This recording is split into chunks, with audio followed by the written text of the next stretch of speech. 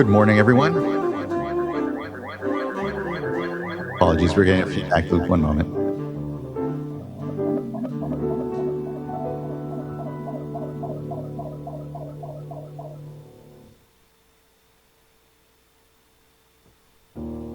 Okay.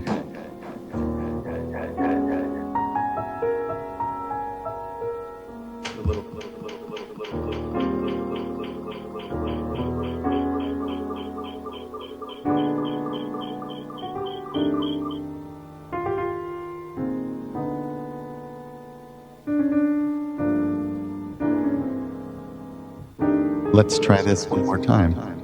No, there's still some reverb. Yeah, there's a little bit of reverb. I apologize, folks. We want to take care of this audio issue before we start the board meeting.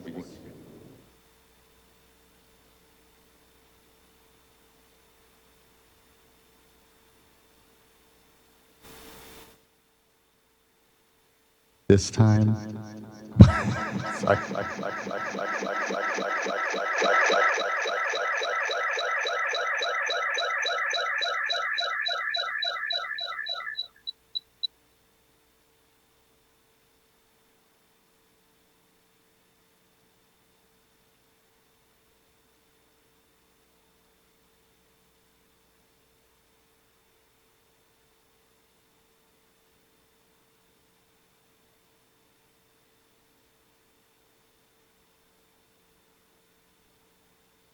Good morning, everyone.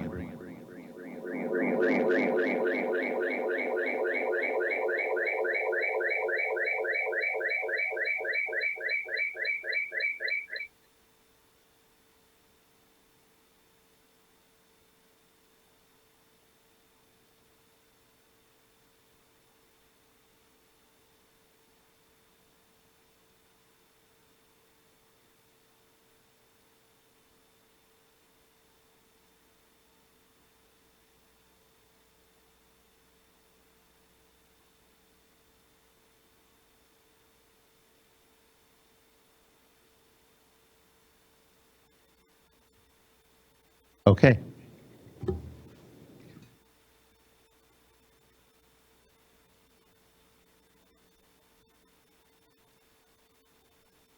Good morning, everyone. My name is Joaquin Escobar. Today is Wednesday, August 2nd.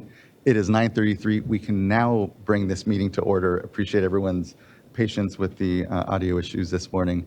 I'll begin by introducing my fellow board colleagues. With me here today is Vice Chair Doreen Diadamo, Board Member Sean McGuire, Board Member Laurel Firestone, and Board Member Nicole Morgan. Joining us today this morning is also Eileen Sobek, our Executive Director, our two Chief Deputies, Eric Oppenheimer and Jonathan Bishop, our Assistant Chief Counsel, Andy Sawyer, is here with us. Our Clerk of the Board is Courtney Tyler. Assisting her today is Margie Argel and Michael Reading. As you can see, this is a hybrid meeting, so it is both in person and remote. So those joining us remotely, you're either viewing us through the Cal EPA website or the YouTube live website. If you intend, though, on commenting on any of today's items, you need to be on the Zoom platform. There are instructions on how to get onto the platform at the top of today's agenda.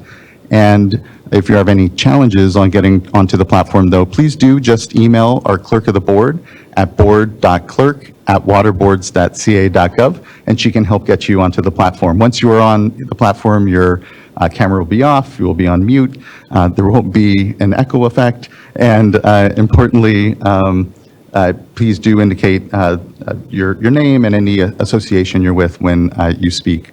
For everyone here in the room, good morning, good to be with you. We're here in Sacramento in the California Environmental Protection Agency building. As you, just a few quick announcements for you all as well. As you can see, please observe the exits. If there happens to be an emergency, we'll calmly file out to Cesar Chavez Plaza and await further instruction. If you intend on commenting on any item on today's agenda, there is a QR code in the back.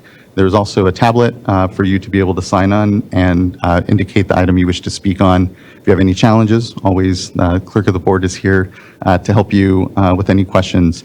And please, lastly, do turn off any, silence your phones, that is, at least, so as to not interrupt today's discussion.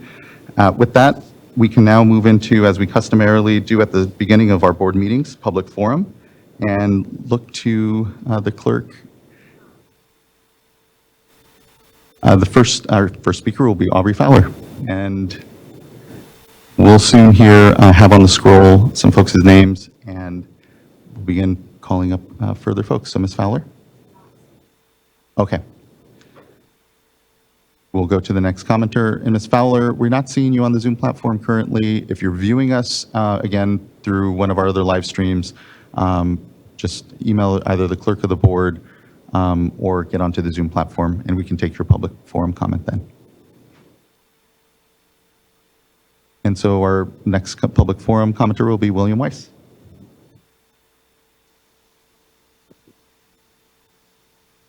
Good morning, all. I just wanted to sign on at this point and let you all know that I'm in attendance on behalf of Lake County pear and wine grape growers and Lake County land stewards. Obviously waiting for the Clear Lake Hitch item, but wanted to register attendance. And if anyone has any questions for me, I'll be on the Zoom the whole time. Great. Thank you, Mr. Weiss. It's really good to see you and looking forward to the discussion on Clear Lake Hitch. Thank you.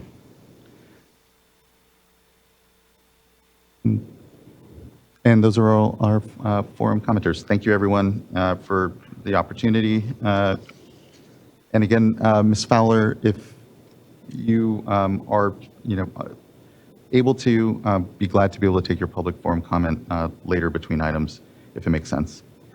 Next, we can go to our first item of board business, which is consideration of the July 18th board meeting minutes. Look to my fellow board colleagues if there are any adjustments, discussion, and/or then motion. Move to adopt the minutes.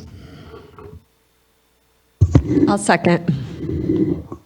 Thank you both. Ms. Tyler, can you please call the roll call vote?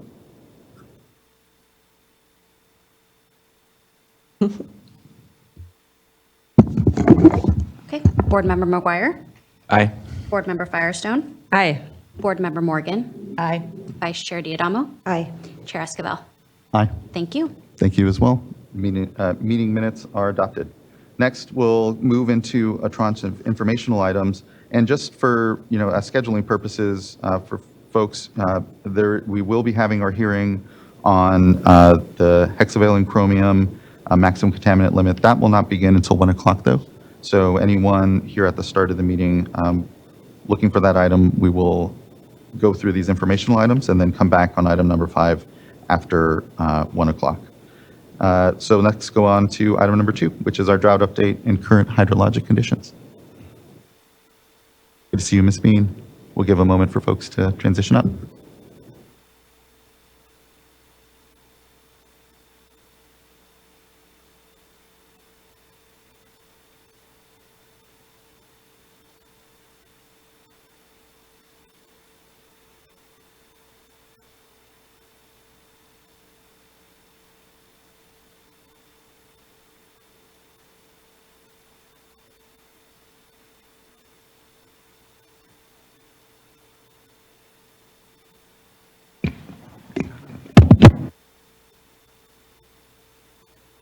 Check. Okay. Feel free to drop the mic after the item 2. Yeah, I'm feeling a little bit like we're in the club today. Good morning, board members. Thank you. I am Jessica Bean with our Division of Water Rights. Sorry, I'm hearing a little echo on my end, but okay, thank you. And we're going to do a brief hydro update, beginning with our Scott Shasta, and then we'll be handing it over to the Office of Research Planning and Performance to discuss conservation. So I will pass it to Zach. Thank you. Good morning. Good morning, Chair Esquivel and the members of the board. I am Zach Zwallen. I am the supervisor of the In-Streams Flow Unit here in the Division of Water Rights. I'm here to give a quick update on the hydrology of the Scott Shasta and some other related information. Next slide, please. So the emergency regulation is no longer in effect as of August 1st. With that, we definitely want to say that we are still monitoring the system. We are still checking out what the hydrologic conditions are in the watershed, and we're still keeping our eyes on what is going on. Next is that with the regulation expiring, this does provide the opportunity for local management and proceeds in order to kind of step up and show how they could handle the system and keep water in the system as we are now pulling away from it. And then with that, the board is still continuing to meet regularly with state and local and tribal stakeholders, and we're going to continue to evaluate the conditions of these systems and rivers. Next slide, please. Oh, sorry, back slide. Next is the continued engagement. We're going to have continued engagement in the Scott Shasta watersheds, including upcoming online webinars. The big thing is that we want to continue engagement in these watersheds, and that staff are working with CDFW to hold 2 webinars. One is going to be for water rights, and the other is going to be for Fish 101. The water rights one will actually be tomorrow, August 3rd, and then the fish one will be in September. The big thing about these webinars is that we want to give these educational presentations, and it's meant to continue and provide knowledge for engagement in these communities and agencies and other interested parties. The big thing is we want to make sure everyone kind of has this base knowledge, so as we proceed with these other information, that we all are kind of coming from the same place and they understand water board's rights and what we're there doing, and we all kind of speak the same language and tongue. And then the webinars will be recorded and they will be posted to the board's website. So that means if anyone is not able to attend or would like to revisit that, they're able to do that so at a later time. And then the last one is, as you may know, a hearing on the petition for the rulemaking to set minimum flows in the Scott River from the Karuk Tribe of California, Environmental Law Foundation, Pacific Coast Federation of Fishermen's Associations, and Institute of Fisheries and Resources will occur the next board meeting on August 15th. The board, we received approximately 30 unique comment letters and emails submitted, so a good turnout that people are responding to this. And then the comment period did conclude on July 20th. Next slide. So I'm going to give a quick overview of just some of the current flow conditions that are happening up in the Scott Shasta. To start off is the Scott River. In the Scott River, following the increase of the December flows, we had some good storm events. Flows actually remained above the minimum flow requirement with all curtailments suspended through the rest of the regulation. So currently this morning, as of 5:30 a.m., flows were 52 CFS. If the regulation was still going, that would actually be, for July, it was 50 CFS, and then August is actually 30. So we're actually well above what would have been the minimum flows if the reg was still going. And with that, as I mentioned, because of the higher flows, there was a complete suspension of curtailments through July 31st. So no one was curtailed in that system.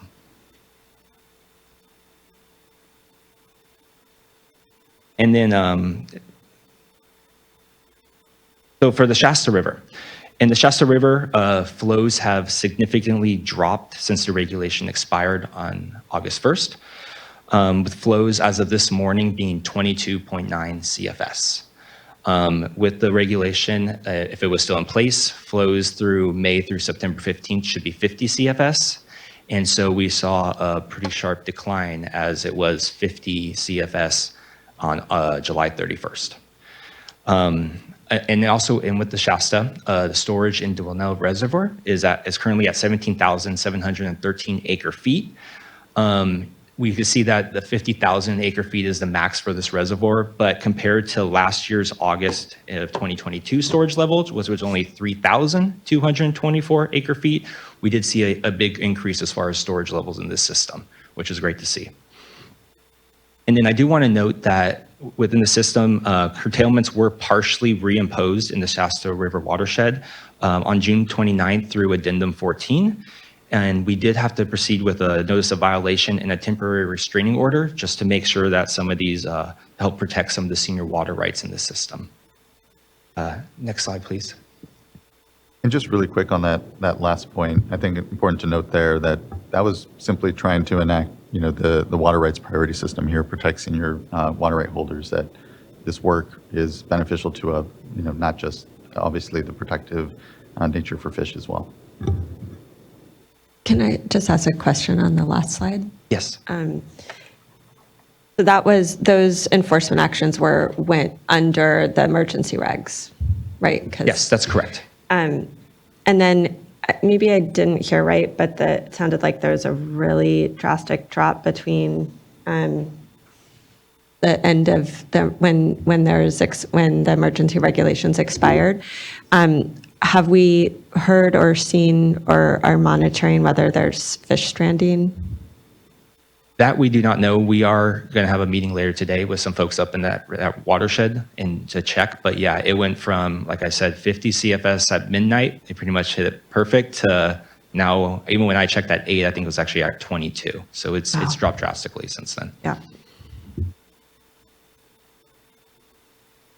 Can I take a moment to respond to some of your questions too as well, Laurel? This Yes, is Erin. please, Ms. Regazi. Sorry.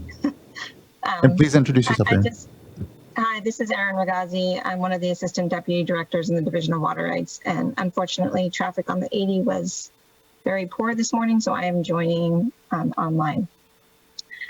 I just wanted to state that, Laurel, you asked about the temporary restraining order and the notice of violation. The notice of violation was issued by our enforcement office here at the State Water Board. The temporary restraining order was actually issued by a judge related to some ongoing litigation that we have in the area.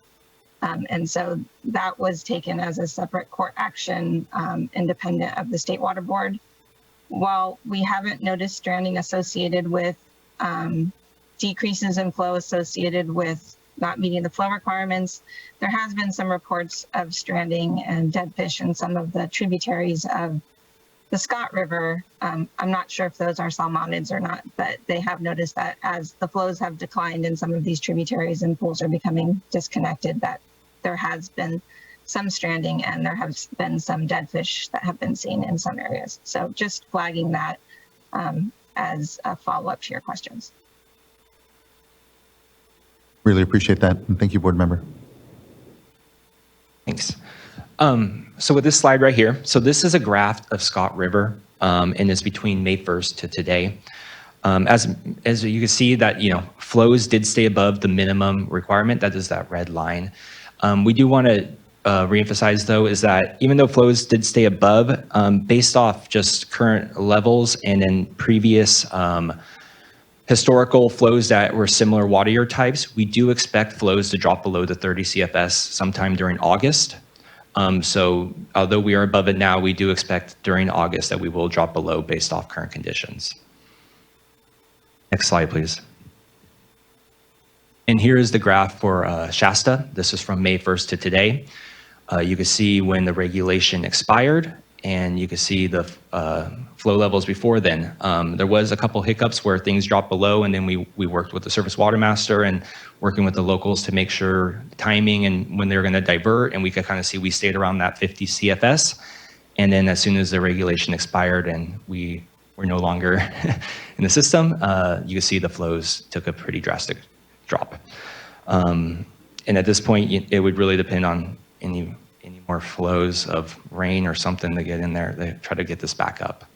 And that next slide, please. So that concludes my presentation. I'll hand it back, or I'll hand it to, I believe Karina Herrera was next, but I am happy to answer any questions now, or I could also answer them at the end of this broader presentation. So. Board Member Firestone, please. Just on the last comment of it would take precip to get it up. It seems like it's a result of diversions that it dipped below that. So wouldn't it also be possible to have fewer diversions either to get it back up? Yeah. Okay. Yeah, Just wanna we make sure. try to. I understood that.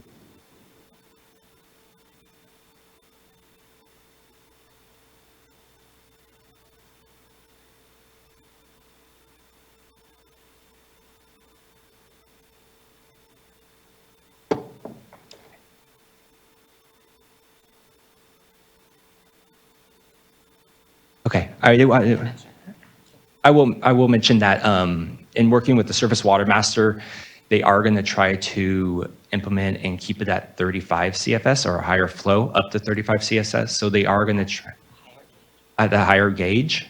That they are looking at, working on the system too to keep flows up. So maybe I can touch on. Well, I'm just thinking, Ms. Howe, maybe if you could just step up and explain a little bit more about that and the higher gauge versus the USGS gauge. I'm also here to provide additional information on that if it's helpful. Okay. Yeah, either Ms. Regazzi or Ms. Howe.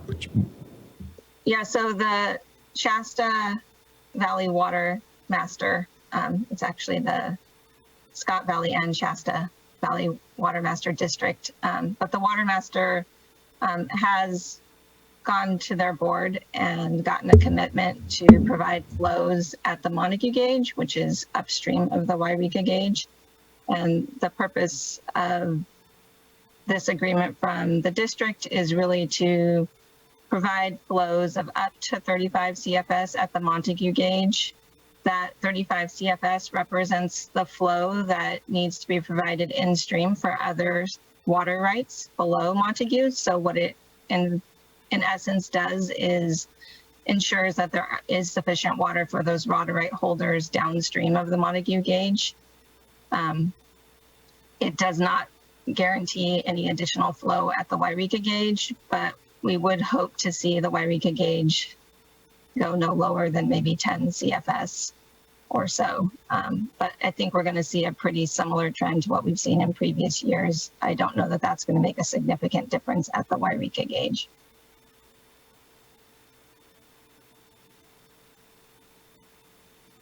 Anything further It's a from? little complicated, so Yeah. let me know if you need more clarity on that. No, I appreciate that, Ms. Regazzi. I was following and appreciate that. Other board members, though, questions further? No question, just more of a comment that obviously this is a significant change, a drastic one in just a matter of hours. To see the flows, I'm just looking at this chart, to see the flows drop to 20 CFS and to hear that in all likelihood they're going to drop even farther is really concerning to me. The last couple of years we've been going through a drought. We're experiencing very difficult conditions for the fishery here in both these rivers. So I just want to share my concerns about that and what I'm seeing here. I'm hopeful that we can hear more from the water users in this watershed about maybe actions they can take to help boost the flows, recognizing that we have had fishery agencies provide recommendations for 50 CFS as kind of an emergency minimum flow, and we're already seeing a strong divergence from that. So I think I'll leave my comments at that for now, and just wanted to share my concerns that I'm seeing today, and just knowing that we have a long way to go yet still in this water year. And so there's potential there for making some course corrections, but also potential to do a lot of harm. Yeah. Thank you, board members, and thank you, Board Member Aguirre. I plus up that concern. This was, we didn't re-implement emergency curtailment here because we didn't see drought conditions in the watershed. So to fall below a floor that is created for drought conditions in a wetter year, it means, we're really looking forward to the discussion on the 15th.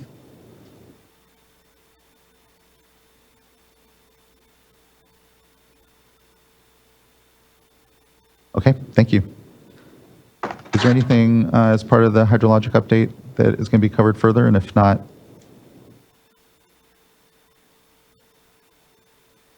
okay.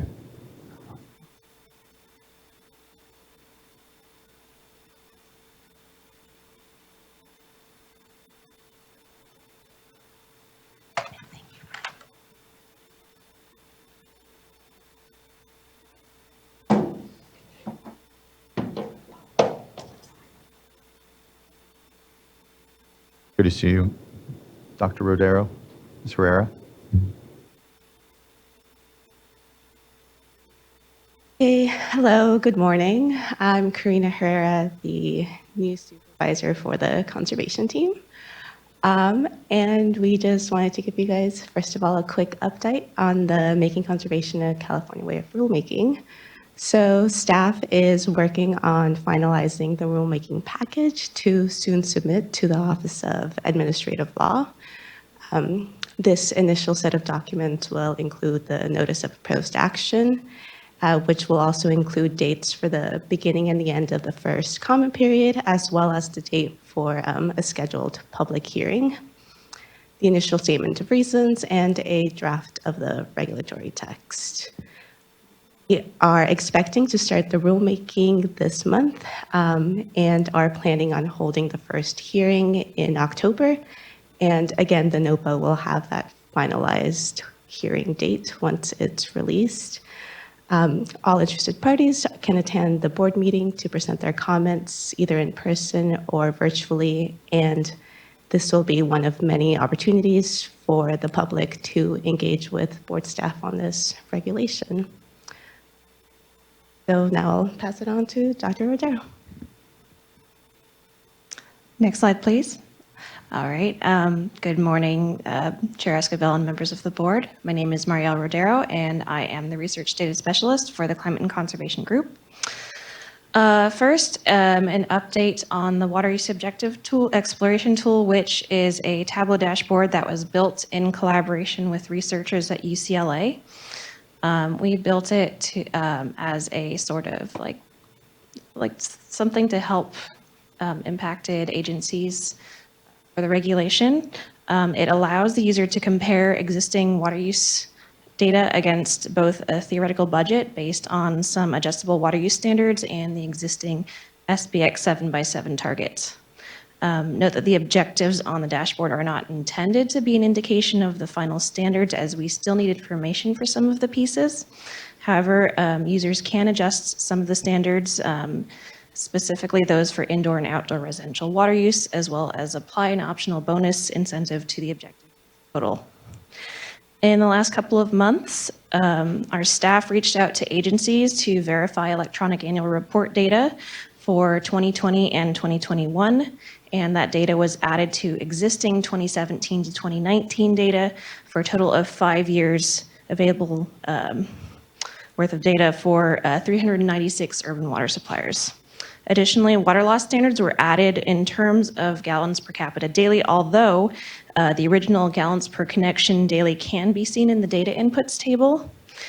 So we are continuing to make adjustments to the tool based on feedback, and we do encourage users to reach out to us if any of the data needs to be corrected. Next slide, please. Just quickly on that, Dr. Rodero, just many thanks. I know we're not over-resourced on the data side oftentimes, but that tool is so critical as we move to have that discussion around the adoption of budgets to really keep us kind of rational around how much are we really looking at as we kind of look at different permutations of the ways we can set at least the outdoor standard for the budget. How does that work with an indoor standard? All of it is, very data intensive, but we're doing our best to make sure that as we have these discussions, they're informed and that tool is the best it can be. So if there are any water agencies out there, any partners, communities, others that have feedback on that tool, if there's wrong data, if there's things to make it a sharper tool, just let us know. We're really open to that and really appreciate the good work that you've done to create that. I'm on it a lot. I use it a lot for reference and really do appreciate it. All right, moving on to monthly reporting. So we will not be providing June data today. The Drink Portal, which was the platform that was previously used to collect the monthly reporting data, was shut down on Monday, July 31st. The shutdown is part of ongoing efforts to streamline data reporting, and the monthly reporting requirements can now be fulfilled by completing reports on the Safer Clearinghouse. Because of some of the differences in the way that the data is collected in the clearinghouse compared to the Drink Portal, we just need a little bit more time to figure out how to reconcile the two data sets. Once that effort is complete, we will continue to upload the data set to the conservation portal, same place as before. And all future data sets will feature the Drink Portal data from 2014 until the end of 2022, and then the clearinghouse data from January 2020. Slide, please.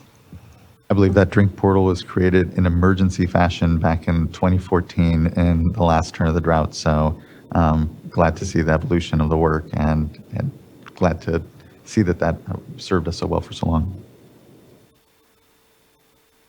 So as of the end of July, we have seen the number of completed drink portal reports drop in advance of the transition. More users started using the clearinghouse alone. So the stacked bar chart here shows 3 quantities, with the blue section representing agencies that completed reports on both platforms. The orange sections representing agencies that only completed reports in the clearinghouse, and the gray section representing agencies that did not complete reports in either platform. We do expect that the gray portion will shrink as reporters become more familiar with reporting in the clearinghouse, but there will be a bit of a delay. Sorry to interrupt again, but I just appreciated the webinar that I know we had. It was well attended. Heard that folks were able to answer a lot of questions that agencies had, and that we were open again to making sure that we're improving that so that folks really see it as the benefit it needs to be, which is to make it easier to be reporting to us in all these many different ways. So thank you. It is very much an iterative process. Next slide, please. Board Member McGuire? Oh, yes. Yeah, and just to clarify, just for the record, these are the urban water systems only that you're showing on this chart, not all the water Yes, systems, which yes, are now the- reporting to the Safer Clearinghouse. So we've got a bit of a transition and a complicated addition of water systems, but this was just urban systems only.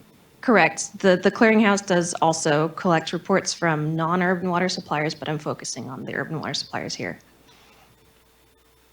All right, next slide. Oh, yes, thank you. So after the data reconciliation, so after, well, I forgot to bring my notes in for this slide.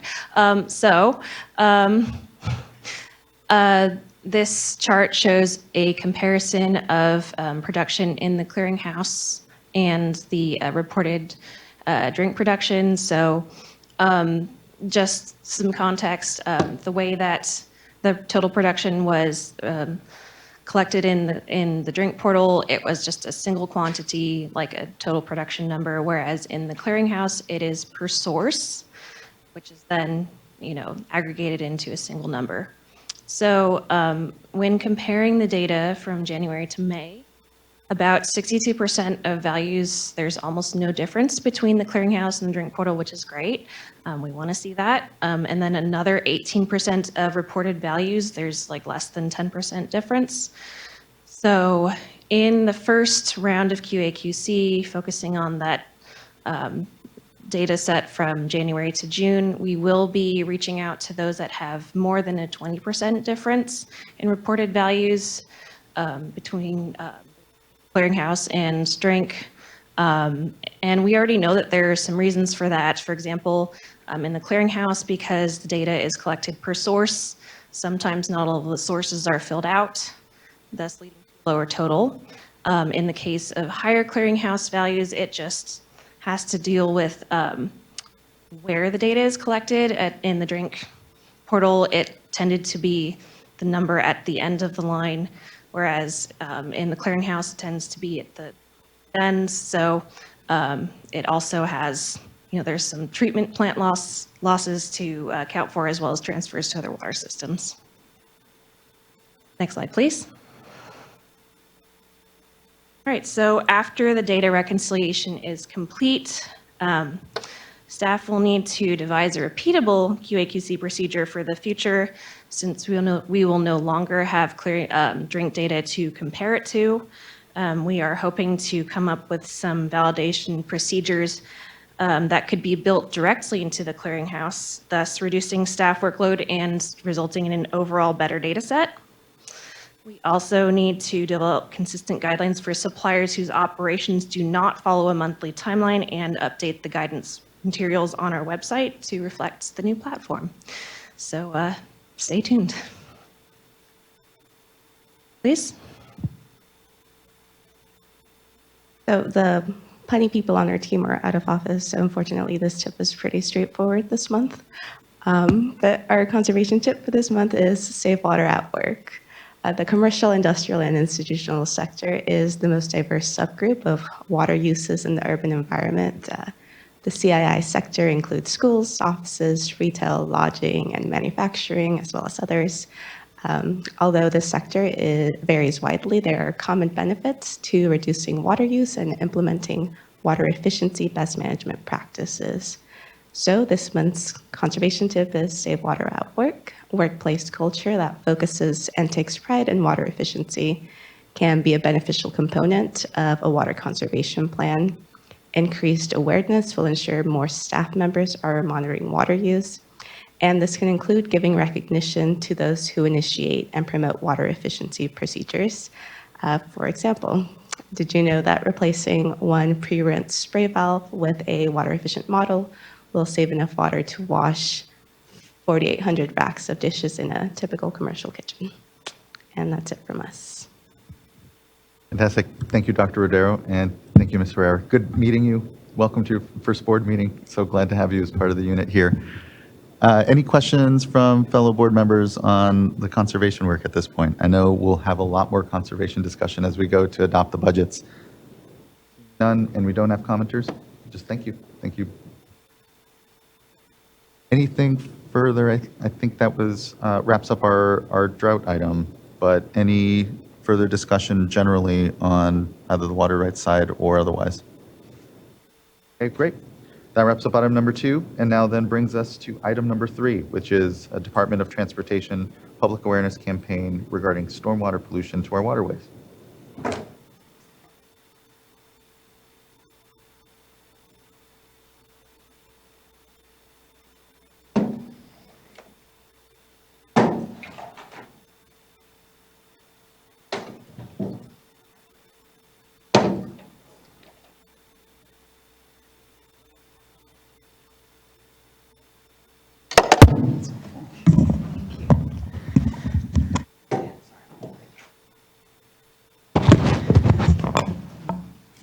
Get ourselves organized. I think we should bring back the reverb personally, but. Well, good morning, Chair Escobar, members of the board. I'm Karen Mogus, Deputy Director, Division of Water Quality here at the State Water Board, and I'd like to take this opportunity to introduce our new MPDES permitting section manager, Jarma Bennett. Took over for Diana Messina about a month ago. Diana retired, and so really pleased to have Jarma on board. And she's getting up to speed quickly. I'm shooting all kinds of things over to her. So I just wanted to introduce her, and I'll introduce this item. So all of our municipal stormwater permits have a requirement for public education and outreach, including our statewide Caltrans MS4 permit that you all issued about a year ago. And this is an opportunity for Caltrans to come, and I should have introduced Lauren. We have Lauren Magana from Caltrans to present on the education program that Caltrans has in place as part of their MS4 permit. Kind of a fun information item today. Who can argue with public education and outreach, right? So with that, I'll hand it over to Lauren to make the presentation. Thanks, Karen. Couldn't tell you how excited I was when I saw the gentleman bring the microphones out, because I could just see myself holding that the whole time. And, you know, It's either an informational item or a stand-up routine. Right, yeah, and I'm prepared for both, so. But thank you all so much for inviting us here today to present our campaign, Let's Change This to That. Board Chair Escobar, we've seen over the last year or so, even your engagement with our campaign where you've retweeted or re-X'd, I'm not sure what the proper term is now, some of our campaign messaging. So I want to tell you, on behalf of all of us with our campaign, how much we appreciate that and the awareness. Today, I'd like to present to you a retrospective of our campaign, Caltrans Stormwater Public Education Campaign, entitled Let's Change This to That. Again, this is a retrospective over the last couple of years. My name is Lauren Magana. I'm the manager of the Stormwater Public Education Campaign. Next slide. This is an outline, of course, of what you will be seeing. Next slide.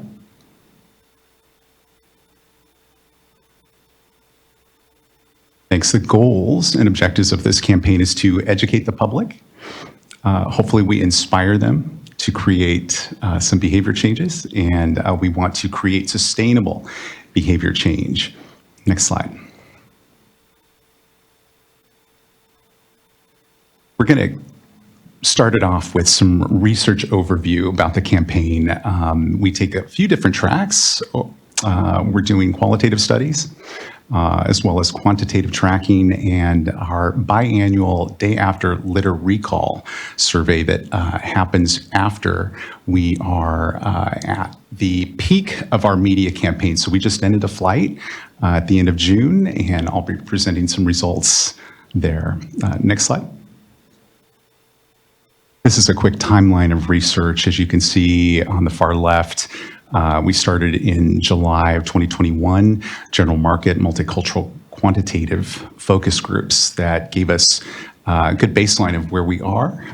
We also work with our contractors at Sagent Marketing to devise some creative around this campaign. So we tested that, and that's how we landed with our current campaign in September 21.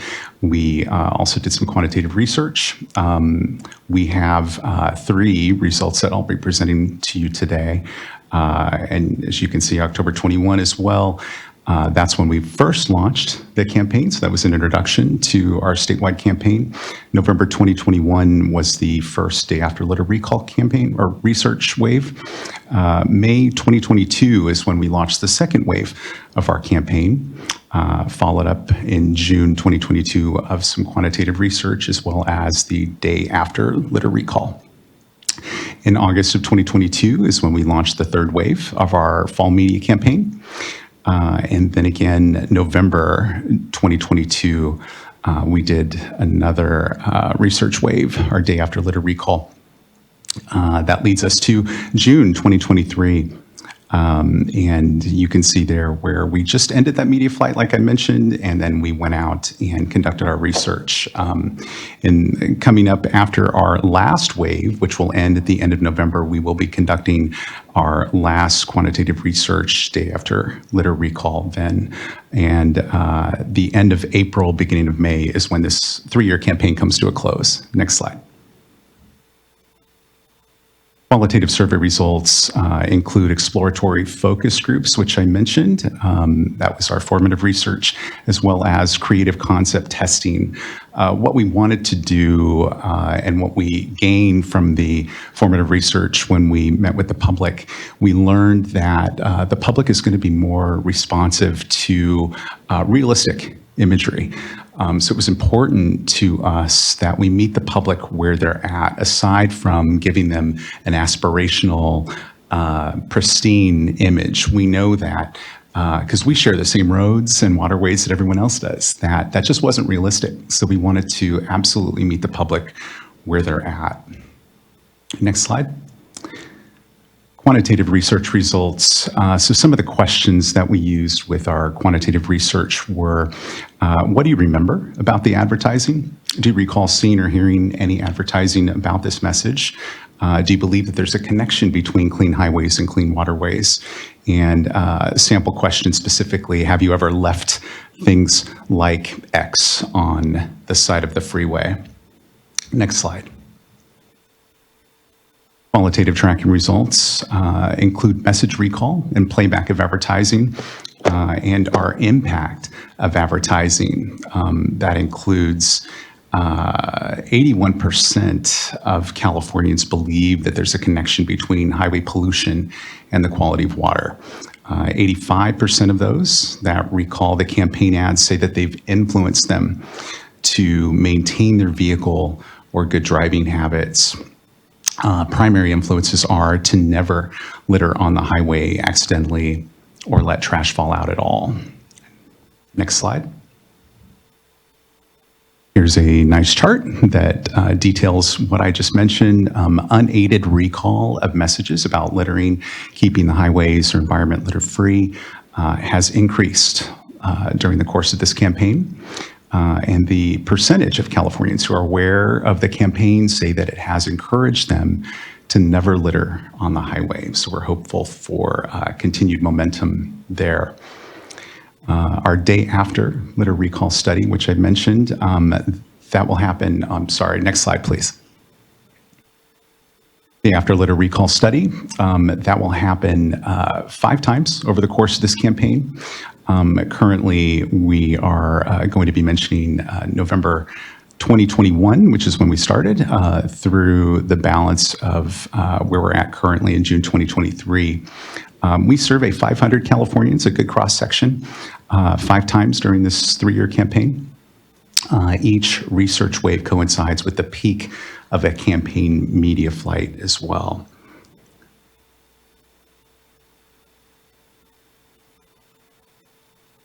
Next slide.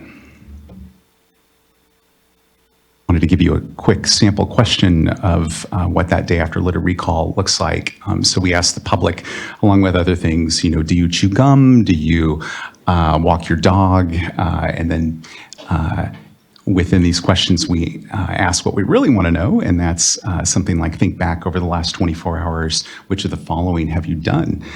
Which includes other things like, cooked for yourself, etc., as well as accidentally littered or intentionally littered. Next slide. The results. So when we first submitted our presentation to you all, I had noted that there seemed to be a trend, and that was prior to our June 2023 results, which we hadn't anticipated having until the beginning of this month.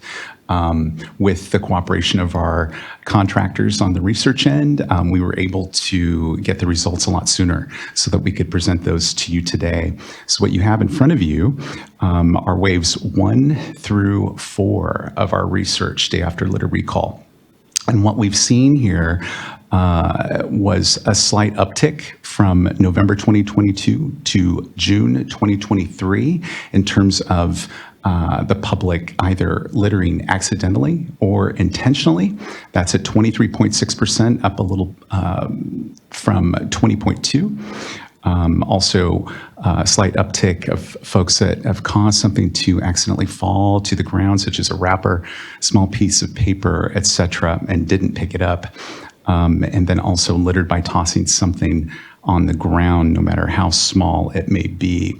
When I first saw those results, I thought to myself, well, that's not looking too great for us. But what we have gleaned from this and speaking with our researchers is we feel that there's a strong correlation between the time of year and when people are actually out and about, either picnicking, hiking, enjoying the beaches and waterways and other things. So there's more of a tendency to accidentally or intentionally litter. So next slide. Our target audiences and tactics, those are adults 35 and over, English and Spanish, motorists 18 to 49, as well as young adults 18 to 34. Next slide, please. Our advertising flight dates, we started in fall of 2021, like I mentioned, through our latest flight that ended June 25th of this year. Our final campaign flight will be in the fall of this year, October through November of 2023. Next slide, please. Here in front of you, it was our introduction to the campaign that we ran initially in October through November of 2021. We call this affectionately our beach creative. We ran this statewide, and we wanted to make sure that we were trying to set the table for what folks may see over the course of the campaign. Next slide. That brought us to our localized creative. What you have in front of you are 5 images that resonated with these particular communities around California. At the very top is our beach creative that we ran in the San Diego area. Top left is our Bay Area, aka San Francisco DMA creative. Below that was our Los Angeles creative with iconic palm tree imagery. To the right on top is what we ran in the Central Valley, Fresno area. And then below that is what we call our river creative that ran here in Sacramento. Next slide.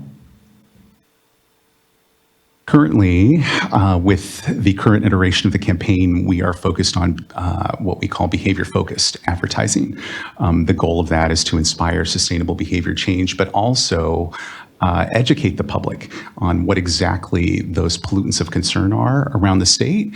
A lot of folks may know a little bit about what that is, but not so much in depth. But then they also want tips and tricks to help minimize source pollution. So what we've done is actually partner with the state water boards, and I'll talk a little bit about that in a minute, to include the 6 pollutants of concern, which are litter, bacteria, nutrients, sediment, pesticides, and metals. Next slide. And this is the campaign flight that we are currently in, or that we just closed rather, and that we'll be running again in the fall. Top left is how we address bacteria. We're trying to get the public to understand that if you have pets, certainly, not only should you be picking up their waste, but we also want to take it a little bit of a step further, and we think that's something people should already be doing. But as many of you know, if you've been out and about, you see people that aren't necessarily picking up their pet waste, and if they do, they might not be disposing of it in the proper receptacle. So that's what we're trying to encourage folks to do here. Just below that is how we address nutrients. We're trying to ask folks, please don't put your leaves, grass clippings, and other things in the gutters, because they go straight to our storm drains, untreated, and into our waterways. Please put that nutrient waste in your green waste can. Top right is how we address metals from vehicles. You know, we've got that iconic check engine light that always creates kind of a visceral reaction with people. And so we want to remind folks that if you notice any leaks from your vehicles, if you would please make sure to take your car in for service. Just below that is how we're addressing pesticides. You can see there is a gentleman there who is spraying, which is pretty common. But what we're trying to ask folks to do, instead of using a typical chemical pesticide, if you would consider eco-friendly alternatives like ladybugs. And then just below that is how we are attempting to address sediment. To the left, you can see where someone may be hosing off their driveway, and on the right, we're asking folks to please sweep. Not only will you be saving water, but you could be saving our waterways from additional sediment released. Next slide, please. We took a number of different tactics with this campaign, but one to note is, or actually two to note here, are these interactive digital ads.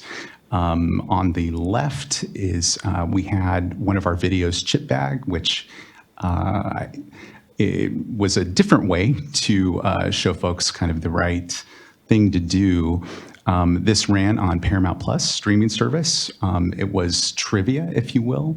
One of the questions, for example, was how can we prevent vehicles from polluting our stormwater? Both of those answers are correct, and then we'll lead those folks to our website for more information. And then on the right is a rich media ad where this ran digitally, and folks were able to hover over each of the quadrants that you see there and get more information about the pollutants of concern, as well as more information about how to address those.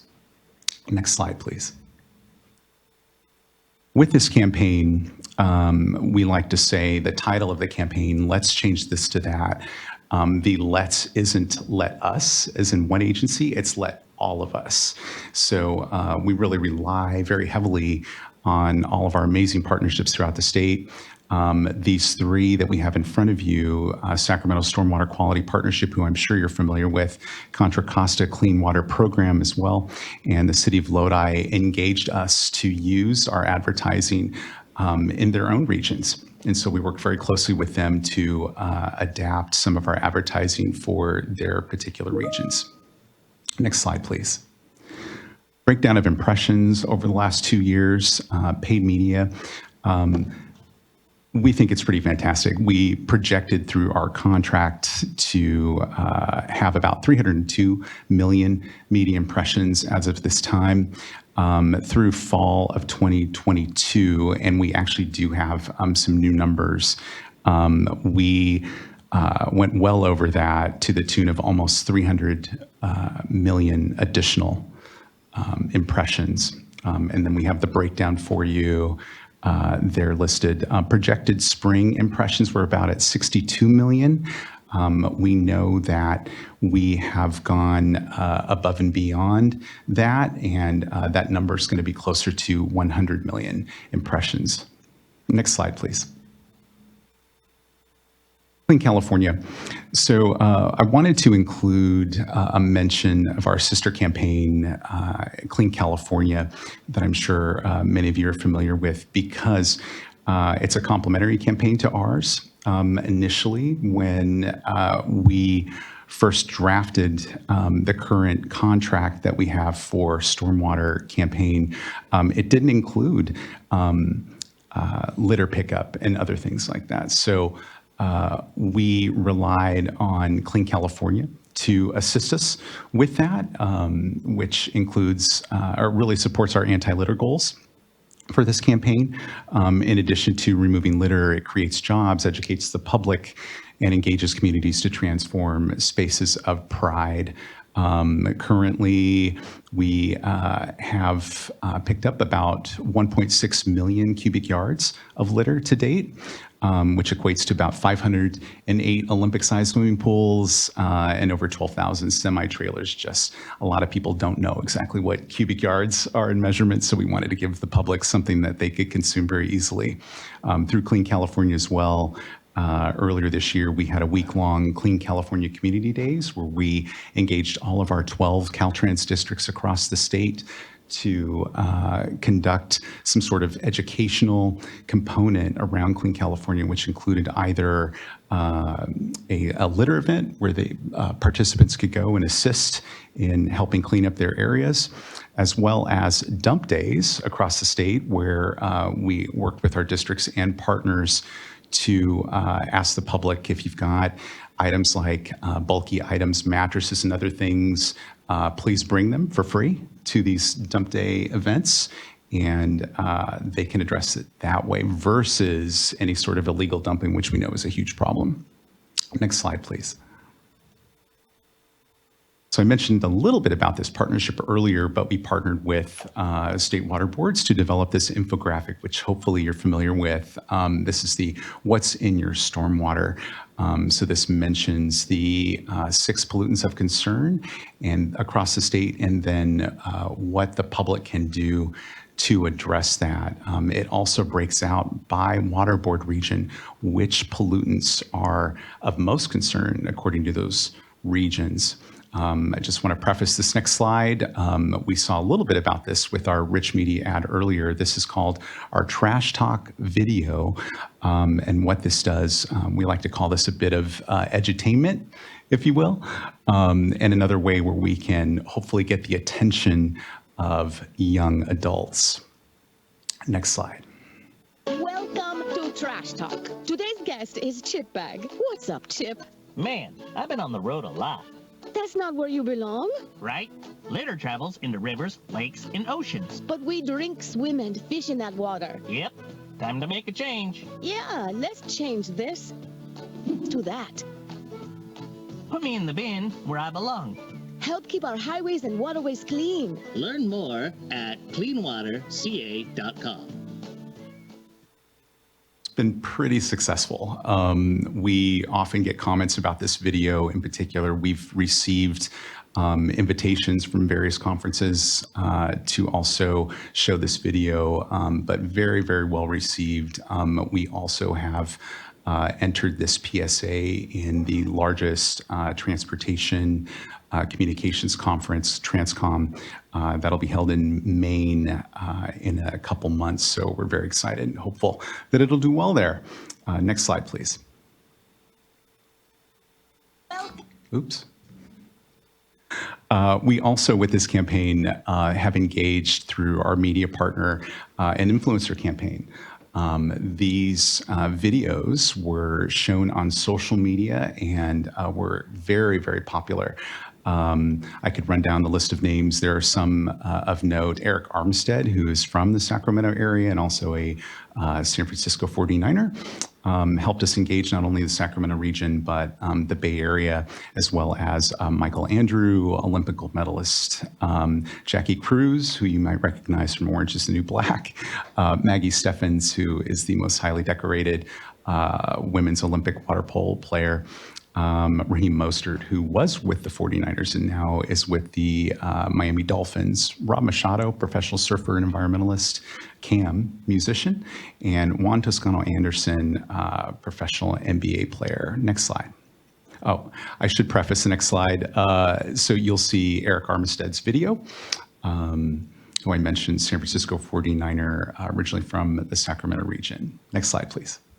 Eric Armstead here, Sacramento born and raised. It's time to school all of you about trash. When you drop bottles and wrappers, they make their way onto our roads and into our waterways. As a new father, I want to make sure my daughter can enjoy the best California beaches like right here in Santa Cruz. If you love living in California like I do, please do the right thing to help keep our highways and waterways clean. Visit cleanwaterca.com. Let's change this to that.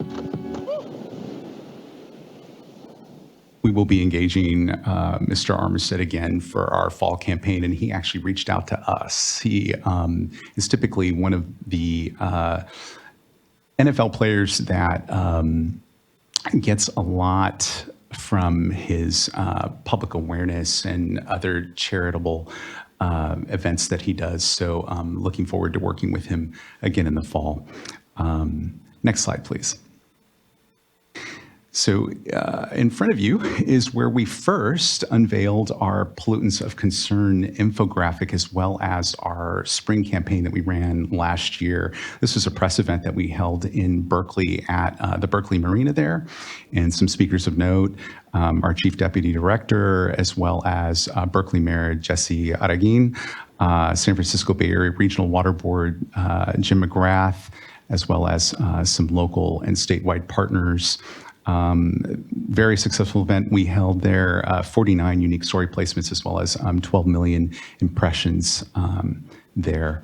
The next slide, you'll see some photos, which include Mr. McGrath, who showed up on his bike, which we found fantastic. He told us all, hey, this is me. I'm out here every day on my bike, or I'm in the waterway, so I really appreciate what you all are doing. But wanted to make sure that you saw a photo from that day. We also had a demonstration by one of our stormwater managers in the Bay Area, who provided a practical demonstration of stormwater pollutants and the effect that they can have on the waterways. And then we also had 2 big truckloads of trash that were collected over the course of 16 hours prior to the event, just in the area alone, just to give an idea of what the scale is of the litter that collects around that area. Next slide. So last year, to help us address Coastal Cleanup Day, we held a Trash Castle press event in Orange County on Huntington Beach. This was our most successful event over the last 2 years. We had close to 300 volunteers in attendance. Of that, 23,000 pounds of trash were collected on that day. We received 47 million media placements. And of course, it's Southern California media. So, they have a very large media presence down there. Key personnel in attendance for this event were Senator Dave Min, Orange County Coastkeeper is one of our very engaged partners, California Coastal Commission, and our Caltrans District 12 partner or region. Here's some imagery from that event. We have also entered Trash Castle in that same conference that I mentioned to you, so we're very hopeful about that. Part of the reason why we saw a big uptick with the number of our collective impressions is I also worked with the California Coastal Commission separately outside of the contract to engage all of our districts and challenge them to highlight an event that's going on in their district around Coastal Cleanup Day to help drive more attention to Coastal Cleanup Day, and proved to be very successful. Next slide. Just a quick breakdown of coverage. We had 46 unique story placements from that day, and it equated to about 48 million total impressions. I should go back and tell you that Trash Castle, what that is, if you're not familiar, we commissioned 2 artists who collected smaller items of trash from around those Southern California waterways, also inland, that would have eventually flown out into the Pacific Ocean. And they created this Trash Castle display, which gave the public another look at what sorts of smaller items that are collected along those waterways. Next slide. We also had a partnership river cleanup earlier this year in March. We worked with the Sacramento Kings as well as our Clean California campaign that was done over here at Matsui Park. We had about 100 volunteers, collected about 500 pounds of trash. That included our Caltrans director, Tony Tavares, as well as Vice Mayor of City of Sacramento, Eric Guetta, and Sacramento Kings power forward, Chimezi Metu. That led to about 3.1 million media impressions. Next slide. Some imagery from that event. Bottom left, you can see some of the items that were collected. We found all kinds of good stuff, as you can imagine, in the river. Next slide. Earlier this year as well, actually the following day from that event that I just showed you, we had a Sacramento Kings theme night where a stormwater campaign was featured quite prominently around the stadium. It included outreach booths, digital signage. We had mascot participation, fan promotions, video interviews, and co-branded trash bins. So when folks are throwing their items away, they can see our branding there. They also saw often throughout the game some digital messaging that was running at the time of the game. We really lucked out, I'll say, with the Sacramento Kings season. As many of you know, and hopefully you're fans, they had a tremendous season, which gave us a quite larger number of impressions than I think we typically would have in any of their previous 16 seasons. Next slide. We wanted to give you a quick glimpse into our partnerships across the state, as well as location of where they are across the state. You'll recognize, I'm sure, many of them here, including Heal the Bay, Sacramento Picks It Up, Waste Management, San Francisco Refuse, and others. Next slide. We also have a number of stormwater program cleanup events that we conduct throughout the year. These are just a few that we've had here in Sacramento. American River, 500 pounds of trash collected. Venice Beach in LA, 150 pounds. And Ocean Beach in San Diego, 2,100 pounds of trash collected. Next slide. Earlier this year, or rather late last year, we participated in the Dia de los Muertos Festival. Where we hosted an outreach booth. It was very, very well attended by over 100,000 people.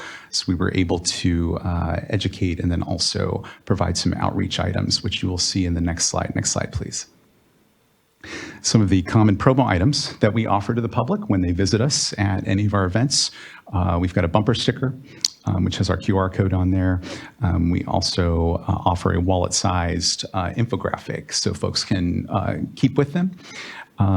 We have some pet waste dispensers that are very, very popular. And then also a tire pressure gauge, which helps address the issue of making sure that folks keep their tires properly inflated so that if they're not, those rubbers, microplastics, and other chemicals don't flow out from our highways into our waterways. Next slide, please.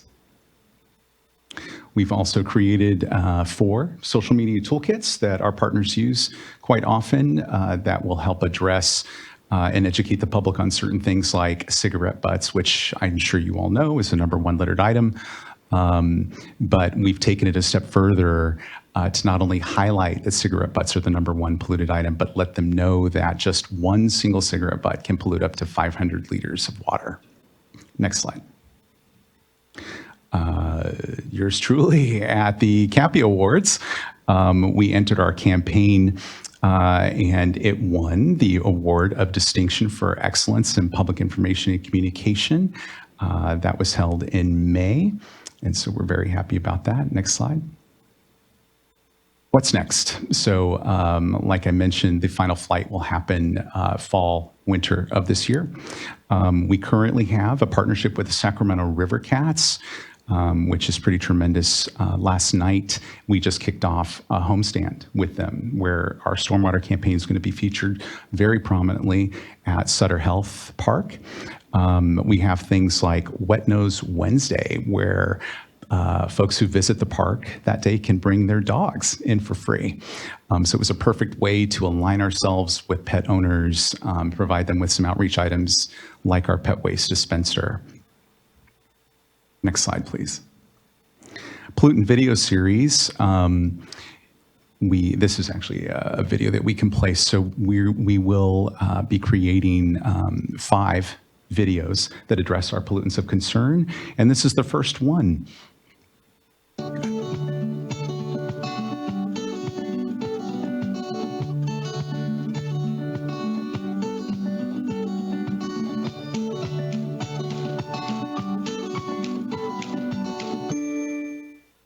Again, very simple, easy to digest messaging.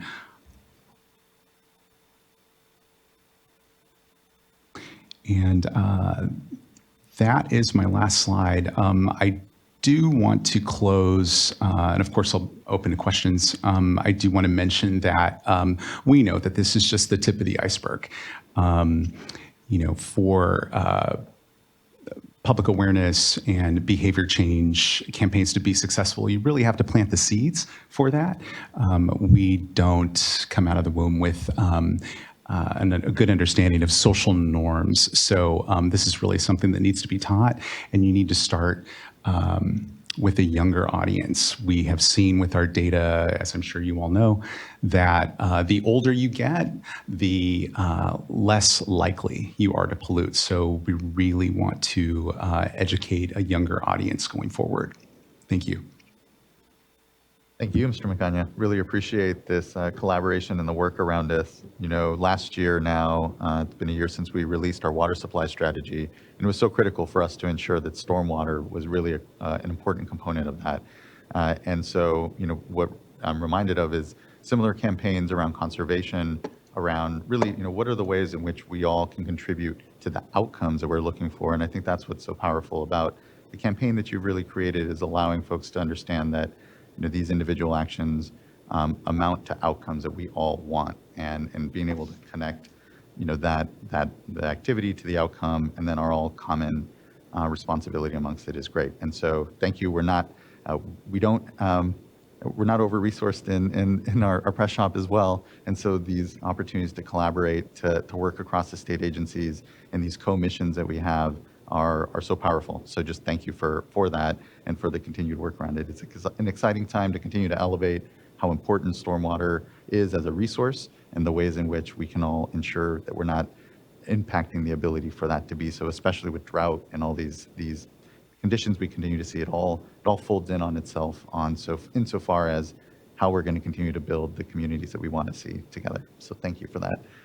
I don't think I have any other questions other than, after this campaign concludes, what are the best ways to keep the momentum, keep similar work, and how was this funded? How best did we come about having some resource here for Caltrans to be able to do this?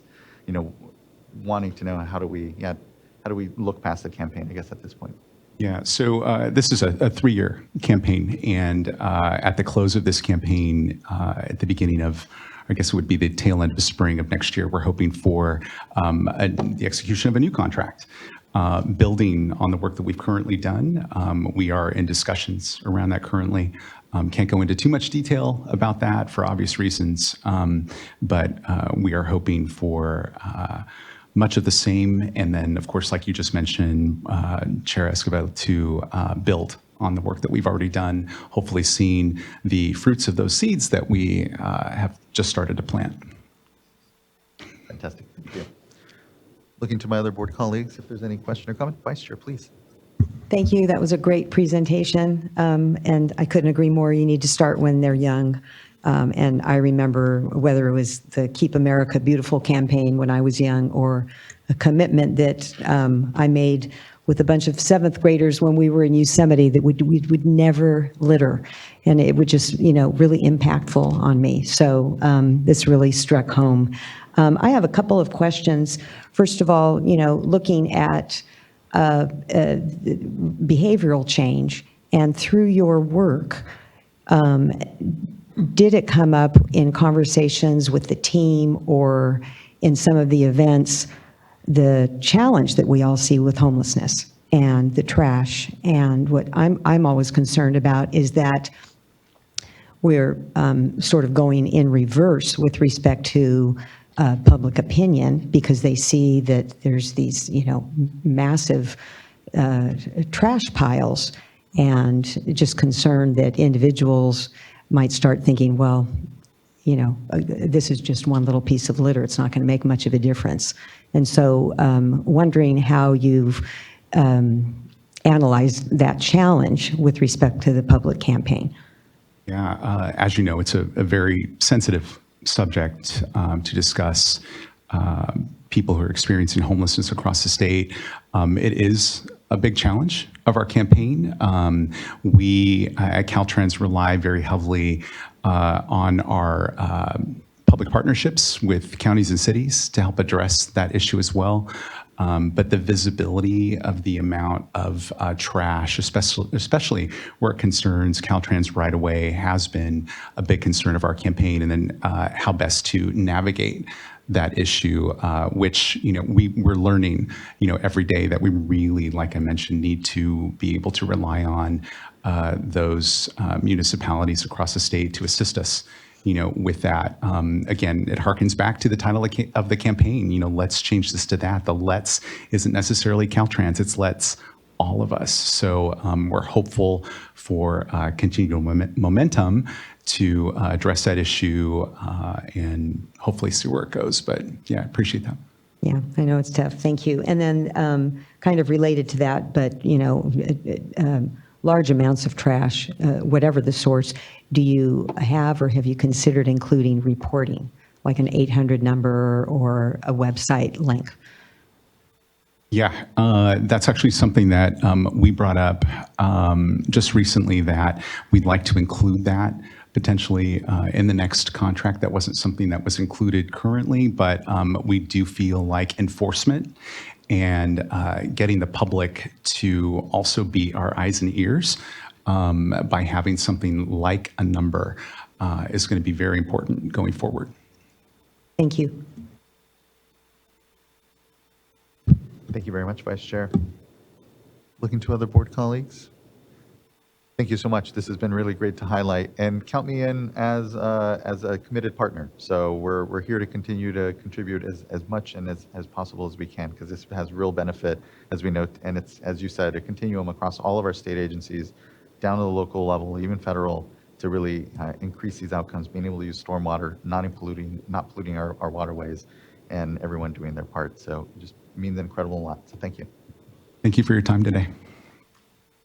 Let's thank you all. That concludes item number 3. Let's go ahead and take a quick break before we get to item number 4. Let's make it 12 minutes, 11 minutes, I guess, at this point, and we'll come back at 11 o'clock and continue on to item number 4. Thank you, everyone, for the good morning so far.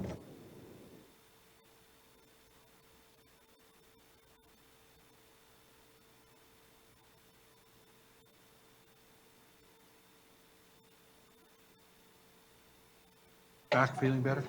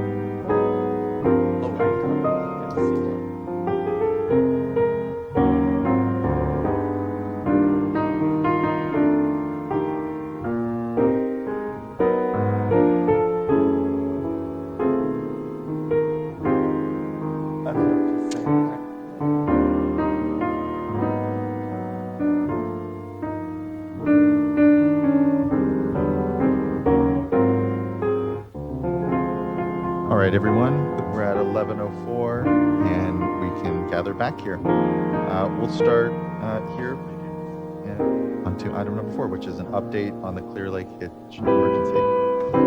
Over to Jessica Bean. Thank you. Sorry, getting adjusted here. All right. Thank you again, board members. I am Jessica Bean. I'm an assistant deputy with our Division of Water Rights, and I'm here today with my colleagues to give you an update on the Clear Lake Hitch emergency. Next slide, please. So as you'll recall, in March, we came to you with an informational item on the Clear Lake Hitch, and we brought with us a panel of speakers who shared some of the issues with the decline of the hitch. And to start off today's update, we wanted to do a little refresher. Next slide. So the Clear Lake Hitch is also called the Chai by the local Pomo tribes. It is a large minnow with a 6-year lifespan. It is found only in Clear Lake and its tributary creeks, and it is both culturally and ecologically important to the area. It spawns and rears in the spring, and what that means is that the adults migrate from the lake into the creeks. They lay their eggs and return to the lake, and then the eggs have a minimum of 2 to 3 weeks to hatch and migrate back to the lake. And it's important to note that that is a minimum of 2 to 3 weeks. It's far more likely that the juvenile fish will stay in the creeks for a much longer time, so long as there's water. It can be up to months. And it is also important that the hitch once likely numbered in the millions. And while we do not have specific data on that, if we can go to the next slide, please, we do know that about 150 years ago, there were far more hitch in the area. This image shows you hitch spawning in one of the creeks, and you can see it is bank to bank full of fish. And so a lot has changed since this photo was taken. Next slide, please.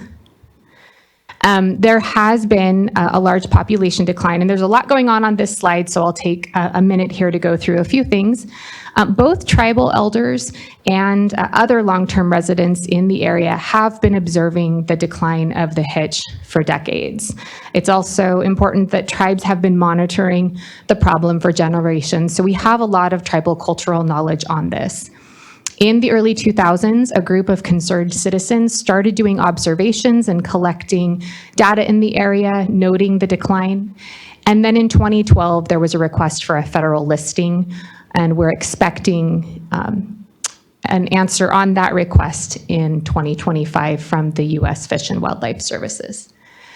In 2014, CDFW and the tribes began doing hitch rescues, and then shortly thereafter, the California Fish and Game Commission designated the hitch as threatened.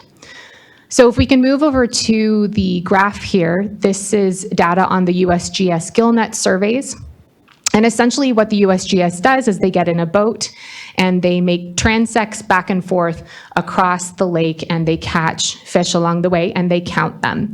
They measure the hitch, which you'll see on the bottom axis there is the length, and basically smaller fish indicate younger fish. And so you can see the dotted line there is differentiating the juveniles from the adults. So starting at the top, you have the first surveys in 2017. They go down to 2022. And on the left, you have the fish count. So basically, bigger bars means more hitch. So in 2017, there's a lot of juveniles that were captured, and some adults. The next year, you can see those juveniles have gotten bigger. They've moved over now. In 2018, they captured more adults, but very few juveniles. And then as you continue down year after year, you're seeing fewer and fewer adult hitch and basically no juveniles being caught. And this is where we were at the beginning of the year. So huge juvenile plummet after 2017. In 2022, they caught 6 hitch. And a few things, we spoke with USGS to get a little bit more details on this. And what they were saying is that on average in 2017, they were catching 2 hitch per transect that they made. In 2022, they were catching 1 hitch per 30 transects. So that gives you an idea of what the drop we were seeing over the time as those years were getting drier. So they did just complete the survey for 2023. We do not have the data yet, but what we're hearing is they were catching about an average of 1 hitch per run, which is fantastic if you compare that to the previous year. However, if you compare that to 2017, that's still half of what we were seeing in 2017. And then if you think about the image that we showed previously, while 2017 was a relatively large year, it's still not necessarily as big if you start comparing it to decades ago. Next slide, please. Okay, so possible factors impacting hitch spawning. There are a lot of factors, and basically you have insufficient flow volumes in those creeks. It had been very dry in many of those years, so there were drought impacts. There's also some surface diversions, which we'll speak to a little bit later. And these creeks are oftentimes losing, and that means that there are groundwater surface water interactions, and we're still trying to determine what those are. There's habitat degradation and reduction, a lot of mining and land use changes in the area, levee development for flood control, reduction in wetlands, a lot of changes there that can impact the hitch. Passage barriers, also another problem. Board members were able to tour the area and may and saw some of these, but there's a lot of overgrown vegetation. There are dams, many stream bed alterations, and just culverts that prevent the hitch from passing into some of the habitat areas. There's also concerns with predation and competition with invasive species like bass and carp. And then there are pollution issues, legacy mercury, as well as harmful algal blooms in the area. So again, this is where we were when we came to you previously and earlier this year. And so the division was really focused on short-term actions of really starting to understand the immediate problem and keeping water in the creeks for the 2023 spawning season. Next slide, please. So we were very fortunate that we had a wet winter. And what we found is that when there's a lot of water in the creeks, it provides a lot of habitat for the hitch, and they will use it. So I'm going to go through a series of images here to show you what we were seeing. This is Adobe Creek, where you can see the adult hitch. Next slide, please. Here you have Manning and Clover Creeks. There are also adults in here, and there were creeks that had not seen water in years that were full during the spring, which was fantastic. And then many of our creeks that would go dry in, say, March or April, we're seeing flows much further into the year. Next slide, please. We were actually seeing so many flows that there was a lot of flooding. So this is the Coal Creek area. I believe this is near the state park. And you can see where the creek has overflowed into historical floodplain areas that is agricultural areas now. Next slide, please. And if we zoom in on this and you can see the water flowing through the ag land, this is oftentimes more natural than the channels that the creeks run in now, and the hitch really like this area. So they decided to migrate out of the channel and into the floodplain area, and that meant that the tribes had to start doing hitch rescues because they wanted to make sure that the hitch did not spawn there, and then they would get disconnected from the creeks when the floods receded. Next slide, please. Okay, again, this is an image of Kelsey Creek, and you can see that there are some adult hitch in there. Right now, we still don't have the actual survey numbers from CDFW, but it's looking like the returns for adult hitch numbered in the tens of thousands, which is fantastic because we were extremely worried about what was going to happen if this was another dry year. We just weren't sure if the population could handle it. Next slide, please. However, even with all of this water, these are flashy systems, and so that means they're highly impacted by storms. There is little to no snowpack input, and there are no large reservoirs where we're able to regulate creek flows. We also know that the streams can be impacted by where the groundwater levels are. And so portions of the creeks began to disconnect in May. That doesn't mean they were completely disconnected, but there were definitely some pools starting to form. Just to note that this often was happening much earlier in the dry and even some of our average years. And so, again, the tribes now stepped in again to do rescues, but now the rescues were focusing on the juvenile hitch. Next slide, please. So it's the hitch rescues were happening all around the lake. The tribes in the area came together and they were monitoring a number of different tributaries. What we have here are some numbers from the Big Valley area provided by the Big Valley Rancheria EPA. And essentially they rescued more than 23,000 hitch between the middle of March and the middle of July. And if you take a look at the sub-bullets, what I want you to notice here is really the vast majority were fry that were rescued. And if you take a look at the images on the left side there, this is the life stages of the hitch. And the fry would be the second image there.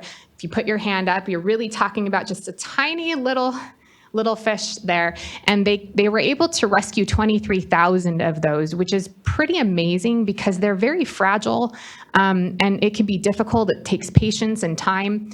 And if you look at the last bullet there was a 3% mortality rate, which is very low. So they were extremely successful in rescuing the hitch they were able to. And again, you have more than 60 rescues during that time in 7 of the creeks. They are continuing to monitor. There are still some creeks right now that are disconnected, and they're watching pools for that. And late last month, our Environmental Justice Roundtable and Tribal Coordinators meeting was held in Clear Lake, and the tribes took some of our staff out, and they participated in a fish rescue, which is the large image that you see here. Next slide, please. Okay, just to wrap this portion up, 2023 is very promising, but when we do compare that back to the 1870s, we know that we have a long way to go. And that means that we're going to need more oversight, and we'll need additional actions to provide long-term protection for the species. And this was highlighted by the governor in an executive order. Next slide, please. Executive Order N-5-23, which was issued in May, recognized that while surface water conditions were improving, longer-term action would be necessary to address drought impacts to the Clear Lake hitch. And there's 3 specific directions in the order. The first is for the State Water Board and the California Department of Fish and Wildlife to evaluate minimum in-stream flows. It also calls on the board to work with water users and tribes on voluntary actions and to consider emergency regulations. For the minimum in-stream flows, CDFW is working on a study plan right now for how they're going to approach that. The plan is to share that draft with the public and do outreach before the study begins, and that there will be more information coming later this year from CDFW. In terms of working with water users and tribes, that's something that we're doing regularly, and John will speak to that in a moment. And then the division is considering emergency regulations. We'll also speak to that a little later in the presentation, but I'll go ahead and pass it over to John now.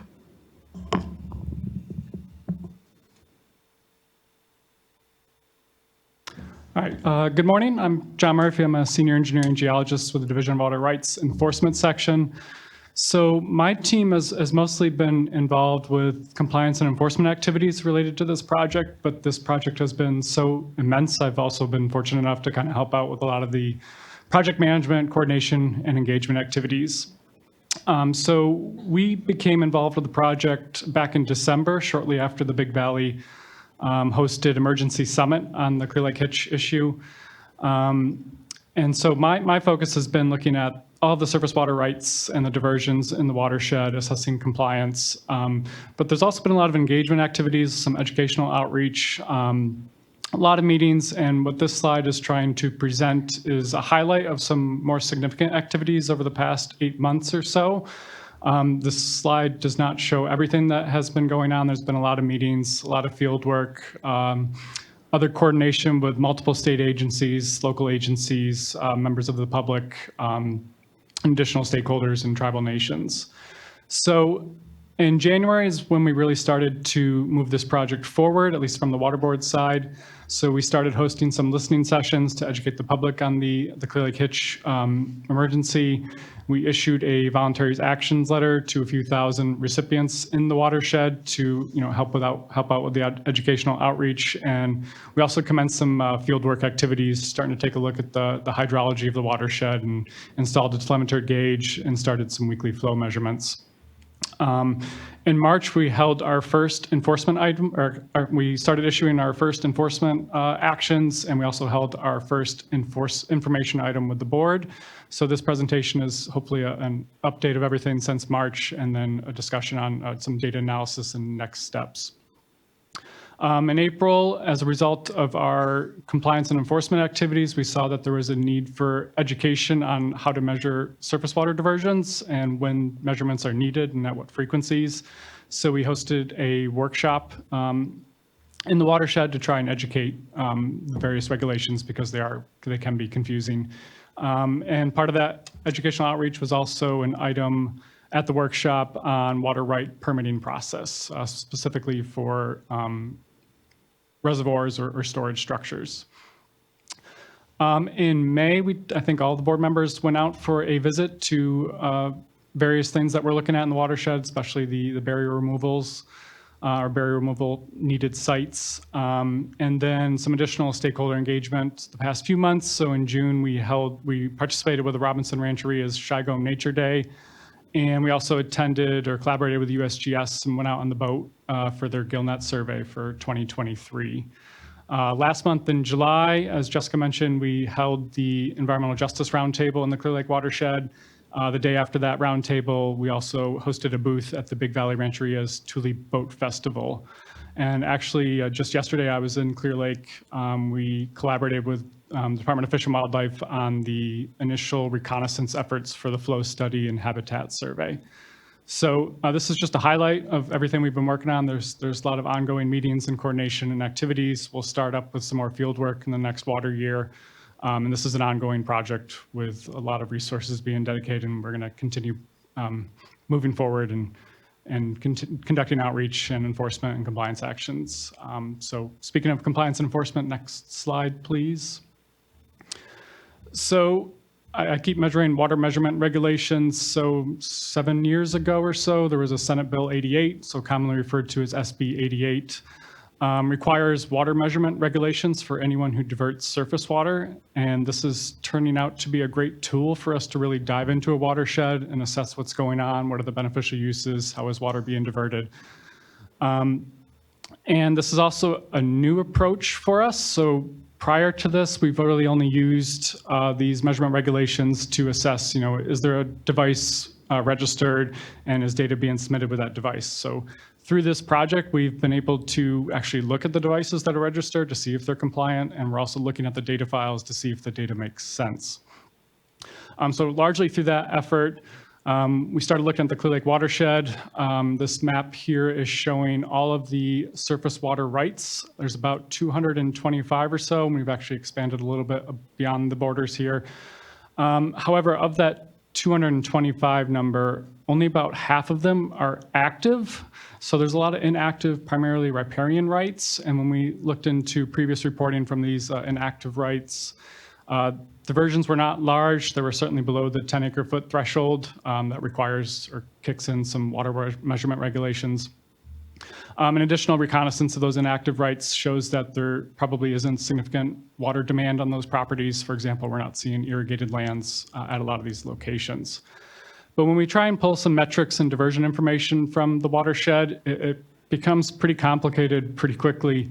And that's largely due to a pre-1914 400,000 acre foot right. And this is administered by the Yolo County Flood Control and Water Conservation District. It's subject to a few decrees from the 1900s, primarily the 1920 Gopsific decree, and there was also one, I believe, in 1978. And as a result of these decrees, Yolo County is allowed to take up to 7.5 feet, so the top 7.5 feet of the lake itself, and they have senior rights to that water. And they regulate that on the southeast of the lake through the Cache Creek Dam. So that makes things very complicated. They also have, through this right, they have senior rights to tributary water coming in, especially with storage rights, so it makes it difficult to obtain water right permits. Because of that, and Yolo County has a lot of contracts and agreements with diverters in the watershed, basically selling them water from this right. So it gets pretty complicated. So to try and better understand what's happening, especially in the tributaries where the hitch are spawning, when we remove the non-Yolo right, we see there's about 12,000 acre feet of surface water that can be diverted. However, when we zoom into what's actually being reported, far less is actually being diverted. So when we go to 2019, which was kind of the last better water year, we chose 2019 because we were hoping it would give us a better assessment of max diversions that are occurring in the watershed. So in 2019, reported use was about 4,300 acre feet of water. There should be a little asterisk on this, though, because 1,000 acre feet of that is actually non-consumptive, associated with the Highland Springs Reservoir on Adobe Creek. And since this time, there's also been the development of a conservation easement near Upper Lake, so we're actually going to have 1,200 acre feet less moving forward. So actual diversions are not large, and this is largely due, so Yolo County right, of course, has implications there because it's difficult to obtain rights to the water. But also waters, specifically the tributary waters, are not a stable source of water all year long. They're ephemeral. They tend to go dry. In drought years, they go dry and, in spring. Wetter years like this year, maybe June or July or so, they'll start going dry. And they start going dry when there's peak irrigation demand for water.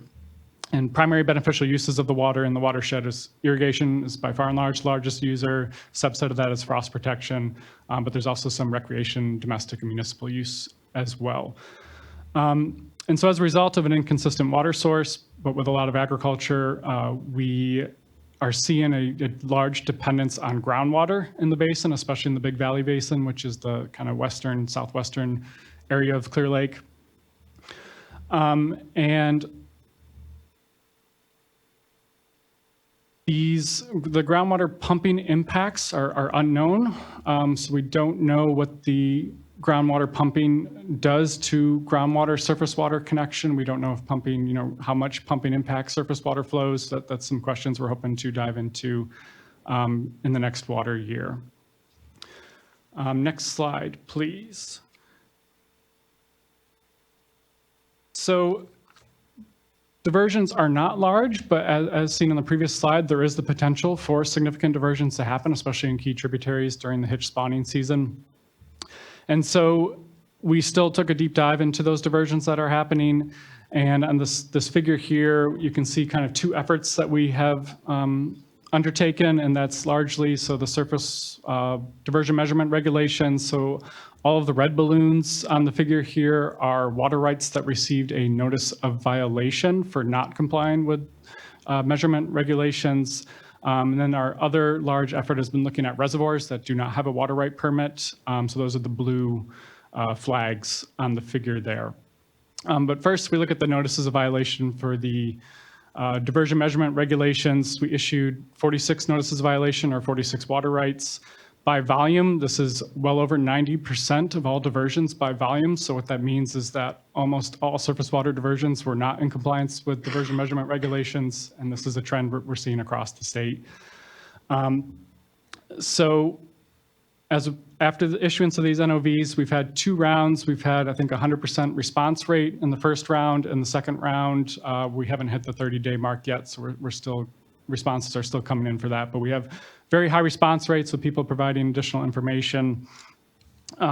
Most common methods of coming into compliance include a lot of installation of measurement devices. So they didn't have a device before, or the device that they had wasn't adequate. So we've had diverters install appropriate devices, and we'll start submitting data next water year. We had some diverters who had a measurement device, but the data file they submitted had some discrepancies in it, or it was hard to look at the data and see if it matched with what's reported on the monthly diversion volumes. So those diverters were able to submit revised reports and come into compliance that way for previous water years. And then some diverters were able to provide enough information to us that indicates their diversion is far below the 10 acre-foot threshold, especially with some of the riparian rights. So we're continuing technical. Can I interrupt you Oh, sorry, go ahead. for clarification? So once you did the additional outreach, where did you end up in that time frame on the percentage of compliance? Percentage of compliance, we've had probably 90% response rate, so people are still working with us to come into compliance. I would say of the 46 notices of violation, 46 water rights, maybe about 25% have come into compliance so far, and we're working with others to procure devices and install those or submit revised reports and additional enforcement actions as necessary. Thank you. Sure. So the other effort, the notices of potential violations. So these are reservoirs that may fall within the water rights permitting authority, but we didn't have enough information to issue just a straight violation. So we issued 61 of those. Majority of those have also responded to us. Probably about 80% response rate or so far on the notices of potential violation.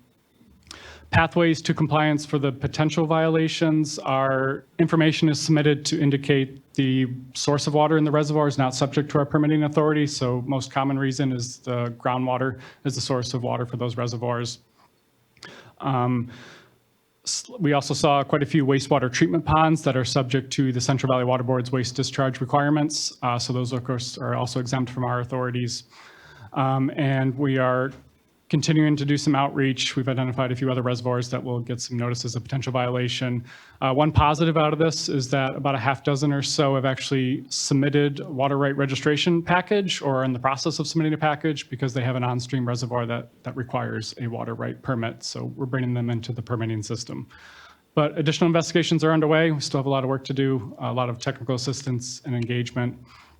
We're also starting to deploy this model of using measurement regulations to examine diversions in other watersheds across the state. So this is having implications beyond just Clear Lake, which is great. So with that, I think I'll hand it over to Val Zimmer, who is online, and she'll give an overview of some data analysis, initial interpretations and findings and next steps. Hello, thank you. My name is Valerie Zimmer. I'm a senior water resources control engineer with the Division of Water Rights. And I'm going to discuss a little bit of our data analysis and data challenges. I'm not going to get into too many details, but I do want to sort of walk you through what we've been thinking. And I think thus far in this presentation, what we've hopefully shown you is that, you know, there is a decline in hitch numbers that goes back decades. This is something that the tribes and concerned citizens would agree on, I think, you know, going back, you know, several years, there have been efforts in the past. We also have seen this year that when there is water in those streams, fish runs are successful. So we really would like to focus on how do we keep water in those streams while the hitch are spawning and running. The other things we've seen is that most of the water use in this area, and especially in Big Valley, is groundwater, and most of that groundwater use is agricultural. So therefore, we wanted to sort of look at groundwater use, surface water use, and when it's being used, how it's being used, and where it's being used. We have some reason to think that groundwater pumping may be impacting creek flows, but we do need more data to understand when those creek flows are being impacted, how those creek flows are being impacted, what is the timing, and how, therefore, how can we address this? We do have some data. We have data from the tribal environmental departments. Most of that data is only in the last couple of years, you know, maybe 2 to 5 years of data. Continuous groundwater and surface water monitoring in select portions of Adobe and Kelsey Creeks. have been done, and that data are very useful and valuable to look at. We have data and models from the Groundwater Sustainability Agency. They have provided us with their models and their information, and the county is also part of that as well, where they've got some data sets that have gone back through the 40s in terms of groundwater monitoring. And I'll be showing some of that data in a couple of slides. We also have quite a bit of information from community members. We've had a lot of folks that have been very cooperative with hitch observations, volunteering information about their frost protection timing, even some community members who have volunteered the use of their wells to some of the tribal environmental departments in their monitoring efforts. So I do feel like we've gotten some very useful information from community members. State and federal agencies, there's been studies, there are geology reports. There are 2 stream gauges on Kelsey Creek, and 2 stream gauges is quite critical to understand how stream flows are changing as you go downstream. In most watersheds, you see an increase in stream flow as you go downstream because there are tributaries that come in.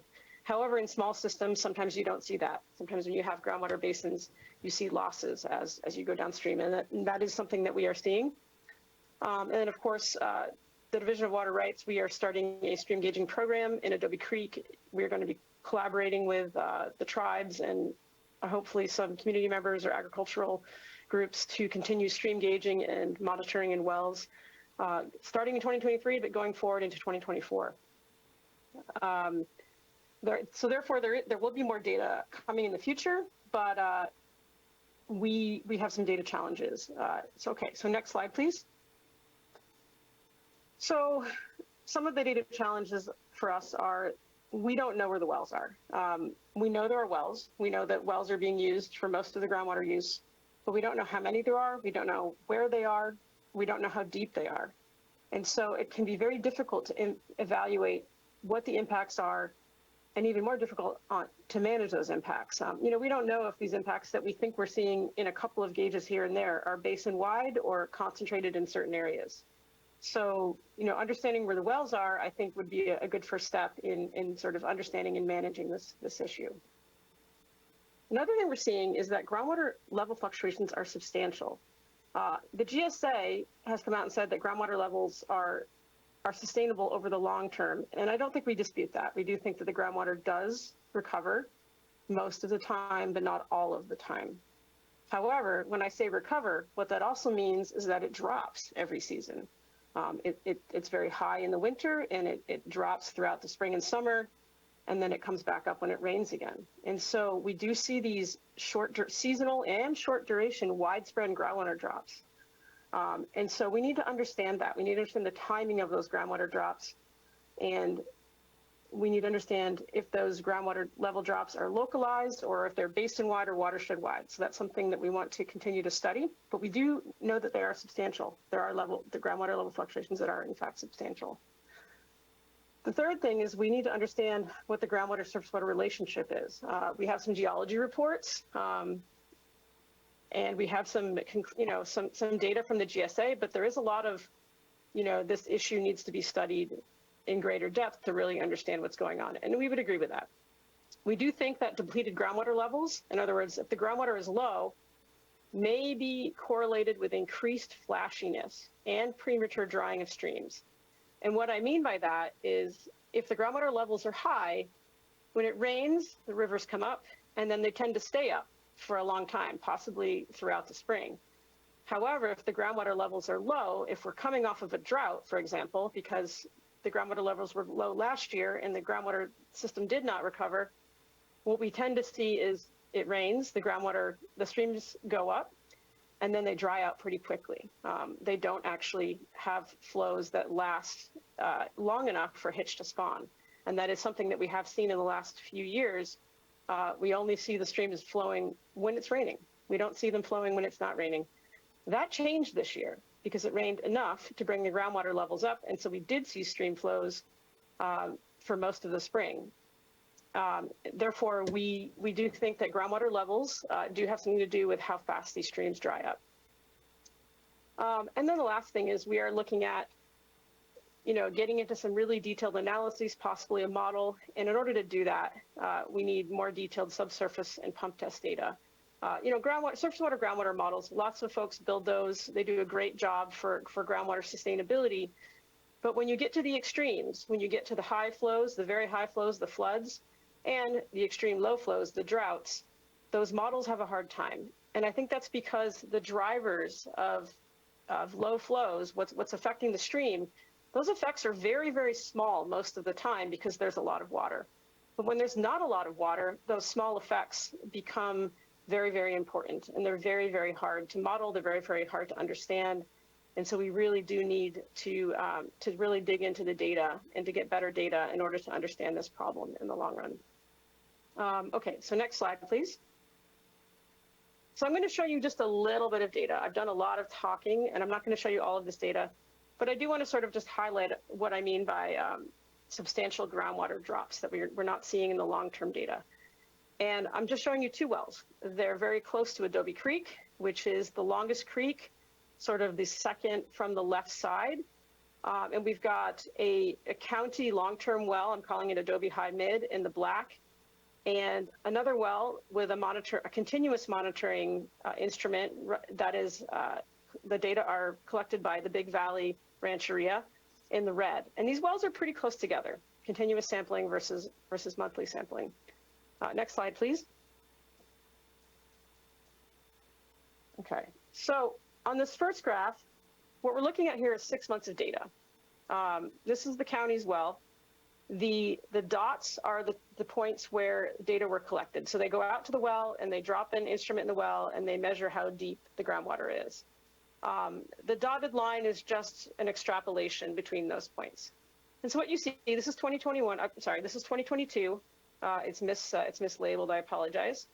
But a drought spring, there's not a lot of changes from January through July. If you look at a year pattern, you will see some fluctuations. You see higher and lower, but it's a drought year. And so we don't see a lot of drops or changes in 2022. And so you might think, well, there's not really an issue because I'm not seeing a lot of change. Okay, so let's see, next slide, please. However, when you compare that to the continuous monitoring, what you can see is that there's a lot of up and down. You can see that, if you sample once a month, you might not see much. But if you sample every hour, every 15 minutes, what you're seeing are these big drops, sometimes 20 feet going down in this well. And you might ask, is this just the well itself? Is this well pumping? And this well actually is pumping. You can see little spikes, especially in January. These little tiny short duration spikes, that's probably the well itself pumping. But these long drops that last a week or more, those are more widespread than just this well. And part of the reason we know this is that we see this in more than one continuous monitoring well. We see very similar patterns in wells that are miles apart sometimes. And because the patterns are so similar, it lets us know that this drop in groundwater levels may be more than just a local area. It may actually be watershed wide and possibly basin wide. So let's continue. Next slide, please. So then the question is, what do we know about groundwater wells? What do we know about their locations and where they are? We've done a bit of a deep dive. We know that there are 600 permitted agricultural wells in Big Valley. That's approximate. And we get that data from the well completion report database and also the GSA model. We had to do a little bit of digging around the GSA model to pull out some additional wells. So there is some information out there about well locations. In some cases, it's just which parcel is it on. In other cases, we do actually have good coordinates. However, we've heard from a number of sources in the county that they believe that there are 2 to 3 times as many unpermitted wells as permitted wells. Of course, this is not a scientifically verifiable number. We don't actually know how many unpermitted wells there are because they are unpermitted, but there is a widespread belief that there are a lot of unpermitted wells. We also know that there's about 850 ag parcels in Big Valley. And so that brings us up to a number of, 850 to maybe 1,800 ag wells. We don't really know. There's a question mark there, and that sort of highlights the lack of information that we have. We just don't know, but we think it could be a lot. In terms of available data, what you're seeing on this graph is about 200 wells. That's all you're seeing there. Out of that 800, 1,000, 1,800, we're seeing 200 on this map here. We may or may not know the depth of those 200, and we certainly don't know in most cases the pumping rate and times. We don't even know the best wells. We don't even know when they're pumping and how much they're pumping most of the time. Okay, next slide, please. I think I'll keep going really quickly here. And so how are we going to fill these gaps? We are continuing to do, the tribes are continuing to do groundwater and surface water monitoring. They are expanding their monitoring networks. The agricultural community is also doing groundwater and surface water monitoring. And so this sort of speaks to some of the cooperation that we're seeing in the valley and in the basins to sort of better understand what the impacts are, the timing of those impacts, and where they might be occurring. And then in the Division of Water Rights, we are going to continue our coordination with tribes, with the agriculture community, with other agencies and local authorities and community groups. We're going to be continuing our engagement and our enforcement work. We are also looking at ways to facilitate voluntary data sharing, voluntary agreements.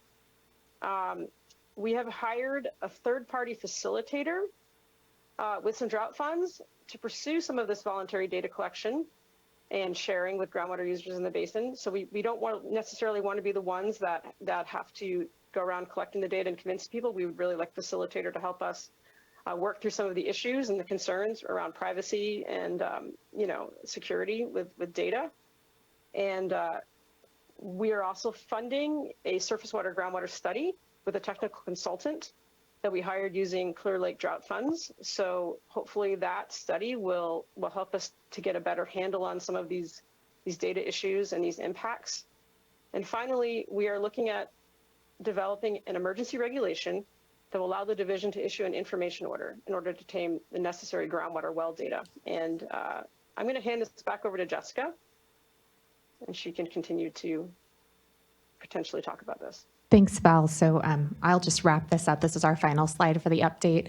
And to go ahead and tee off of what Val was saying, we are looking at a potential emergency regulation to help us fill some of these data gaps that Val discussed, and wanted to walk through what the timing would look like for that.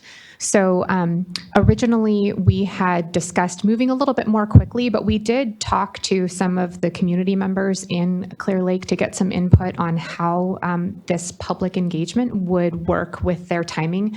It is worth noting that they're going to be going into harvest in the fall, and we recognize that that could be putting additional work on them. And so we did want to extend the timeline a little longer than we were initially planning. So we'd like to release draft emergency regulations at the beginning of September.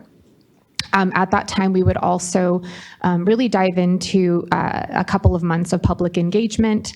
We've already started working with folks already, but really digging into the details of the emergency regulation, what an information order would look like, and additional work that we can do on those voluntary actions that Val mentioned. We would then bring the emergency regulations, the draft emergency regulations, to the board in December for consideration. And if they were adopted, we would be planning to issue the information order in December or January. And I do want to note that extending the public engagement period is not changing when that info order would be issued, even though we, again, are planning to expand it, just to make sure we are getting as many people involved in the process as possible. And so I will thank you all for taking time on this, and go ahead and wrap things up, and happy to answer any questions that you have. Really appreciate that, and the thanks is mine. I really appreciate, one, the community that has really come together, both tribes, the ag interests. I know all of us here at the dais have had an opportunity to get into the watershed and visit Clear Lake and hear from multiple perspectives. And I know that there is a lot of cooperative work that is going along, and I want folks to know that as we see here the need for this better information, more complete information, so that we can have continued good progress in the discussions we've had, it's not meant to diminish, I know, the good work that is going on cooperatively here, but given the data gaps, given what we've been challenged with just understanding some of the dynamics of the interconnectivity and how best to start to address and keep flows in stream here for the benefit of the entire watershed, but certainly as we're here concerned about pitch is really important. So just thank you. I've really appreciated the approach, the discussion, and the leadership that I've seen from a number of the ag interests to really get to the information that we need so that that can be the basis of our discussion and we can really start to make and ensure that we are taking actions that have the best benefit and balance what is a need to continue to ensure our communities are thriving. Looking to fellow board colleagues if there's any questions or comment off the bat, and we have about 10 commenters and we'll take them in order of received. But Vice Chair. Well, I just want to echo your thanks, and for everyone that's watching, hello. It's been great to get to know you all better, and thanks for hosting us, each of us, and in my case, a couple of times. So it's been really helpful, and this is tough stuff. It's very complicated, and we can't do it without your involvement. I have a couple of questions, wanting to better understand, if we could go over to slide 25, wanting to better understand on the facilitation for the voluntary data sharing, a little bit more about that contract and what you're thinking in terms of time frame and where that might fit in, with the public engagement. And then also on the groundwater surface water interaction study, what's the time frame on that?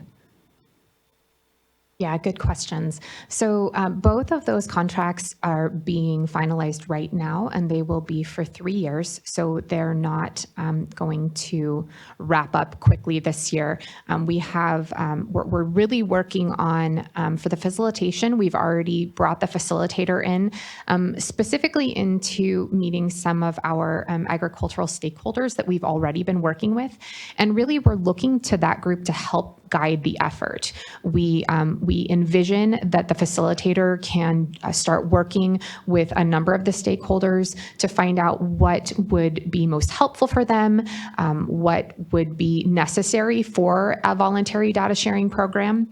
We've talked about things like data privacy, those different levels, what information we need, and also what information people have. And a lot of this is helping us to also understand how we can develop a useful information order too. So it's doing a couple of different things. It's allowing folks that are interested in helping us with that. We did think it was important to get a third party in so that folks felt like they could be comfortable with another person that maybe they weren't necessarily as comfortable working with us directly.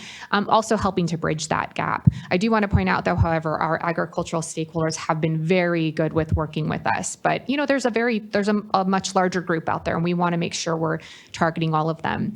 It actually pairs with our groundwater surface water interaction study because the consultant that we are looking to hire for that study does have experience working on the Russian River frost protection coalitions. And so we do see there being some similar potential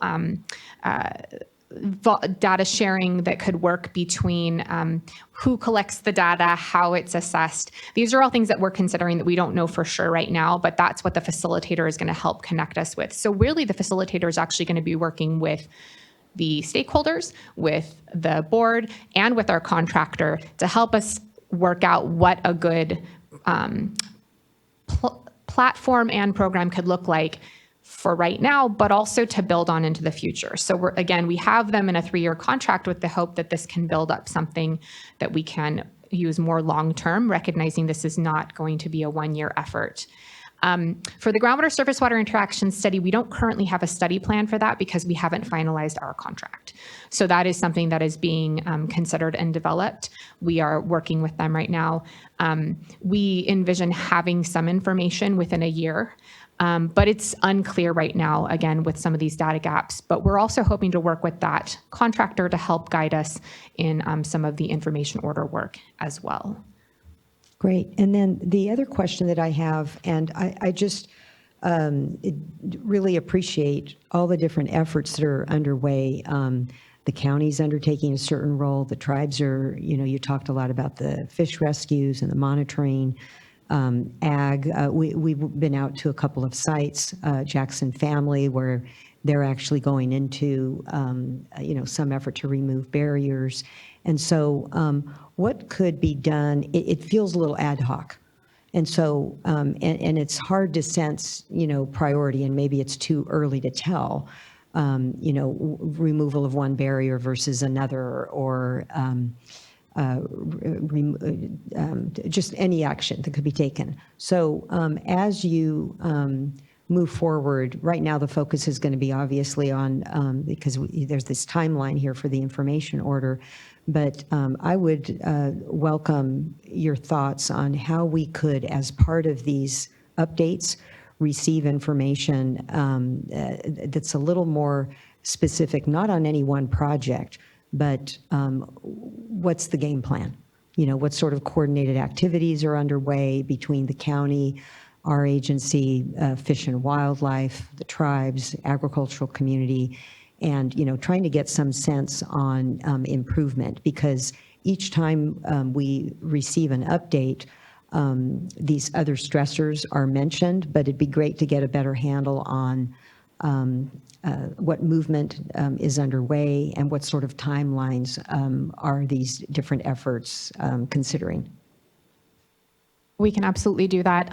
Some of them, for example, the flow study that we talked about, we don't quite have the information. I think there'll be a lot of information at the end of this year once we get through the summer. But I can say one thing that will probably be of interest is that CDFW is finalizing their contract with the California Conservation Corps to go in and do the vegetation removal on several of the creeks. I think that's starting later, September. Yeah, they were waiting for some of the areas that need to be dry, but we anticipate seeing an improvement there immediately, which is great. You do have some very good questions about the barrier removal, the longer term ones, but we can definitely provide future updates and maybe make it a little bit more coordinated to understand what the different efforts are from the agencies. I would say it would probably be helpful to have some of their representatives come in because they really know the details more than we do. Absolutely. Yeah, thank you. Your points, Vice Chair. Thank you. Board Member Firestone. Great, thank you, and echo all the thanks, and I think both by the leadership here at the board and by board members and chair and vice chair and staff, and then the stakeholders, I think tribal leaders, agricultural community, everyone's really poured everything into this, and it shows. It's just such a relief to see the numbers this year as compared to past years, and I think that's a real reflection of this, how much time and priority that this has already been. And I really appreciate the continued work to try to make sure we're not back in the emergency sort of really dire straits, hopefully, in future water years, and get the data that we need. So a couple questions. These are just questions I'm trying to understand. So one is on the stream gauge and kind of fluctuation data challenges. I know we had some resources to do telemetry projects, and we're doing OpenET things in other watersheds. Are there pilots or tools that we're using or able to use in this watershed that could help us get more data without having, in a more continuous and digital or frequent way, rather than relying on installing things and reporting? And it does seem like we've had a huge improvement in reporting, but obviously we're still really far from where we need to be. So can you comment on that? The only thing I can really say is that when we brought on the consultant for the groundwater surface water interaction study, these are a lot of the topics that we're going over with that person. We have thought about that, these different elements, particularly with when we're asking people for information, if there's ways to get it without reporting, even if it's estimating. So they're all under consideration. It's all on the table. I can't speak to specifically what it is because we just haven't really hammered it out, but I can assure you that we're going to make sure we're looking at all of those different avenues, and that when we do have a plan in place, then we can share, a little bit more about those thoughts. Yeah, that would be great. And just, I think certainly this area we've talked about,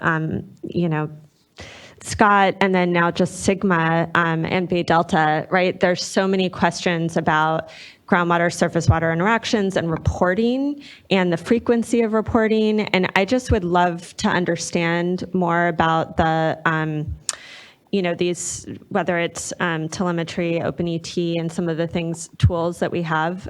So maybe just for consideration for future information items, also just publicly on kind of what we're learning on that, because I think it's relevant to so many of these watersheds and just how things are changing as we're looking at our regulations on getting information. So, and I just have a lot to learn. I would imagine many other people do too. Other question is on, let's see, slide 23 that helped highlight some of just within a month and between months, we're seeing really major changes, even though the overall monthly level as measured monthly isn't showing that as much. And this may be just what we're still trying to understand, but so this is for a particular continuously monitored well. Are we concerned that within those, I don't know what it is, 20 days or something where it's dropping really low, that we're seeing pretty significant drops in surface water as well? Or is it that there's very localized, groundwater levels, but the overall groundwater, by the time it's really connecting with surface water, we're not seeing those drastic changes within surface water during that month? Or do we know that yet? And We don't know that. Yeah, okay. So that's one of the questions we're trying to. Okay, and then lastly, just, and I'm sure I know this will be a continued conversation, and I think maybe to the vice chair's question or suggestion on, being able to get updates from sister agencies in the kind of larger plan and prioritization. I am really interested in understanding the GSA and DWR's work in looking at groundwater dependent ecosystems and the studies and expectations and roles of the GSA, GSPs in addressing that, because it seems like that's where, again, some of this long-term planning and management, and especially kind of the framework and structure for managing groundwater through a GSA, GSP, if locals, are able to do that to address groundwater dependent ecosystems, it would be great to understand, is that what is expected in terms of the guidance that DWR is going to provide? I know it's in a little different time frame than the other undesirable results, and folks are, again, I think still doing that monitor or the modeling efforts to understand it, but would love to just understand how that's fitting in, and kind of the timing and integration with this more kind of immediate work and models. And I guess that's sort of relatedly, just it sounds like we have been able to get modeling data and access. Can you just speak to, I know there's some challenges in getting in different models, and can you clarify what is out there in terms of models already and what we have access to and what we don't at this point? It seems like we've made progress on that, but I'm just not following yet. Sure, I can attempt to take that. First, I guess I'll return to your groundwater dependent ecosystem comment that is called out in the groundwater sustainability plan. And I think one of the undesirable results is if stream flow levels are below a certain threshold for 2 consecutive years, like 2 out of 6 locations, additional actions are needed. I can't remember the exact wording on that, but it is called out in the GSP and a potential action item there. The GSP, to better study the groundwater-surface water interaction and additional modeling efforts, it recommended maybe half dozen or so additional monitoring wells along key tributaries to better understand monitoring wells closer to the streams than what was available for the GSP development. So Department of Water Resources agreed, and they're planning to install 2 multi-nested groundwater wells north of Highway 29, one on Adobe Creek, one on Kelsey Creek, sometime later this fall. And so models that are available, so we do have access to the integrated hydrologic model from the groundwater sustainability plan, and we have provided that, I think, to our consultant, or our consultant will take a look at that, as is, I think Flow West is also looking at that, Big Valley's consultant as well. So we have that model. There's not a whole lot of research in the area. We do have multiple Department of Water Resources gauges. There's some USGS gauges. There's Big Valley's transducers on Adobe Creek. We're planning to install some more telemetered gauges this fall, assuming equipment procurement comes through. Outside of the GSP model, that's probably the most comprehensive recent one, but there is a 2003 groundwater recharge investigation update that has some modeling efforts that Lake County funded in the early 2000s, which was an update to a 1967 report. There's also some more academia-based research from the 80s that have some stratigraphic models, conceptual site models in the literature from the 80s, and then pioneering studies in the 50s from Department of Water Resources we all have access to.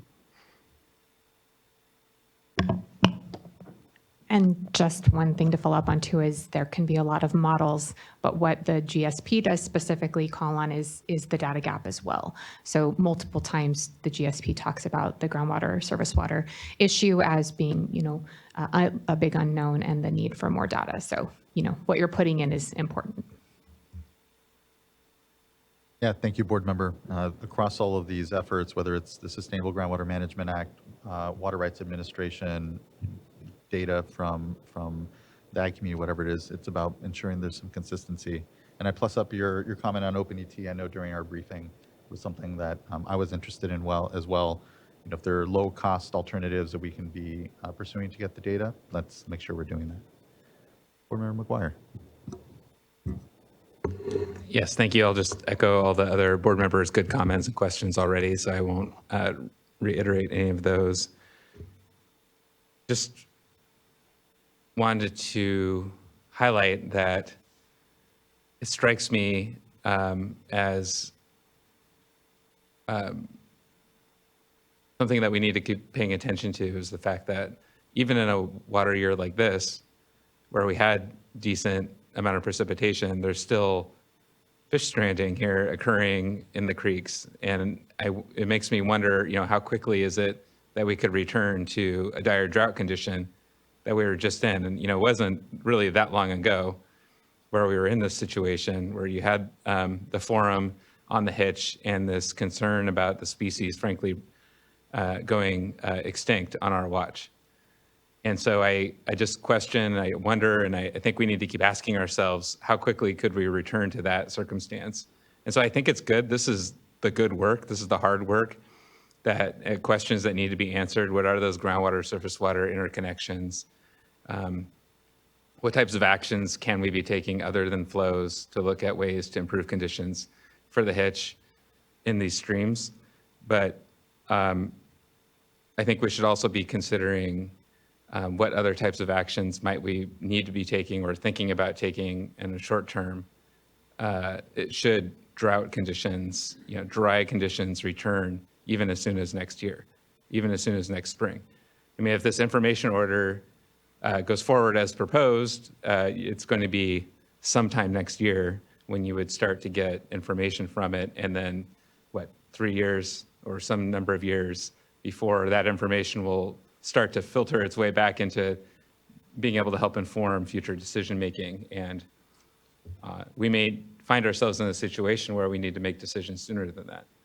So I think I'll leave that as sort of an open-ended, just general awareness. And it's something I'm always thinking about is forward planning.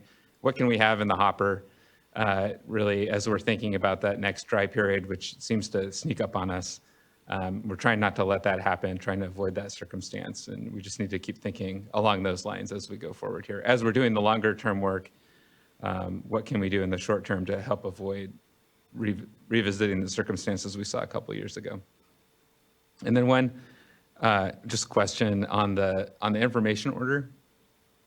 The slide that struck me was the number of wells just in Big Valley, for example, the 600 agricultural wells and perhaps 2 or 3 times more unpermitted wells. So would the information order reach out to all the wells? Would it seek to get information from the wells that are unpermitted as well as the ones that are permitted? Because it seems like that could be a lot of work in and of itself, but also incredibly important to understand what is actually happening in the basin. Very good question. We have not decided if we were to move forward with that, what areas we would target. John and his team have been doing a pretty deep dive into the geology, and we think there are some different things happening in the subsurface that could help us narrow in where we want to focus on. We also have some preliminary analysis that tell us, kind of give us a sense of how close to a creek we would start seeing impacts, in different ranges. And so all of that is under consideration, and another part of the reason why we wanted to have our consultant on board to help us, take a look at what we could target. Could be everyone, could be a limited number. We really want to be thoughtful and surgical about how we're doing that, understanding that we have limited resources, and folks that have unpermitted may be less likely to comply with things. So we recognize that as being an issue too. And that's actually possibly where some of these other less expensive ways of getting information or estimating things could be helpful in filling in those gaps. But we have not made that determination yet. Thank you, board member. Okay, we have about 10 commenters, and we can get to them, and I will go in order of folks putting their name in. If you are looking to comment and you aren't seeing your name coming up here, please, and you haven't or filled out a form, please do so. If you're on the Cali PA website or on YouTube Live, you need to be on the Zoom platform. And for those of you in the room here, please do fill out, there's a QR code or a tablet in the back to be able to make sure you're up to speak. So first speaker I'd like to call up is Sarah Ryan, who will be followed by Patricia Franklin, and then Fred Briones and Bob Gore.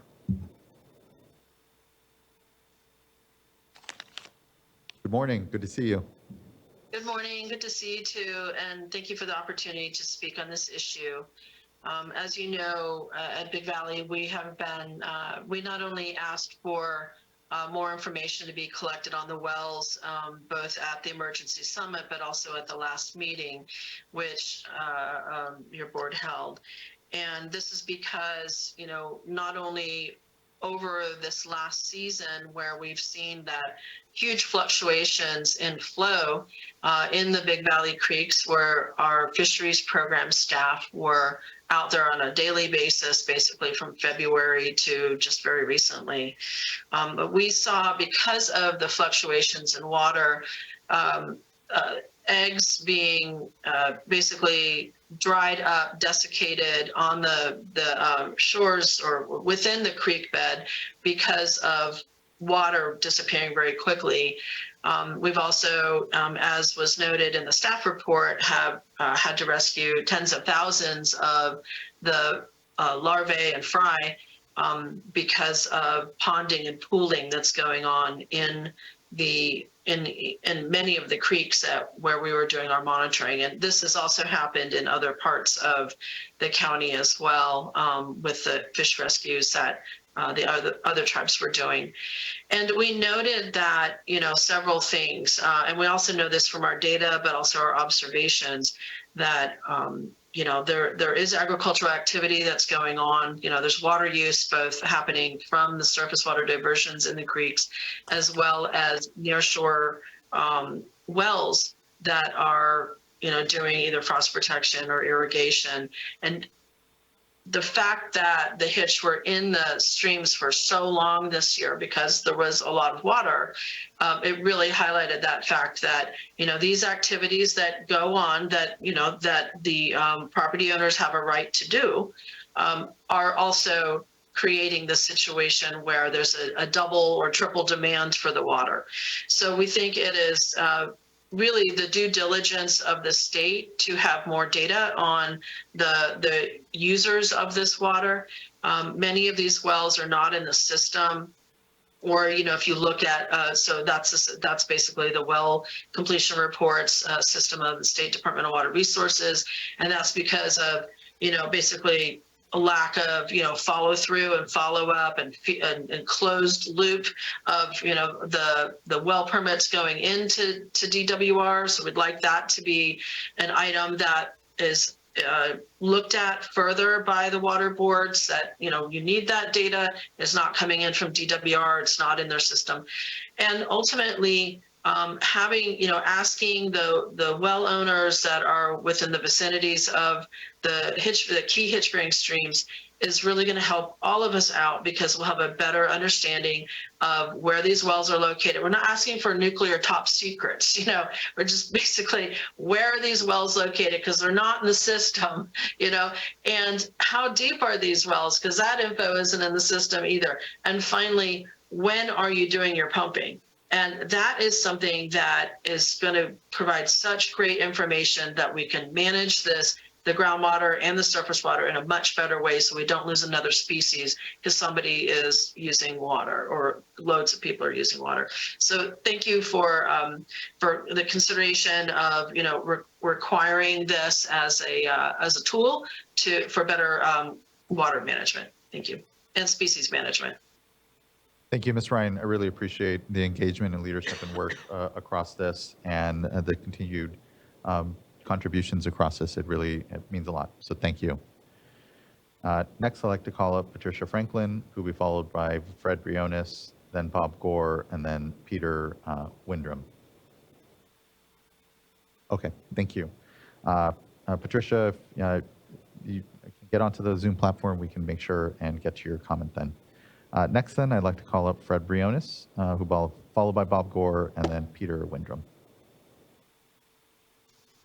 Hello, thank you. This is Fred Briones, tribal member at the Big Valley Rancheria, Bandapomo Indians, hunter, basket weaver for the Mission Roundhouse. Thank you, Water Board, for this opportunity to comment for the tribe. And I have a message for you. It consists in two parts. The first, we've heard so much about data, but I want to talk about the business and the religion. They go hand in hand, and that is the Pomo way. See, our religion, our spirits, they come from the water, regardless, up in the air, in the lake, the stream, and underground. And how we see the water being used since first colonialization, it was agriculture, which is heavily supported today. And the agriculture, what the Spaniards brought was the wine. It was the wine, and that is their business, and that is the religion of Catholicism. But see, the symbol now is that they stopped serving wine in Catholic Church. That is the symbol, and that's why the spirits, they want me to talk to you today. Now, see, they use that wine there. It causes so much death. Humans, animals, the salmon, the hitch, the bear, everything, the spirits. And now we have a dancer from the water, which is called a shakehead. So when we see the graph of the pumping levels going down, we know that the water is going down and there is a cavity underneath from that groundwater being pumped. And now the shakehead, being an understanding everything in California, the earthquake, it predicts the earthquake. And see, now, if everyone remembers the earthquake in the 1980s, that huge one, when there was not that many vineyards before and all those underground wells, especially the illegal ones, there was never all those cavities as there is now today. So that was the warning from the spirits. The dancer, he can understand the earthquake. And I just told you how it's going to happen.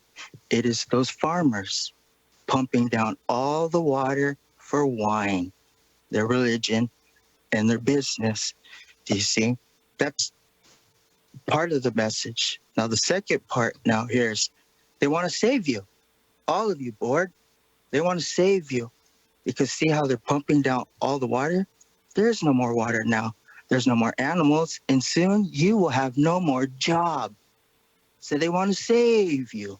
So how they go about it? They tell the tribes do it just in their ways. How they did it to you by the law way. So what spirits did is they brought angel attorneys to the tribes to go after the water rights.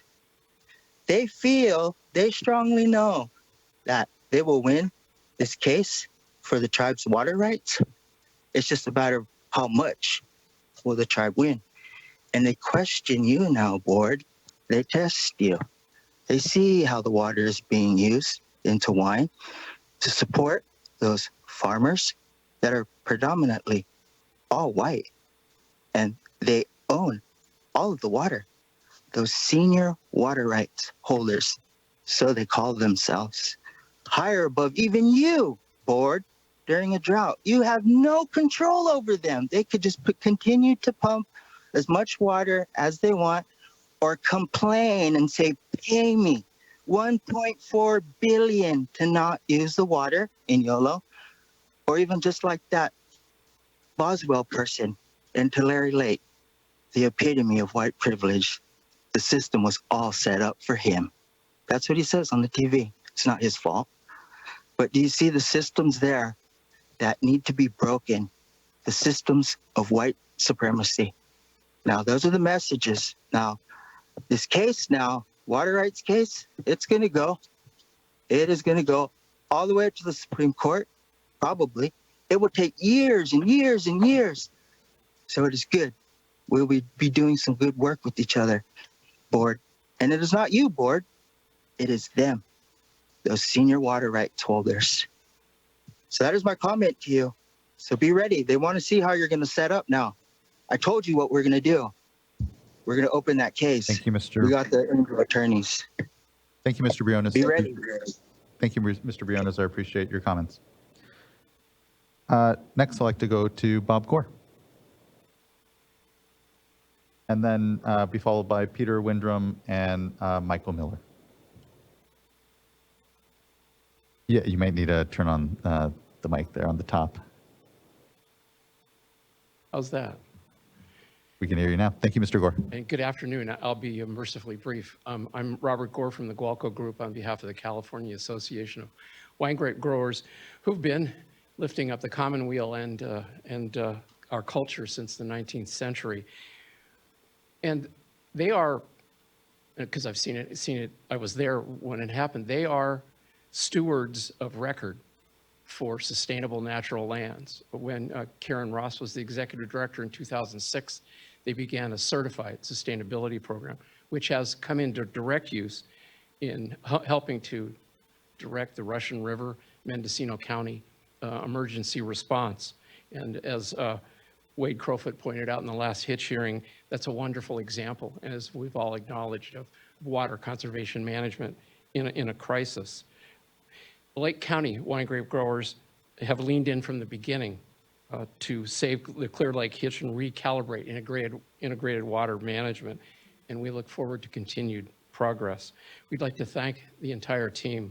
And well, speaking personally, as somebody who's a former state employee and has been involved in and experienced the trauma of crisis responses, Jessica and her team and Eric have been outstanding, and their willingness to do field work and work with all parties involved has been a pleasure and a treasure. We can't say enough good things about the Division of Water Rights. Thank you for listening. You and me both, Mr. Gore. I appreciate the thanks, and thanks for the comment. Next, I'd like to call Peter Windrum, and after that, Michael Miller, and then William Weiss.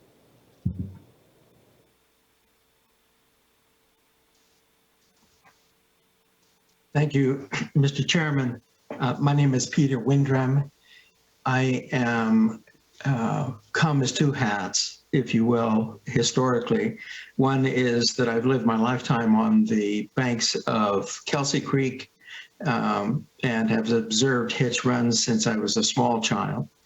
I'm also a wine grape grower, and we've been a culturalist for the last 50 years, since the 70s, early 70s, 71. On these same properties. Furthermore, I was a principal person who started, was one of the co-founders of the Chi Council for the Clear Lake Hitch that was formed in 2004 and started the monitoring program for Clear Lake Hitch throughout every tributary around Clear Lake because of a personal concern that I had about declining population of the hitch.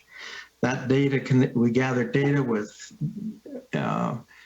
thousands of points of information over the years, and the information we gathered formed the basis of a petition for listing. So I share a lifetime concern for the hitch and for agriculture and understanding of the dynamics of water interrelationship between groundwater pumping, which we do, also used to do in-stream pumping for frost protection and irrigation. I'm concerned that the slides that you showed have some factual errors that are very significant. The first is that the entire focus on the survival for the hitch is on spawning in the streams. We thought that to be the case when we started monitoring years ago, but the fact is that hitch spawn in Clear Lake as well as in the tributaries. They spawn in Thurston Lake, which is a lake with no outlet into which hitch were introduced about 50 years ago, and the hitch survive in that. And Ben Ewing, one of your employees, documented all of that. They were also, initially, there was a fish and game study in the late 50s by an outstanding biologist, Garth Murphy, who assumed that all hitch spawned in the creeks. And then there was a follow-up study and pointed out that hitch are also raised in ponds for minnows. So the point of it being that it is not that, and is demonstrated graphically by this springtime, is that hitch do not depend entirely on stream flows as the place for spawning and their survival. Furthermore, we can say that hitch have been impacted in Clear Lakes by 3 non-native species introduced in the 1970s. I won't take a great deal of time on that, but it's the Florida strain of bass, for which hitch are now a bait fish, and 2 other species of fish that compete with the same food source. What this spring demonstrated is that hitch can withstand several years of drought and no successful spawning in the streams and still survive in the tens of thousands. This spring, every tributary to Clear Lake had hitch spawning in them. And there were tens of thousands of them that survived, which in my mind raises a question of whether the methodology that was used to project the status of the hitch, namely the counting of the juveniles in the technique that was done, whether that was sound. I submit to you that the methodology is not sound. It does not reflect, because the emergency last fall was on the premise of 2 things. One, that the trajectory of the fish hitch population was headed to extinction at the rate that the juvenile hitch were being counted on that study. And the second thing being the concern that there'd be another drought this year. Well, neither of those turns out to be the fact of the matter. So I think you need to go back and double check that methodology and recognize that there is no emergency. There is concern, there's legitimate concern, but the hitch are not on the verge of extinction. Additional point, lots of talking about stranded hitch and rescuing juveniles. In point of fact, that is a natural phenomenon. And is confirmed by one of your biologists, Rick Macedo, and work that he did a number of years ago. Namely, hitch will continue to spawn as long as they can get water up to be spawning, but it is the nature of these streams that the flows will drop dramatically, and hitch will be spawned, having nothing to do. It can later in the season have something to do with pumping, but not during particularly the time of the frost protection, which is the time that's of concern. And as I point out, by the way, there was no frost protection this spring at all, none, no pumping. So the long and the short of it is, there is concern for the hitch, and rightfully so, starting back. Well, my personal concern started back before, for 30 years, because there has been decline. But it is also true that the hitch are not on the immediate verge of extinction. We have to do things to help them. You have to recognize that there are multiple causes for their decline in population. It's not just water flow and streams. And in point of fact, in some instances, not at all. So I think that, so anyhow, long and the short of it is, yes, we are to be concerned about the hitch. No, they're not in a threat of immediate extinction. Pumping they do survive elsewhere, as evidenced by this year. The data, the projection that they were on the imminent extinction is not correct. Is not true. We know that definitively from what happened this year. Thank you very much, Mr. Thank you, Chairman. Mr. Windrum. I appreciate your comments. Next, I'd like to go to Michael Miller, who will be followed by William Weiss and Joe Weber. Good afternoon, board members. And thank you very much for your time and attention to this important issue. It was really good to see you several weeks ago in the tours in Lake County. I think we all learned a lot and gained some valuable information about this important issue. And I just want to thank you for your attention to this. Also, Noel Kremers from Wine Institute couldn't be here today, but she did ask me, and I share in this, expressing this thought, that we really want to, acknowledge and appreciate the efforts of Jessica, Valerie, Eric, Abby, John, and the whole team at the Water Board and other agencies who've been working hard on this issue. It's a lot of work, and they've been working collaboratively with everybody. And Wine Institute and Wine Group Growers, we cannot thank them enough for their continued engagement and working with us. They've done great due diligence, and it's greatly appreciated. In the big picture, we are continuing to support data collection, removing barriers. We need more stream gauges. Groundwater recharge needs to be increased, and sustainability programs need to be enhanced and expanded. And we support all of that, and we will continue to support all of that. Also, it's important to look at when you look at gathering information, emergency regulations, those kinds of things going forward. That really what we're looking at here with this fish, with the hitch, is kind of three issues combining here. You're looking at 1, the hitch, 2, the drought, and 3, water resources management in general, right?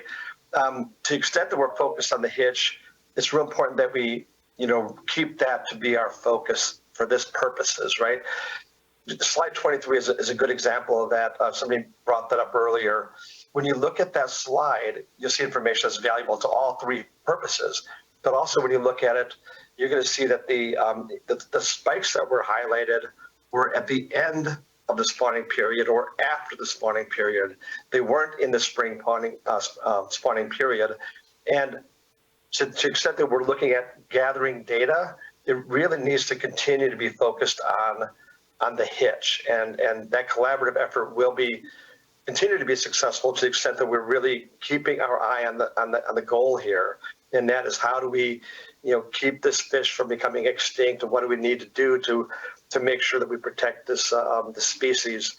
And again, I want to thank all the board members for your attention to this, the board staff for all their work, and we continue to look forward to a collaborative effort in addressing this problem both in the short term as well as looking for long-term solutions as well. Thank you for your time and have a great day. Thank you as well, Mr. Miller. Next, I'd like to call up William Weiss, who will be followed by Joe Weber, Alicia Castellanos, Janice Jack, and Rebecca Harper. And I believe that's all who I have on my list at this point. So if I didn't call your name, do sign up either in the back or fill out the web form or email the board of the clerk. Mr. Weiss, good to see you. Hello, everyone. Once more, my name is Will Weiss. I am a pear and wine grape grower in Lake County, and I am joining you today as president of Lake County Land Stewards. We, Lake County Land Stewards, are engaged in ongoing efforts to gather data and better understand our water use and its impact on the watershed. To this end, as you've heard, amply described by your staff, that involves stream level gauging and water level or well level monitoring as well.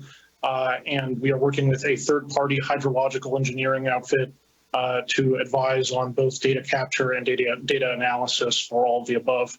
The coalition that I'm working with is expanding slowly, but nevertheless, good meetings of this type generally are helpful in that effort. But nevertheless, we are working and talking with a growing number of partners from cannabis operators to, and these being, both inside and outside mainstream agriculture, but the ones outside would include cannabis operators, county and some tribal partners and so on and so forth. So thank you again for an opportunity to sort of give validation to what your staff has been relaying about the stuff going on the ground in Lake County. And please let me know if there are any questions I can answer.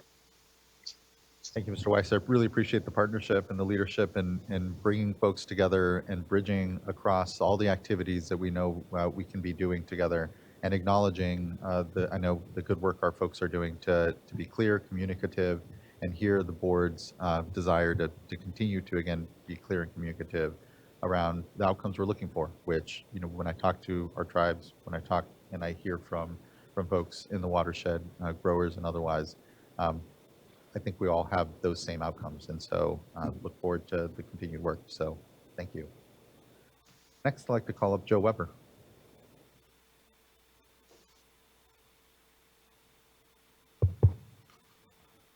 Good to see you. Hi. Thank you again. My name is Joe Weber. I'm a Big Valley tribal member, cultural practitioner, father, and a vet. I want to thank this board again for keeping the hitch on this agenda. I've spoken in front of you many times and spoken my truth about the hitch.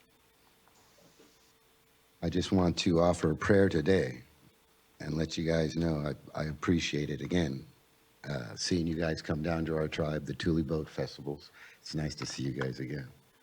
So once again, I've spoken my truth numerous times, so today I just want to offer a prayer for the board.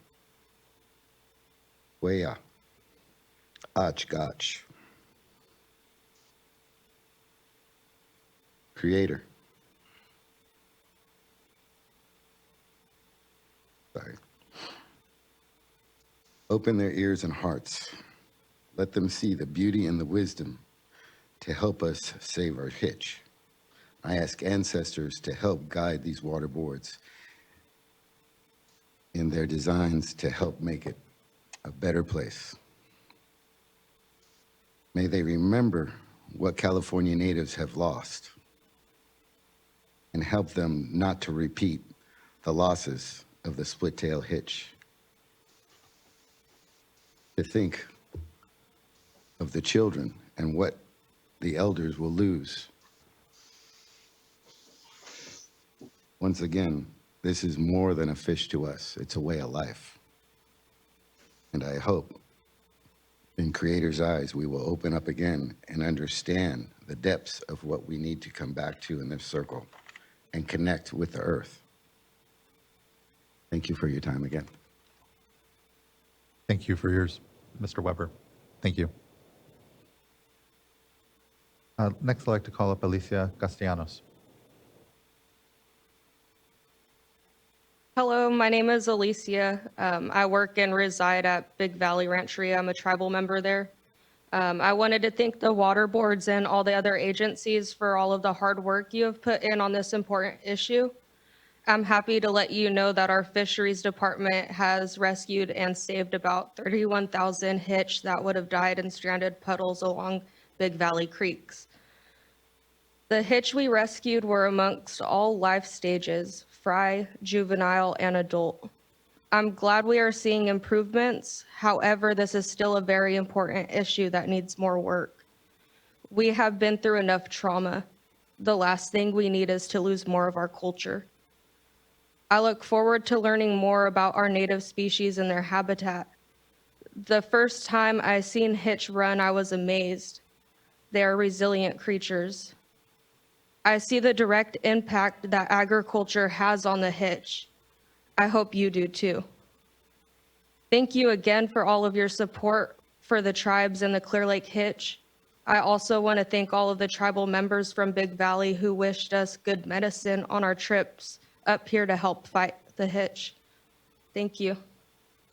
Thank you, Ms. Castellanos. Appreciate your good work and the continued engagement around all this. Thank you. And next, I'd like to call Janice Jack.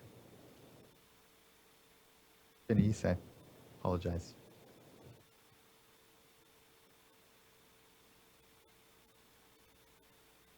Hello, Hello. boards, and it's good to see you guys again.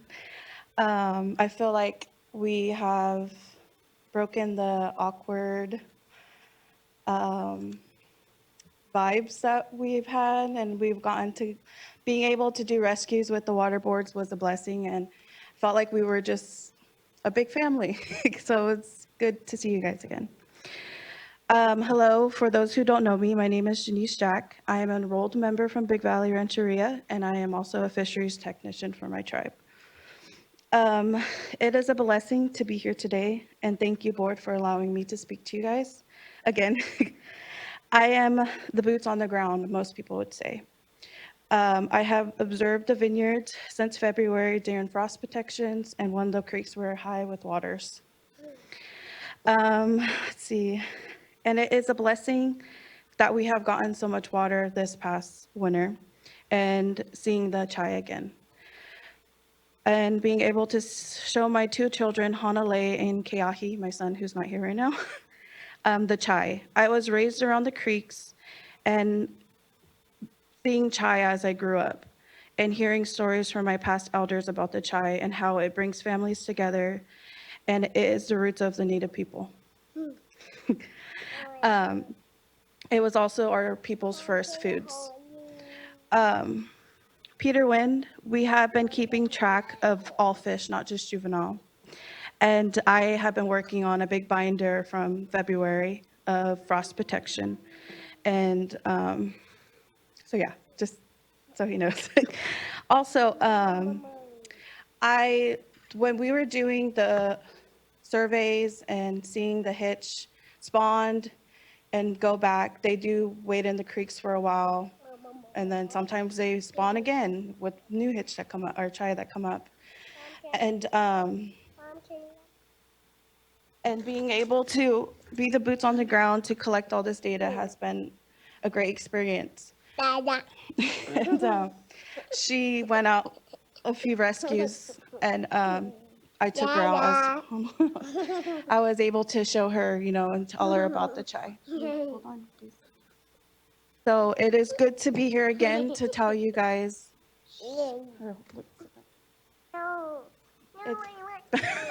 Sorry.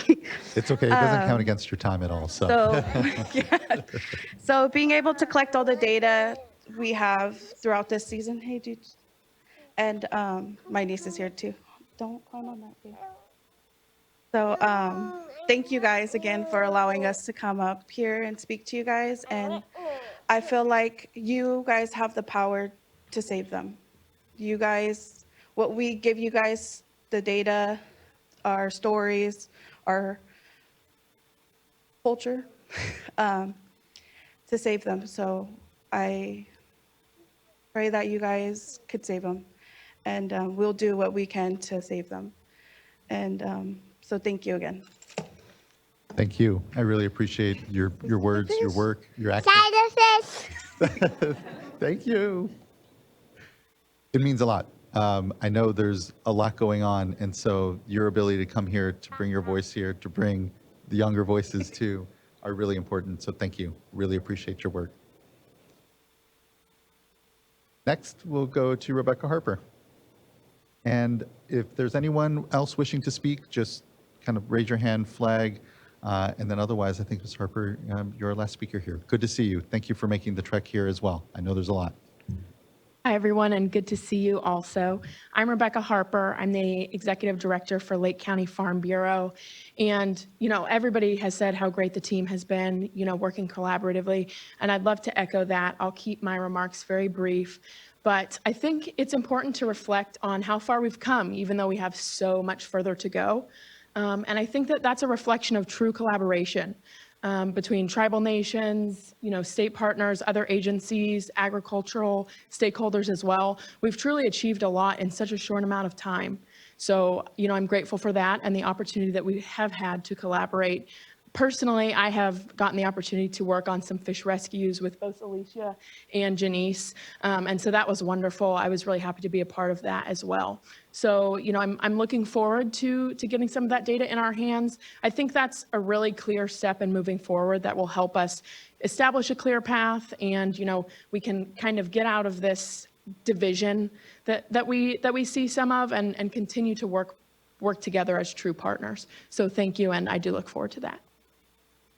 Just thank you as well, Ms. Harper. Here, everywhere, a lot of leadership, and you, of course, amongst them. Your commitment to this, the conversations that have been had, the work across the tribes and the ag interests, and knowing that, like so many of the watersheds we come into, these are hard discussions. These are hard discussions with hard histories and a lot of tension here amongst us. And so it's the leaders here amongst you all that I hear most, and it's across that work, and it's been amazing to see. So thank you for the trust in our folks on the ground, and thank the tribes here all amongst you all as well.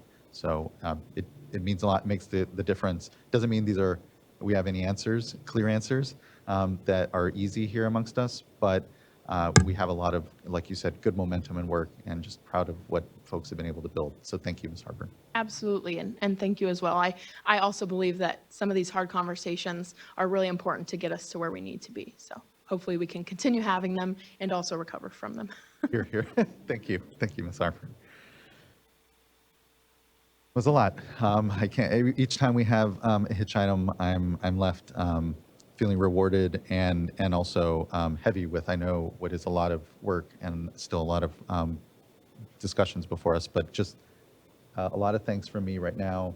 I think moving forward with the informational item, and hopefully here, the long public comment period will help create the right space. We know people will be busy, are busy throughout the year, and then certainly those that we're looking to really engage on the ag side can be busy during harvest. So look forward to that, and completely supportive of what you laid out on timeline and horizon for the information order.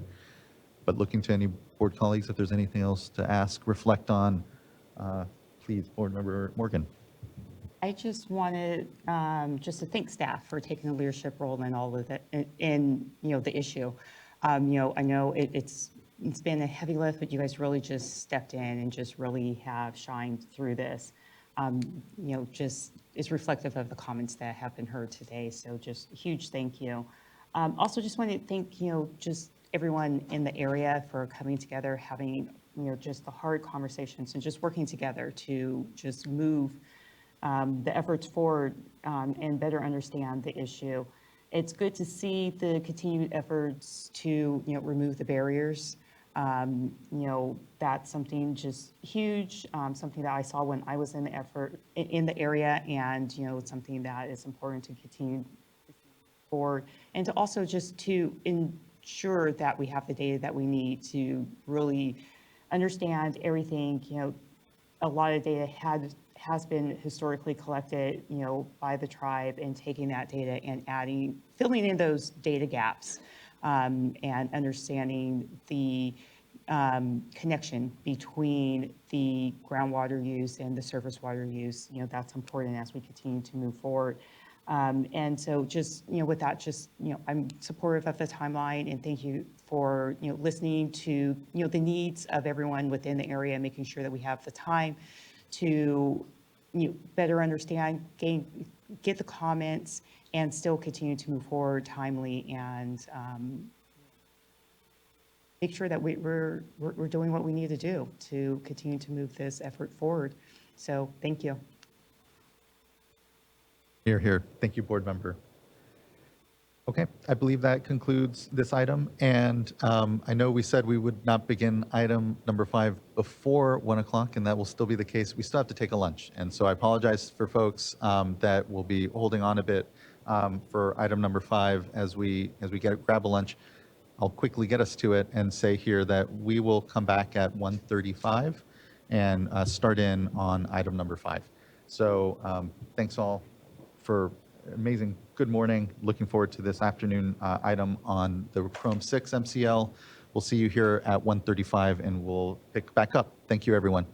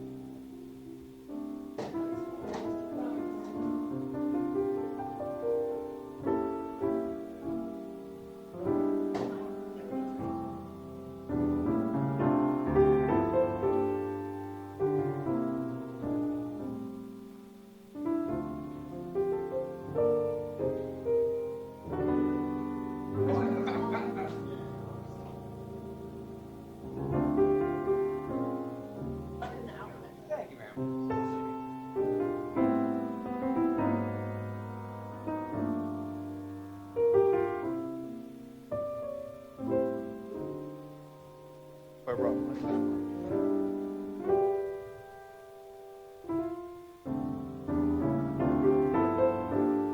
I always leave mine and just shut it so that no one can read it.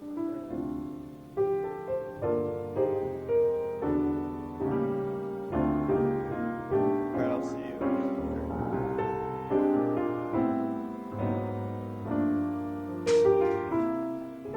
Sunglasses.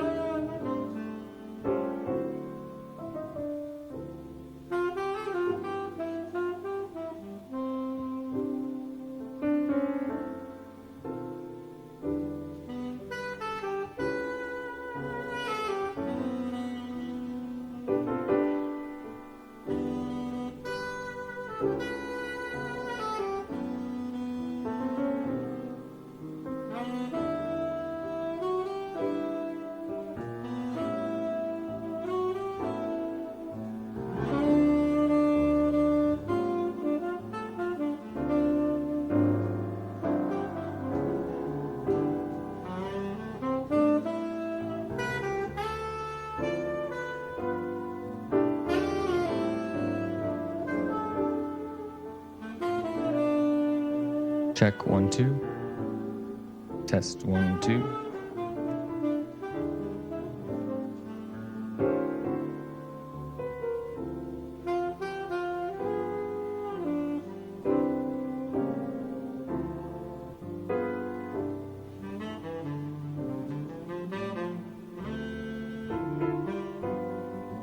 Check 1 2. Room audio. Check 1 2 3 4 5 6 7 8 9 10 11.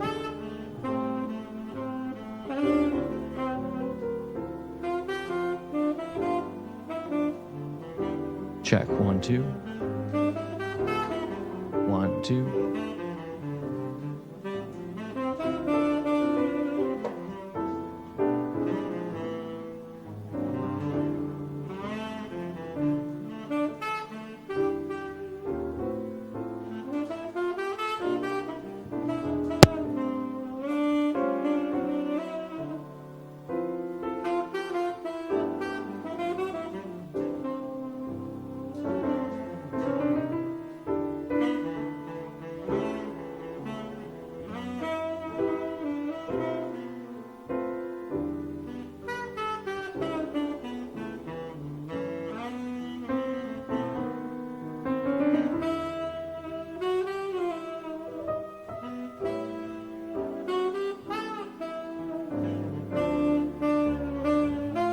Check 1 2.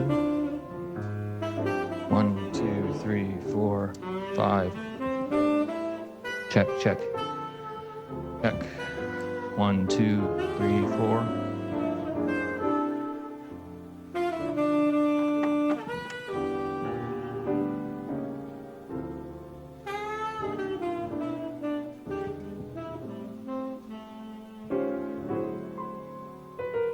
One, 2,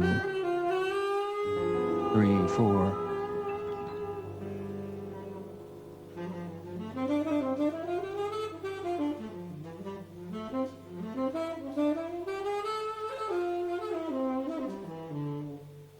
Check 1 2. 1 2 3 4. Room audio. It's coming out.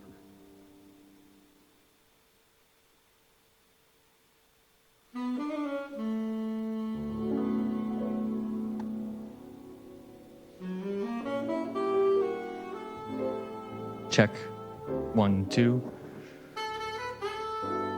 1 2 3 4 5 6 7 8 9 10.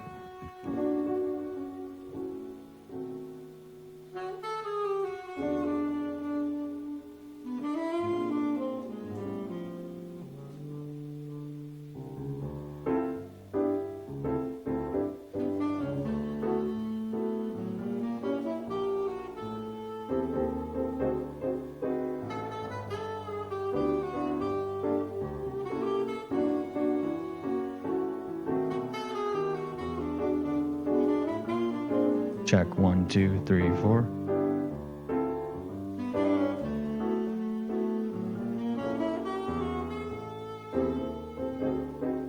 1 2 3 4 5 6 7 8 9 10. 1 2 3 4. Okay. Through that headset, you can hear it through for the translation part. Okay.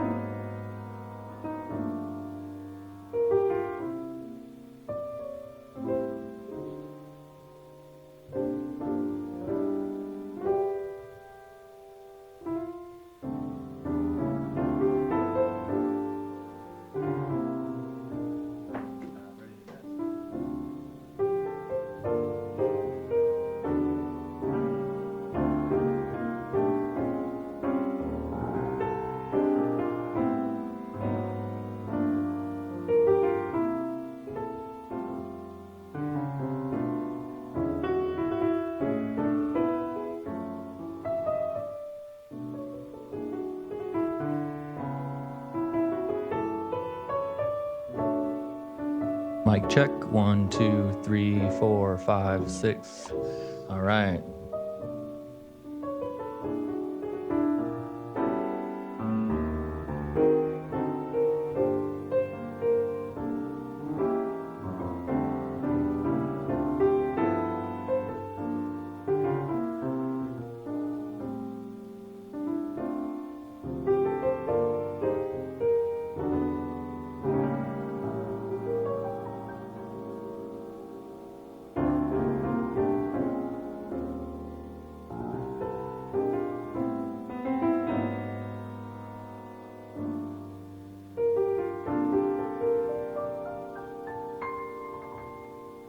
I can test here for you.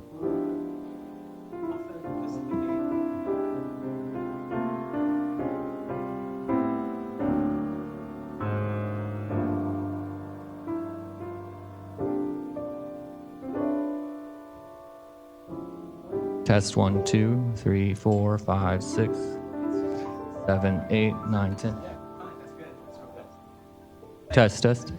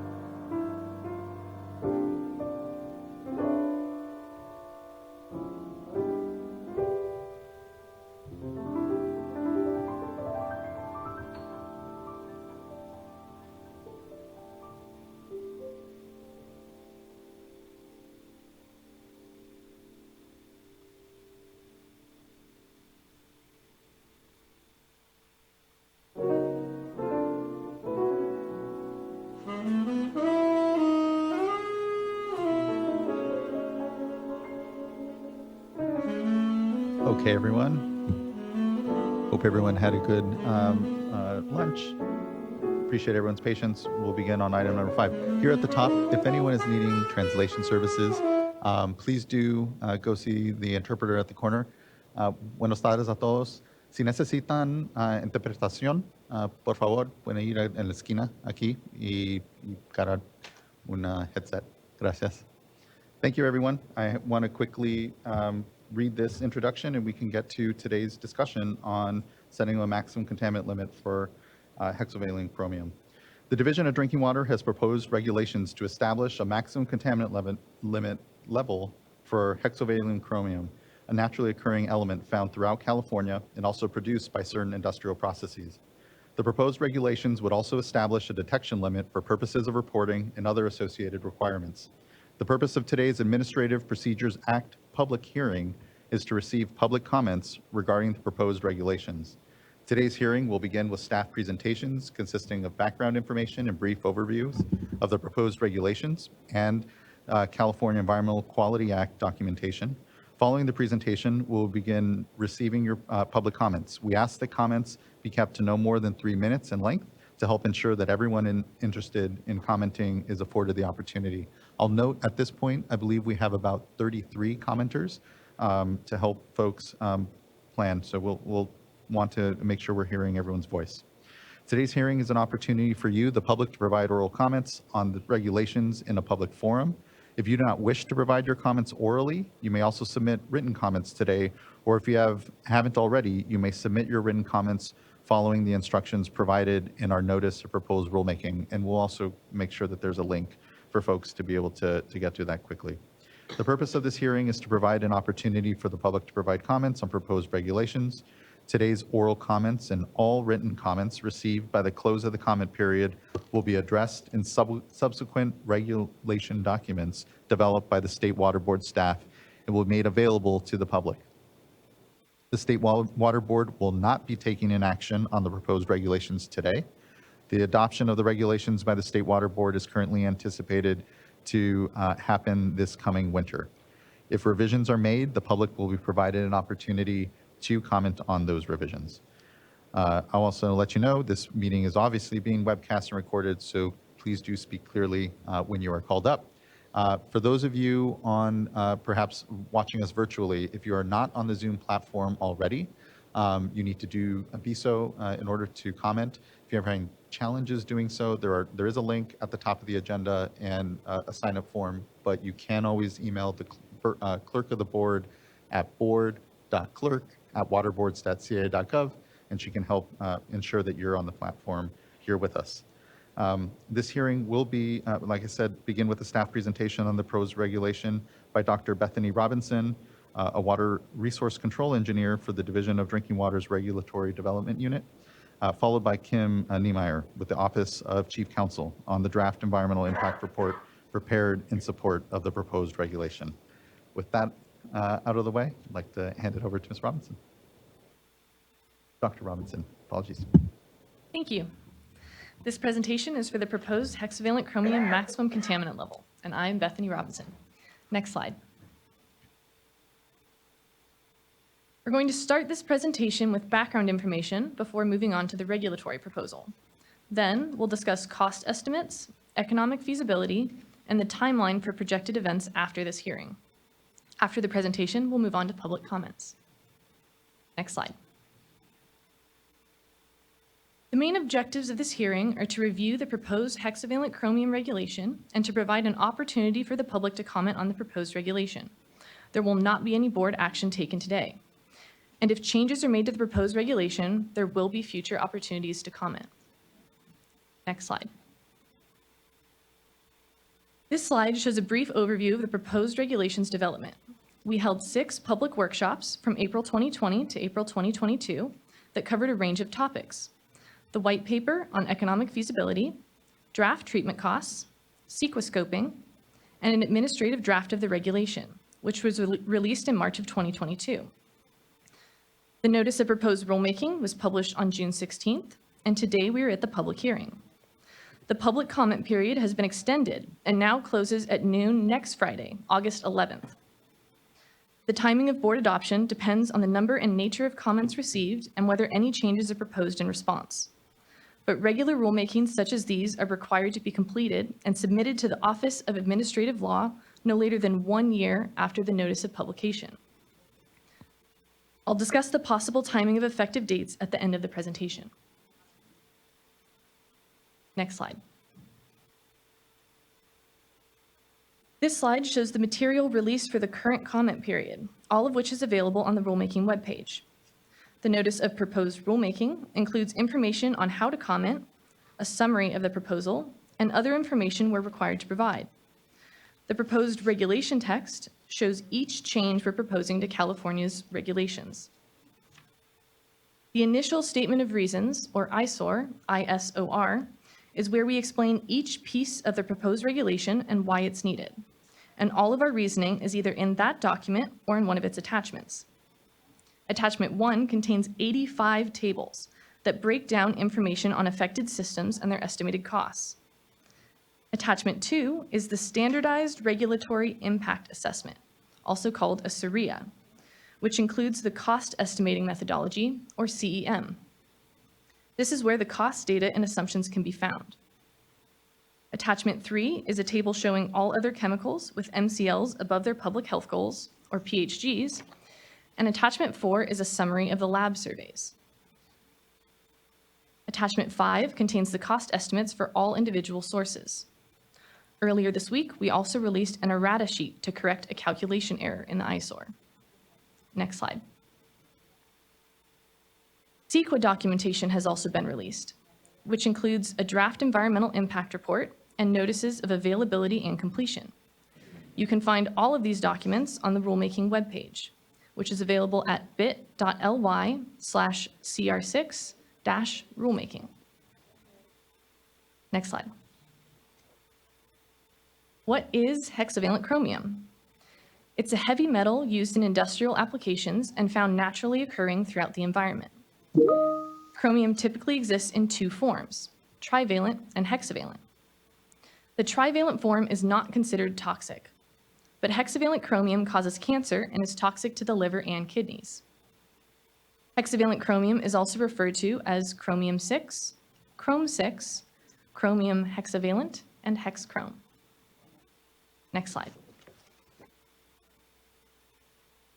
Hexavalent chromium has been detected in 53 of California's 58 counties. Counties with the most sources showing occurrence of hexavalent chromium are Los Angeles, San Bernardino, Fresno, Riverside, and Stanislaus. The presence of hexavalent chromium can be naturally occurring in some groundwater, or it can be contamination from industrial activities. Next slide. This map shows drinking water sources that have annual averages exceeding 10 micrograms per liter of hexavalent chromium. While occurrence clusters in some areas, it is also widespread throughout the state. Next slide. Now let's move on to some regulatory background. What are MCLs? The term MCL stands for maximum contaminant levels, which are standards limiting the concentrations of chemicals in drinking water for the protection of public health. Health and Safety Code Section 116365 requires that MCLs be set as close to the corresponding public health goal, or PHG, as is technologically and economically feasible. Next slide. This means that MCLs are established for the protection of public health. The public health goal, or PHG, for hexavalent chromium is 0.02 micrograms per liter. PHGs are set by the Office of Environmental Health Hazard Assessment, or OEHA. OEHA evaluated cancer and non-cancer health risks separately. The PHG of 0.02 micrograms per liter represents a theoretical cancer risk of 1 in 1 million, based on drinking 2 liters of water each day for 70 years. OEHA has also determined that a health protective value of 2 micrograms per liter would protect against the effects of liver toxicity. The theoretical cancer risk at the proposed MCL of 10 micrograms per liter is 1 in 2,000. Next slide. Now that we've discussed MCLs, let's review DLRs. What are DLRs? According to the regulations, the detection limit for purposes of reporting, or DLR, means the designated minimum level at or above which any analytical finding of a contaminant in drinking water, resulting from monitoring required under this chapter, shall be reported to the state board.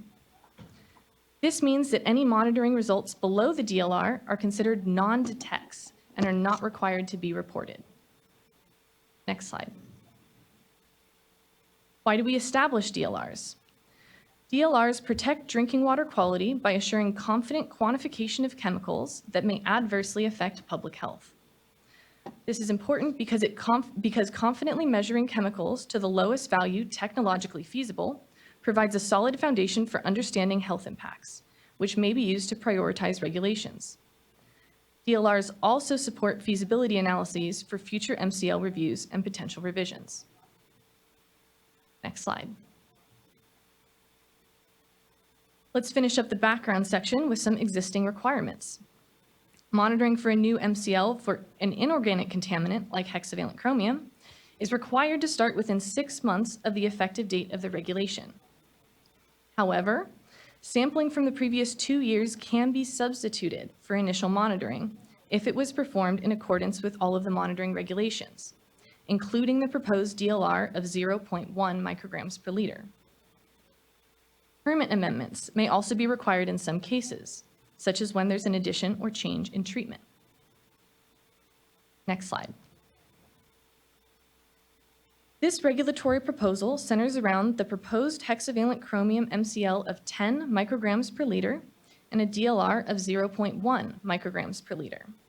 However, there are quite a few other components. In the next set of slides, we'll cover the compliance schedule, the consumer confidence report and health effects language, the compliance and operations plans, the analytical methods, the best available technologies, or BAT, and which entities we expect to be affected by the proposed MCL. Next slide. This table shows the compliance schedule for the hexavalent chromium MCL, which is broken down by water system size. Systems that serve 10,000 or more service connections will have a compliance date 2 years after the regulation takes effect. Systems that serve 1,000 to 9,999 service connections will have a compliance date 3 years after the regulation takes effect. The smallest systems, those that serve less than 1,000 service connections, will have a compliance date 4 years after the regulation takes effect. The column on the right shows the earliest compliance dates for this regulation. However, the regulation could become effective later than January 1st, 2024, which would affect these dates. There will be more discussion on when the regulation might become effective at the end of the presentation. Next slide. The Consumer Confidence Report is an annual drinking water quality report that systems are required to send to their consumers. This regulation includes text for typical contaminant origins, which must be included in consumer confidence reports when hexavalent chromium is detected. The language for typical contaminant origins for hexavalent chromium is on the slide. I'll pause for those who would like to read it.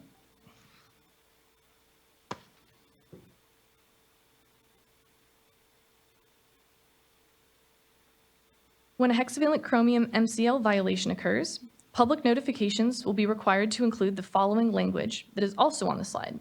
I'll pause for those who would like to read that.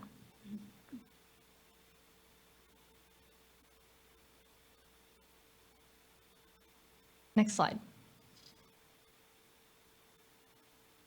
In addition, if a system exceeds the hexavalent chromium MCL before the applicable date in the compliance schedule, they must include the following italicized language in their consumer confidence reports.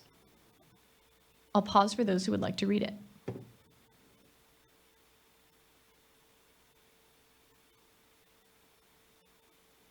Next slide. Compliance plans are required for systems that exceed the MCL before their compliance date. Those compliance plans must be submitted within 90 days of the exceedance. They must ensure compliance by the compliance date, and they must be implemented once they are approved. Next slide. To be approved, compliance plans must include the following: the proposed method for complying with the MCL, the date by which the system will submit final plans and specifications, any dates for starting and completing construction, and if a new or modified treatment process is proposed, then they will also need a pilot study, and the compliance plan must include the date by which a treatment operations plan will be completed. Systems can make amendments to their compliance plans, and systems are required to implement their approved compliance plans. Next slide. Operations plans will only be required if a new or modified treatment process is proposed. When they are required, they must include the following, if applicable: a performance monitoring program, an equipment maintenance program for each unit process, how and when each unit process is operated, the procedures used to determine chemical dose rates, any reliability features, and a treatment media inspection program. The operations plan must be approved by DDW before treated water is served. Next slide. Analytical methods are used to assess water quality, and DDW has a responsibility to ensure that the analytical methods used for compliance are appropriate to assess water quality. EPA methods 218.6 and 218.7 are both capable of reporting concentrations down to 0.1 micrograms per liter, the proposed DLR, while maintaining a high level of confidence. We have also confirmed adequate laboratory capacity for demand at the proposed MCL and DLR using these methods. Next slide. 3 treatment technologies have been identified as best available technologies, or BAT, for hexavalent chromium: ion exchange, reduction coagulation filtration, or RCF, and reverse osmosis. The effectiveness of these BATs was summarized in the peer review documents, which are available on the hexavalent chromium webpage. It's also important to note that even though these 3 treatment technologies have been selected as BAT, other treatment options may be allowed as well. Treatment is not restricted to BAT. BATs are identified to communicate which treatment technologies are generally expected to reliably remove a contaminant, in this case, hexavalent chromium. They are not required to be used. Next slide. Before we look at a table of affected entities, let's define those who are affected. We're defining an affected source as any source with a running annual average that exceeded 10 micrograms per liter between January 1st, 2010 and June 21st, 2021. A running annual average is an annual average taken over 4 quarters and is recalculated each calendar quarter, so that only 1 quarter is being swapped out for each calculation. The highest of these values, the highest running annual average, was used for each source as a historical worst-case scenario. An affected system is any system with at least 1 affected source. The affected population is all persons within an affected system. And the affected service connections are all connections within an affected system. Next slide. This table shows estimates for the systems, sources, connections, and people affected at an MCL of 10 micrograms per liter. On the far left, we have the system types, which are community systems, non-transient non-community, or NTNC systems, and wholesalers. There are 160 community systems with 412 sources that are estimated to be affected. These systems serve about 1.3 million connections and 5.3 million people. There are 62 NTNC systems with 72 sources that are estimated to be affected. These systems serve almost 600 connections and about 15.6 thousand people. In addition, 4 wholesalers with 10 sources are estimated to be affected. Next slide. Over this next set of slides, we'll discuss the estimated costs and the assumptions behind those costs. These costs were estimated generically for California and did not use site-specific information. The costs assumed that every system would pursue treatment. These costs were broken down into per system, per source, per person, and per connection costs. Costs were estimated for a range of potential MCLs, between 1, which was the previous DLR, and 50, which is the total chromium MCL. Treatment costs were estimated separately for each source and depend on contamination levels. Higher source concentrations of hexavalent chromium cause higher treatment costs.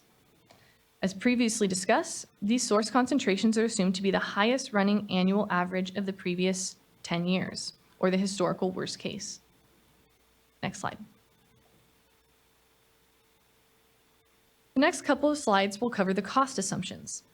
The cost estimates assumed that each affected source would be treated separately, and would be treated to 8 micrograms per liter for an MCL of 10 micrograms per liter. And I'm calling this treating to 80% of the MCL. The capital cost estimates were based on treatment plants capable of treating a source's full flow to less than 1 microgram per liter. However, operations and maintenance, or O&M costs, were based on treating source flow from the highest running annual average to 80% of the MCL. Another critical assumption is that the source flow is equal to the total amount of water produced by the system divided by the number of active sources. This also means that we're assuming that each source in a system will have the same flow. Next slide. Land costs were excluded, but sales tax of 7.25% were added to the capital costs. In addition, all costs were adjusted to June 2022 dollars using the Engineering News Record, or ENR, cost indices. Average flow was calculating using 150 gallons per person per day for community and wholesaler systems, and 120 gallons per person per day for non-transient non-community, or NTNC systems. Average flow was used for O&M costs, while a peaking factor of 1.5 was used for capital costs. Next slide. The cost estimates assumed that all affected systems would need to prepare both compliance and operations plans, even though this is likely an overestimate. Costs were based on an estimated 10 hours to prepare compliance plans and 90 hours to prepare operations plans.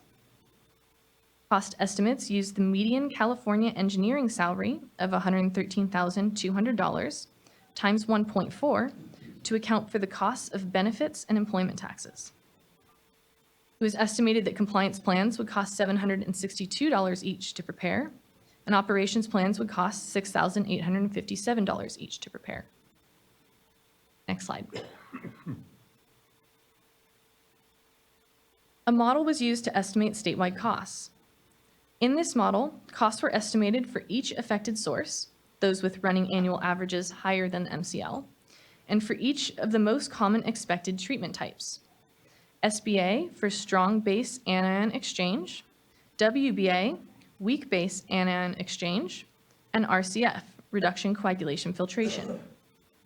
The treatment type with the lowest estimated cost was used for each source. Different flow ranges had different assumptions as well, all of which can be found in the cost estimating methodology. All sources used to estimate the cost can be found in the documents relied upon, which are available at bit.ly/CR6-rulemaking-file. Next slide. This slide shows the estimated annual costs for an MCL of 10 micrograms per liter. The top table is for community water systems, and the bottom table is for non-transient, non-community, or NTNC systems. Before I start discussing these values, I want to point out the far right column, which shows the specific tables in ISOR Attachment 1 that these values come from. We can see that for both community and NTNC systems, per source costs increase with system size, which is because larger systems usually have larger sources. The same is true for per system costs. A larger system will generally need more water for its customers, which will cost more on a per system basis. Generally, the opposite trend is seen with per connection, per person, and per volume costs, which all tend to decrease as the system size increases. This is due to economies of scale. Generally, larger systems have more customers over which to spread costs. Next slide. I'll pause for a few seconds for those who would like to read this slide and reiterate that all of these values can be found in our documents posted online.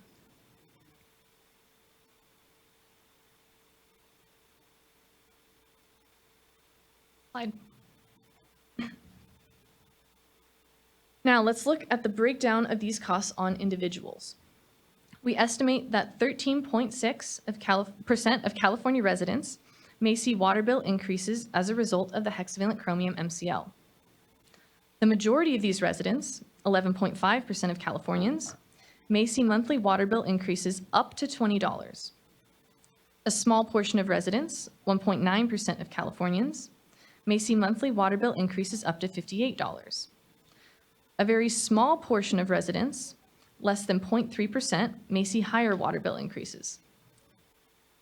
When we look at the largest category of systems, those with at least 10,000 connections, the average and median monthly water bill increase is $8. Next slide. These estimated costs are statewide estimates and not the actual costs systems would face when complying with the MCL. Capital costs were amortized at 7% over 20 years, and most systems would see less than a $50 increase in monthly household water bills. State financial assistance may be available. In addition, systems with fewer than 200 connections may be eligible to use point of use, that is POU, or point of entry, POE, devices for compliance, which can be used instead of centralized treatment. Next slide. This slide shows the steps taken to set an MCL.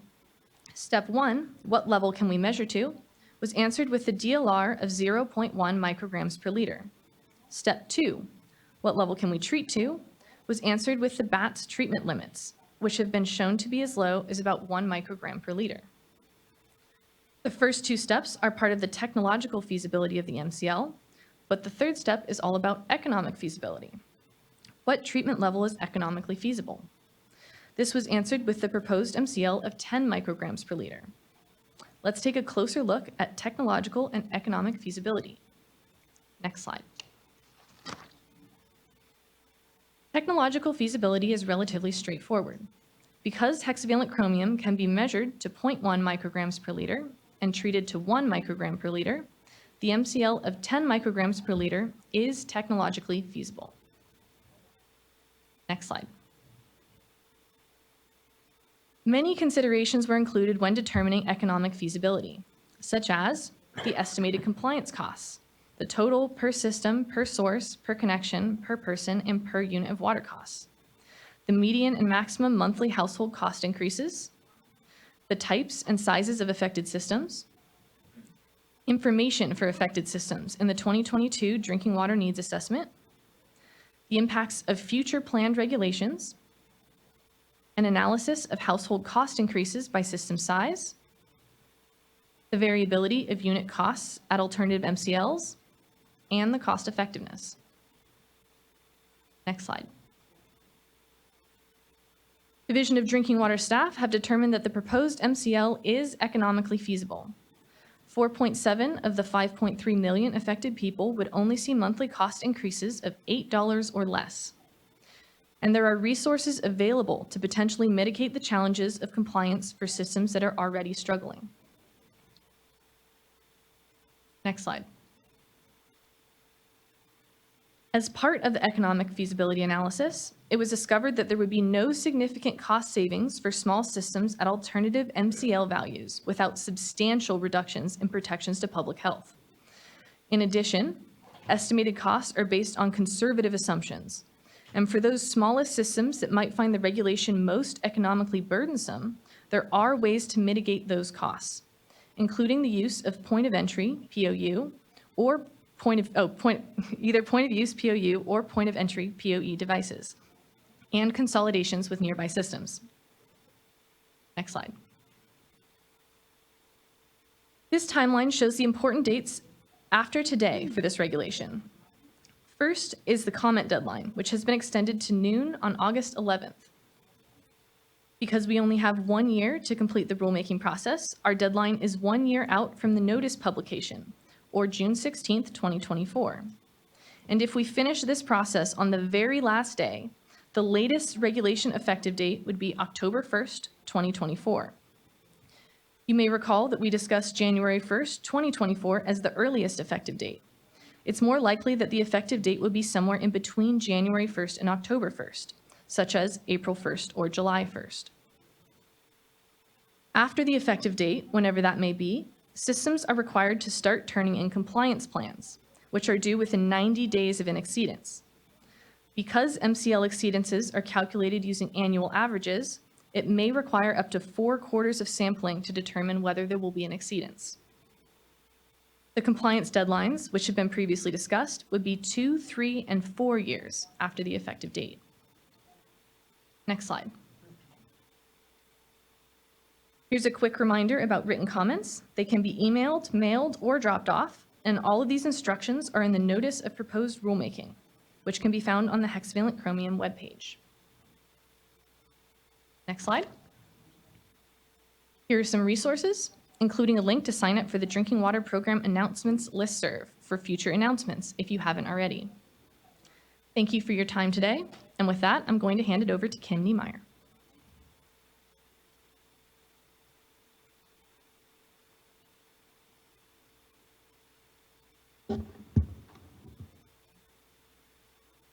Good afternoon, board and members of the public.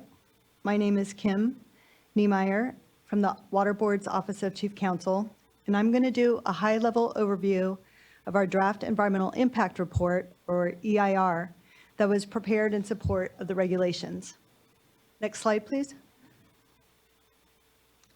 Section 15187 of the CEQA guidelines and Section 21159 of the Public Resources Code require certain agencies, including the State Water Board, when adopting a rule or regulation requiring installation of pollution control equipment or establishing a performance standard, to prepare an analysis of the environmental impacts of the reasonably foreseeable methods of compliance. This EIR serves as that analysis. The EIR looks at the potential impacts from the methods of compliance, the feasible mitigation, and the reasonably foreseeable alternative means of compliance. This EIR does not look at site-specific impacts, but considers a reasonable range of environmental, economic, and technical factors, populations, geographic areas, and specific sites. Next slide. So what are the reasonably foreseeable means of compliance that we analyzed?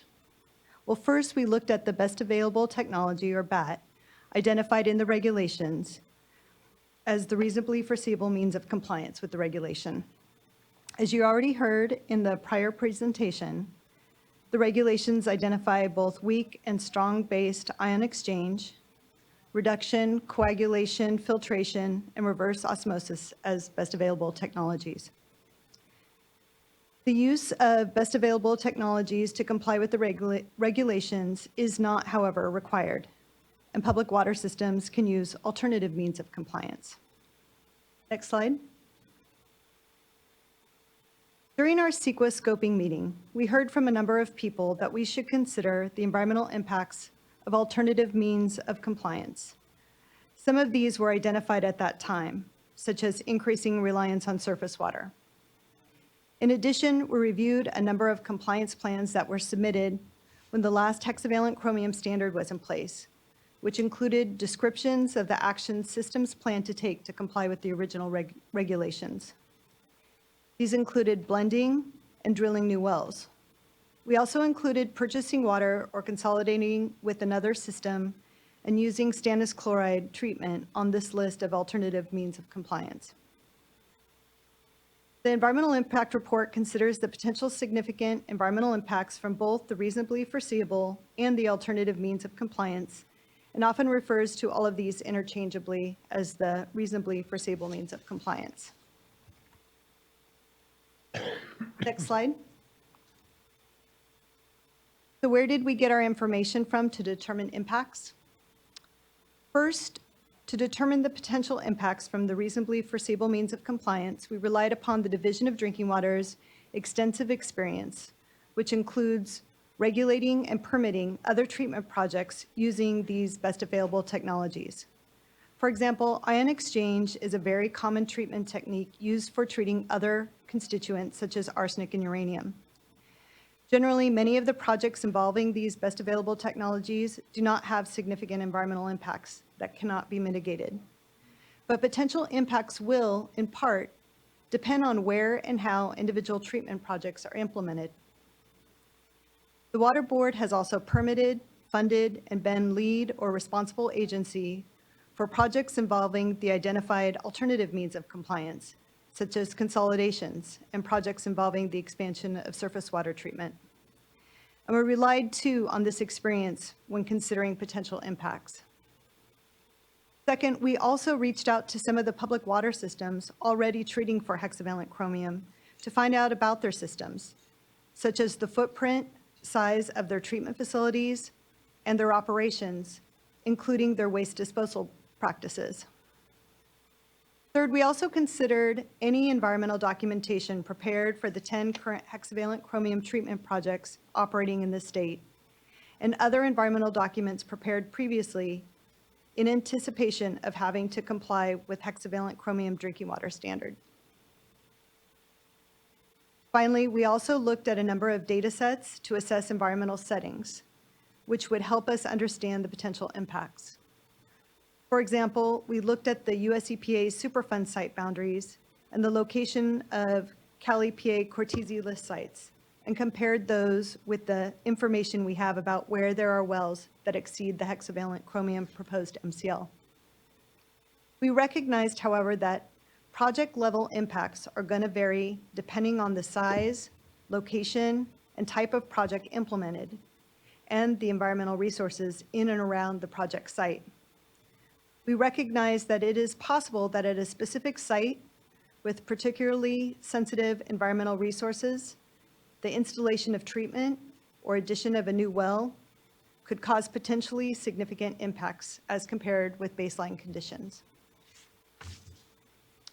Although we have a good understanding of areas where hexavalent chromium detections are above the proposed MCL, the State Water Board cannot predict how each public water system will choose to comply, where the site-specific compliance projects will be located, what site-specific sensitive resources may be located there, what mitigation measures are feasible, and what potential significant environmental impacts there could be. Because of this, the analysis in the environmental impact report considered many of the impacts to be potentially significant and unavoidable. Next slide. The type of impacts identified primarily related to the construction and operation of treatment, although it was recognized that there also could be impacts related to monitoring. Impacts related to alternative means of compliance were much more generalized because those types of projects are going to, by their very nature, be very site-specific. But we did identify generally some potential impacts related to their construction and operation. The analysis also recognized the potential for cumulative impacts related to other treatment and consolidation projects being approved or funded by the board, but did not find that the regulation would result in growth-inducing impacts because there are not existing constraints on growth due to hexavalent chromium contamination that would be alleviated by the regulation. For the alternatives analysis, the environmental impact report considered a no project alternative, an alternative that listed stannous chloride as best available technology, and also analyzed the alternatives that were considered in the initial statement of reason, and that was the MCLs from 1 to 15, 20, 25, 30, 35, 40, and 45. The alternative analysis concluded that less stringent or higher MCL values would result in less systems having to install treatment or otherwise address the exceedance, and more stringent or lower MCL values would result in more systems having to comply with the regulations, potentially resulting in more impacts. Slide 7. Next slide. The environmental impact report cannot quantify impacts associated with the implementation of any specific project. It is too speculative to assume the size, type, and location of potential compliance projects.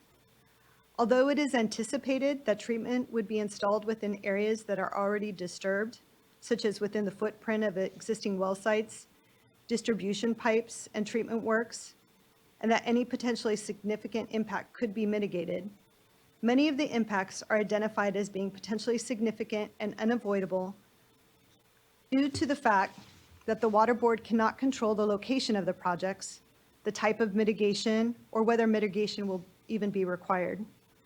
For example, because a treatment facility could be located on prime agricultural land, the State Water Board cannot say there would be no impact on prime agricultural land in this environmental impact report. However, it is likely that most public water systems would be able to avoid impacts to prime agricultural land and other sensitive locations when implementing their site-specific compliance projects. The environmental impact report identifies potential mitigation measures that later responsible agencies could require to avoid impacts. But because those requirements are within the responsibility and jurisdiction of other public agencies and not the State Water Board at this time, the environmental impact report takes a conservative approach and finds most impacts to be significant and unavoidable. Next slide.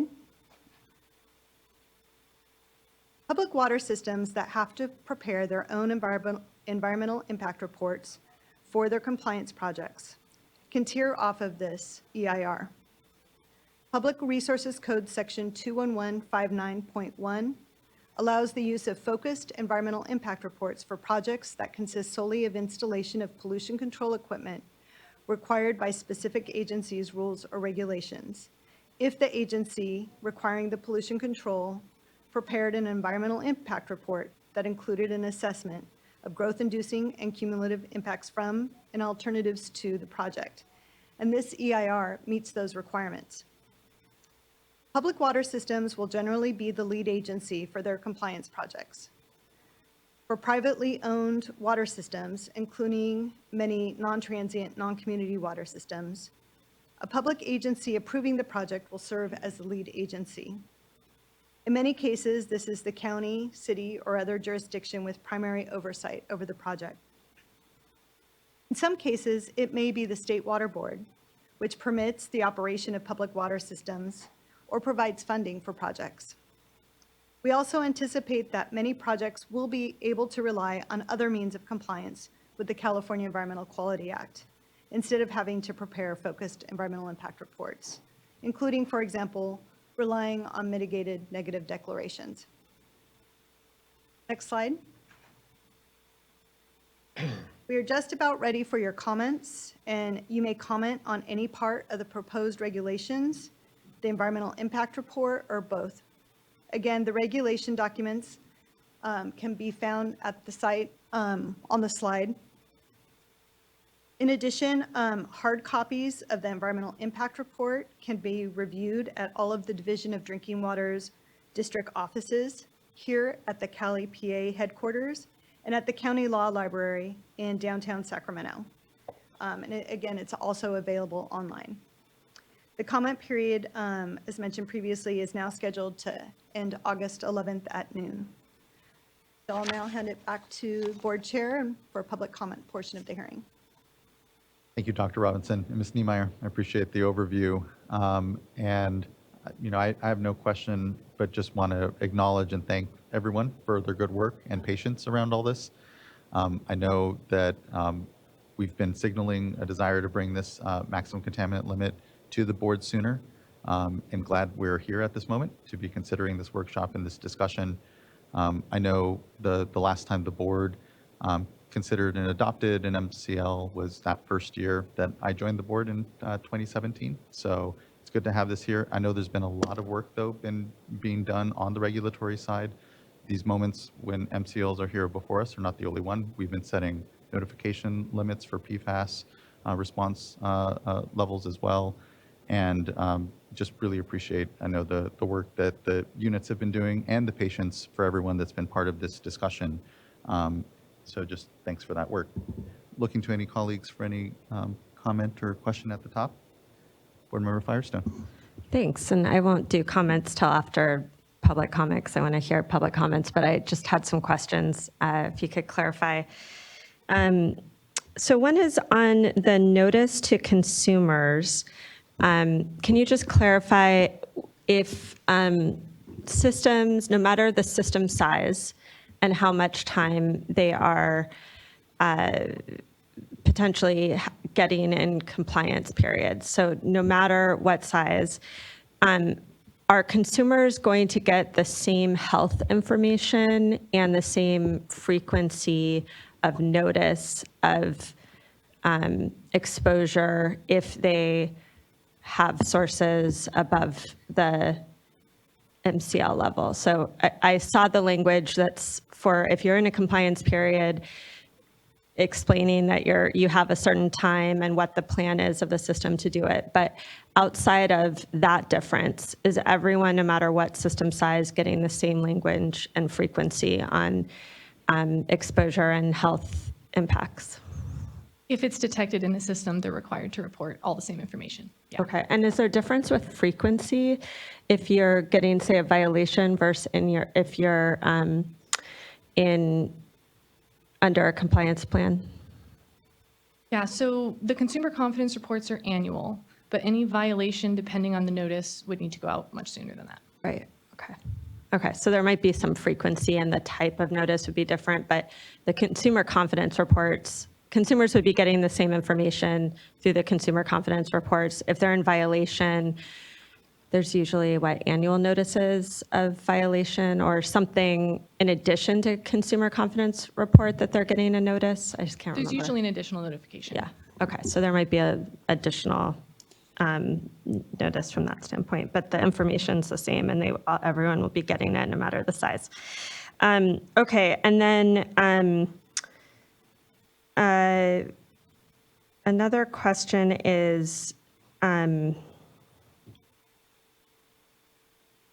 so in the EIR, we recognized there's alternative means of compliance that probably systems will end up using if they can, like blending or drilling a new well or consolidation. And we didn't include any of those in the cost estimate for the economic feasibility analysis. Can you just comment on why we didn't, and if there's some way that we might be able to approach doing that to recognize that, a system right next to another system that doesn't have it, we do analyze that in the needs assessment in terms of consolidation potential. And I know it's very complicated and each system's going to be different, but I'm just wondering if you can comment on, is there an approach that we might be able to use to try to recognize that?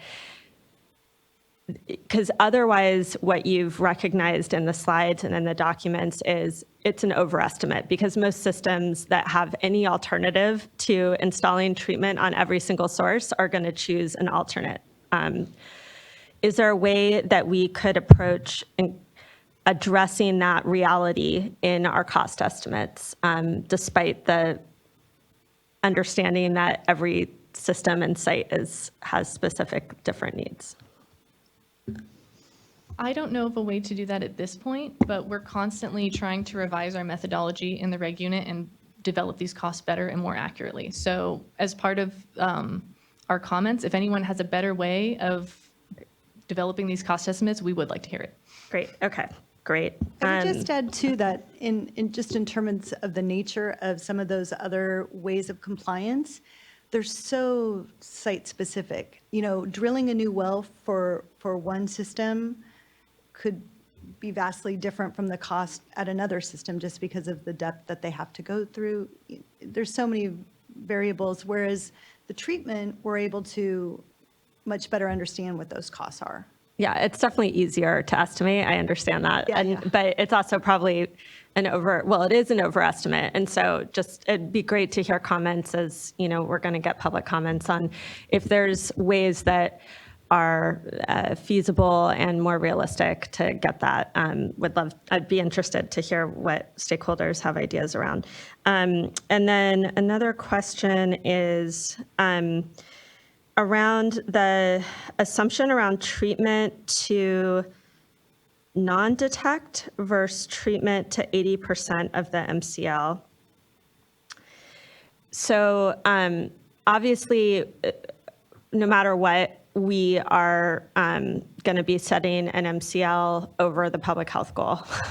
And so you want to be, minimizing the amount of exposure, and that's what we're called to do. And but the MCL that we're setting is a certain level, and I believe 80% we are using.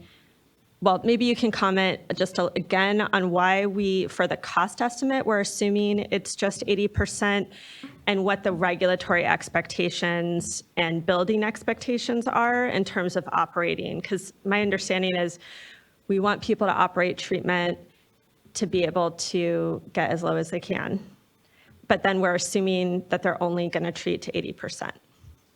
Yeah, so there's a couple different, like you said, a couple different ways to look at this. When we're doing cost estimates, a lot of the 80% was looking at chemicals and how many chemicals they needed to buy and things like that. So we wanted to only look at what they were required to do.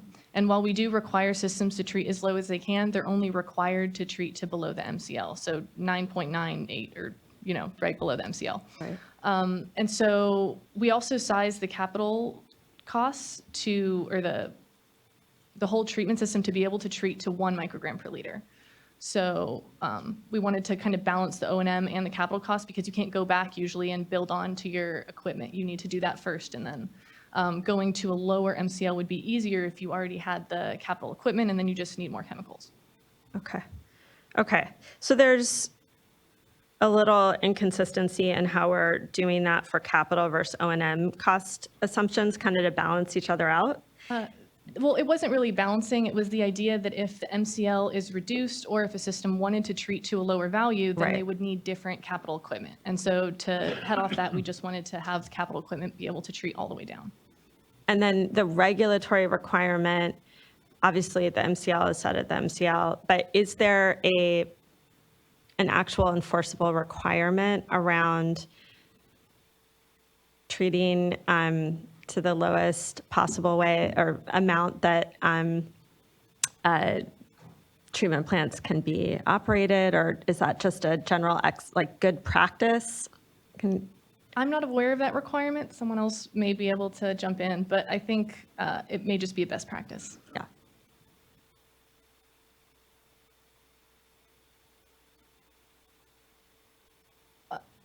Also, treating to lower concentrations means you usually need to switch out your media, which is usually the most expensive part of treatment, depending on what you're doing. And so it can substantially increase those costs to try to get lower. Right. Yeah. No, I mean, I understand. I'm not, just in terms of comments, I understand why we're making those assumptions. I just wanted to tease out and make sure I'm understanding it. So these are just questions to clarify. And then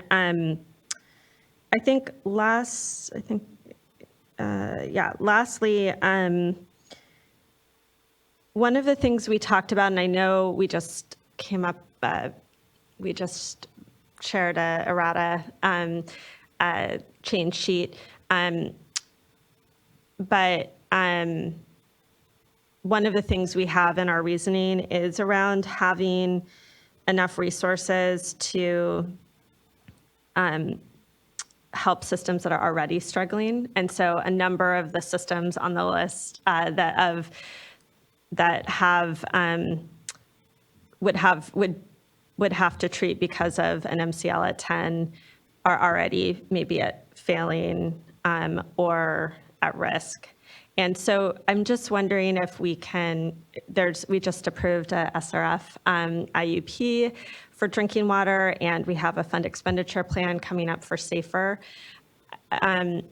Obviously, there's a lot of kind of reductions on federal and state level in terms of money coming in. So I'm just wondering if you can share whether we still feel like we have the resources to cover those systems that are already, in terms of the cost we've identified here, those systems that are already failing and at risk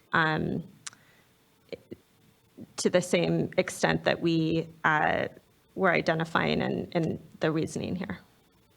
Does that make sense? That might be a question for the Division of Financial Assistance, but I don't know if Darren, you want to step in.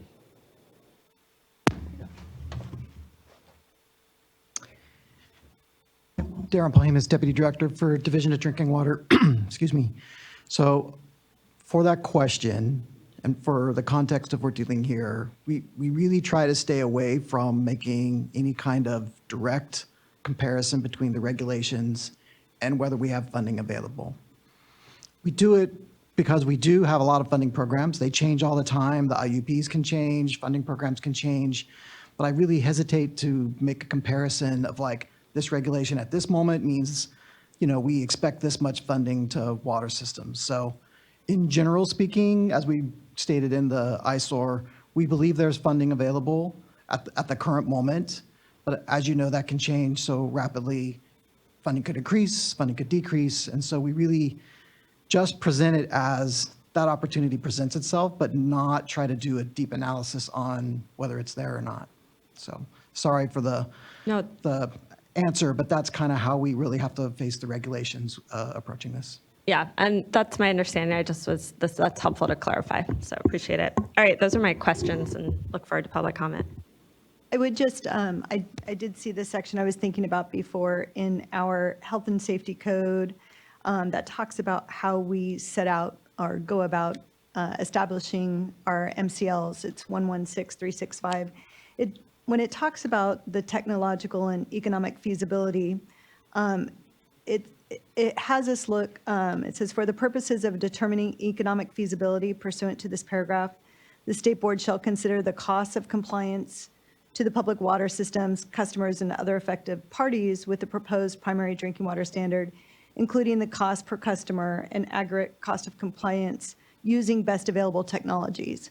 So that's why we focus on the best available technologies, but it doesn't prohibit us from considering other things, but that is why our analysis is focused on what is the cost of compliance looking at those technologies. Thank you, board member. Thank you for the responses. Seeing no other comments or questions at this moment, we can begin to get into our commenters. We have about 38 individuals. I want to start, as we always customarily do, with any elected officials. And so first would start with Oscar Ortiz, the mayor of the city of Indio. And if there are any other electeds amongst our speakers here, please do either just on the platform, if you're on the Zoom platform, raise your hand, or just come up after Mr. Ortiz speaks to the podium. And please do then identify yourself. Mr. Ortiz, good afternoon. Thank you. Good afternoon. First of all, thank you for your concern for the water quality for Californians, and thank you to Mr. Esquivel for taking some time to talk with me earlier this week over the phone. Today, I would like to share with you my concerns as a fellow scientist, as someone who is passionate about public health and natural resources, and as a representative for my city, my staff, and my residents. Our city has 3 wells currently being treated for chromium-6 already. If the MCL would be set at 20 parts per billion, which is less than half of the current MCL, all of our wells would pass, and we would incur no additional costs. If the MCL is set at 10 parts per billion, as currently proposed, 13 of our wells will need additional treatment at an estimated cost of $80 to $100 million. Our staff's models show that this would require an increase of 25% in the cost of water over the next 5 years if this was implemented without any grant funding or state assistance. As things stand today, we have no guarantees that this would not be the case for our residents. There are a few bonds proposed for funding, but nothing that has passed through legislation. We have the promising results of stannous chloride as a more affordable treatment, but no state approval for this technology. I'm happy to say that our staff is well prepared for whatever your choice is on the MCL. We have done our studies, prepared a plan for implementation, and are even ready to start testing with stannous chloride at one of our wells. The questions I still have include the following. First, how much health impact can we expect between 20 parts per billion and 10 parts per billion? And is that impact worth a $100 million investment from our residents' pockets during times of economic uncertainty and extreme instability in housing? And actually, some of those wells are barely at 12, 14, and so we would see a very small change in the parts per billions there. Also, 100 million is about equal to our general fund budget for a whole year. Second, if we do move forward, what funding will be available to help ease the impacts on our residents, especially those already struggling financially? And as we've heard, that we have no assurance in that. Third, will stannous chloride be an acceptable method of treatment? Because that would drastically change our economic impacts of implementation and change our whole strategy.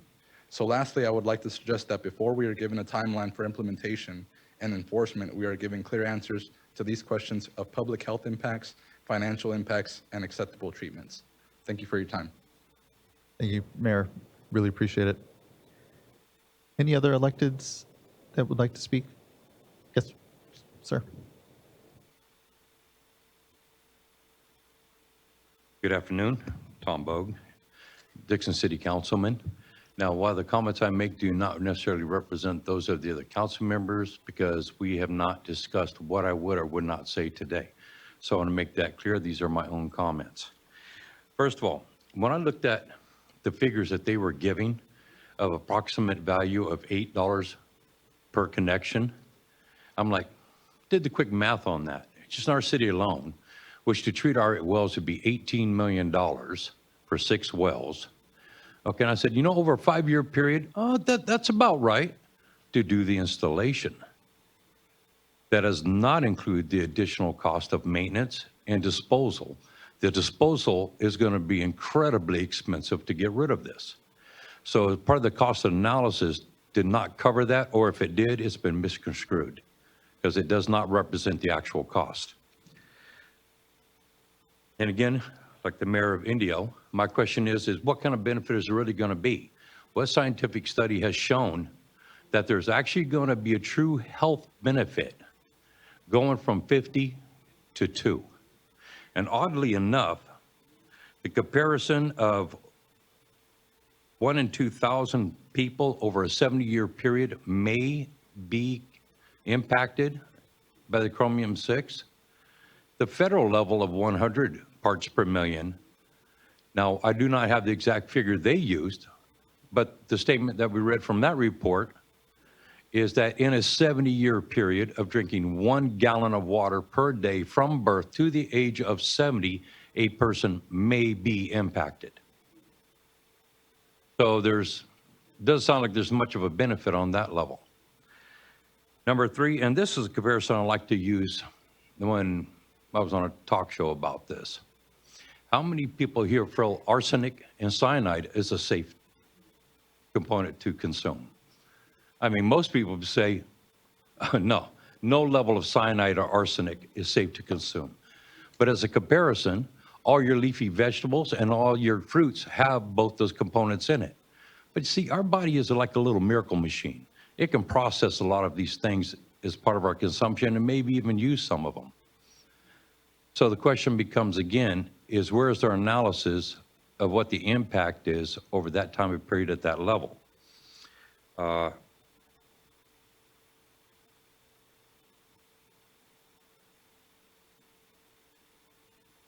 Apparently I didn't write down the last point I was going to make with this, but the bottom line is, oh, that's what it was. Now they say that 1 in 2,000 should be impacted within 70 years. Well, based upon our population of California of 38 million people, that means we should have a reported cases of 1,950 annually on average for people who have been impacted by drinking chromium-6. Well, I just did a quick research over the last 3 years. I haven't seen any reported cases of people impacted by it yet, outside of the ones that have gone around factories and stuff that actually put out that type of product as part of their processes, which frankly, if you're sticking your head in the chemical pond, I don't know what to tell you. So the bottom line is I would like to see an analysis of how many people have truly been impacted outside of the Barakovich case. And that is related strictly to the natural occurring contamination of our soils. Thank you. Thank you, Council Member. Next, we'd like to start to get into our regular commenters. I believe that is the only electeds we have looking quickly onto the Zoom platform in case there's a hand raised, and there's not. So, oh, there's additional one in the room. Yes, sir. Please do introduce yourself. Good afternoon, Chairman, Vice Chairman, and members of the board. Thank you for being here today and letting us speak this today also. My name is James Ward. I am the Dixon City Treasurer. Elected official, however, I'm here as a ratepayer and as a citizen today. Yes, I do work in the municipality of the city of Dixon. Our population is approximately 20,000 people. We are in Solano County. We are one of 9 Bay Area counties. Probably have 102 municipalities included in them 9 counties. Looking at the numbers and looking at the inflation level today, the latest figures came out July 1st, and we're about 3% inflation rate. However, with the service industry, such as your hotels, your restaurants, we're about at 4.7%. We all like to use hotels, we all like to use restaurants, but they use water as well. This undue financial hardship, in my perspective, is just another possible state mandate program. And without the state financial assistance is unacceptable. As you heard, there's no guarantees.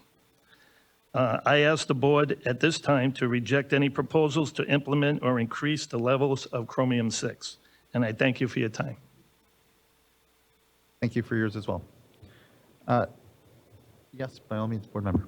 Sorry. Firestone. Thanks. Just a question following up on the comments by the mayor from Indio.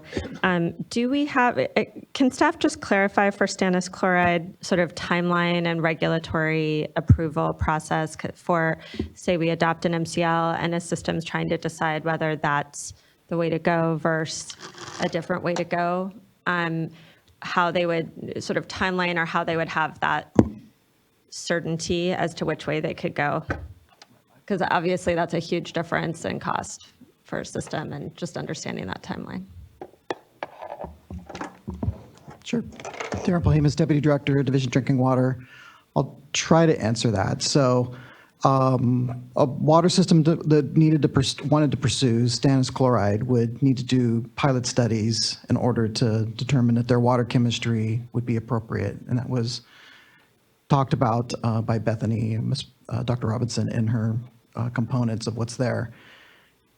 Understanding that a large system obviously has 2 years to complete and come into compliance, that could pose some difficulties associated with their timeframes associated with that. So they are going to have to make a balancing determination between the times they have of that and whether that makes the most sense for them as they proceed forward. So we generally work with them on the pilot planning and make sure that it's expeditious as they are going to go forward with that. And a lot of systems have already done a lot of work that they can bring back forward, and they're not starting from scratch with it, but it'll really depend on each system that wants to face it, kind of where they were at before, what they further need to do in order to complete that. Thank you, board member. Board member McGuire. Yes, thank you. I might as well add a question while you're all here. So the commenter from Dixon mentioned that a concern that the disposal costs weren't incorporated into the analysis. Can you speak to that, whether they were, and if so, how they were included?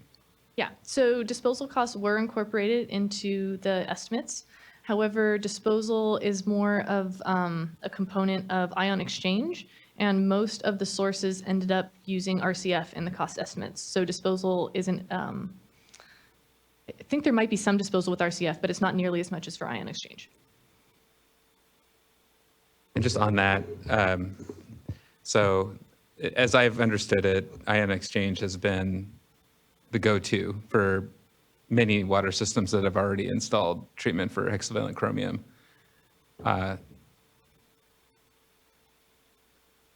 Do you see a shift as we go forward here? I'm hearing now about stannous chloride, reduction, coagulation, filtration. Do you see this trend towards alternative, moving away from ion exchange? I think it's possible, especially because RCF, which has been shown very promising, is essentially stannous chloride with filtration afterward. And that's what a lot of these costs were estimated off of. Thank you. Appreciate the questions, board member. And I think that hearing the points, of course, from our colleagues from Dixon and also the mayor of Indio around localized analysis looking like costs are more than what's broadly painted within the reg.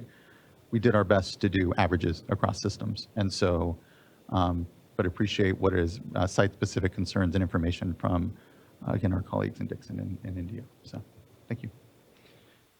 Let's get any additional elected officials in the room or on the platform. Okay, great. Seeing none. Let's get to then regular order, which here we're going to take folks in order of comment requests received. And so I'd like to first call up Jared Voskuhl, followed by Tim Worley, and then Norman Benson.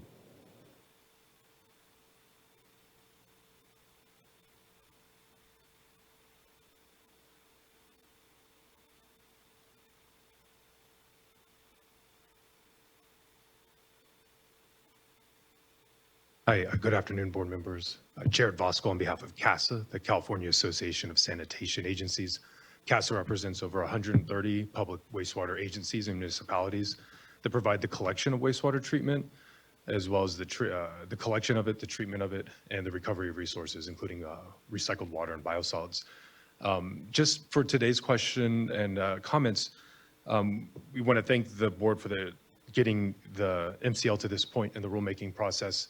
We had specific comments during the public outreach period. I think there were 4 mentioned in the initial statement of reasons, one in May of 2020, as well as another in April of 2022, which we provided comments there describing the impacts of an MCL on wastewater agencies in terms of cost.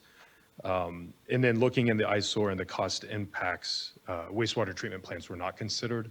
And so I just wanted to inquire with staff whether that was a deliberate exclusion or if there was a rationale there. And in terms of background, as explained in those comment letters, MCLs become water quality objectives at the regional board level on basin plans, and those are incorporated by reference. So then wastewater treatment plants have to treat to those standards. And so in this case, the aquatic life beneficial use is at 11 micrograms per liter, but the MCL is at 10 micrograms per liter.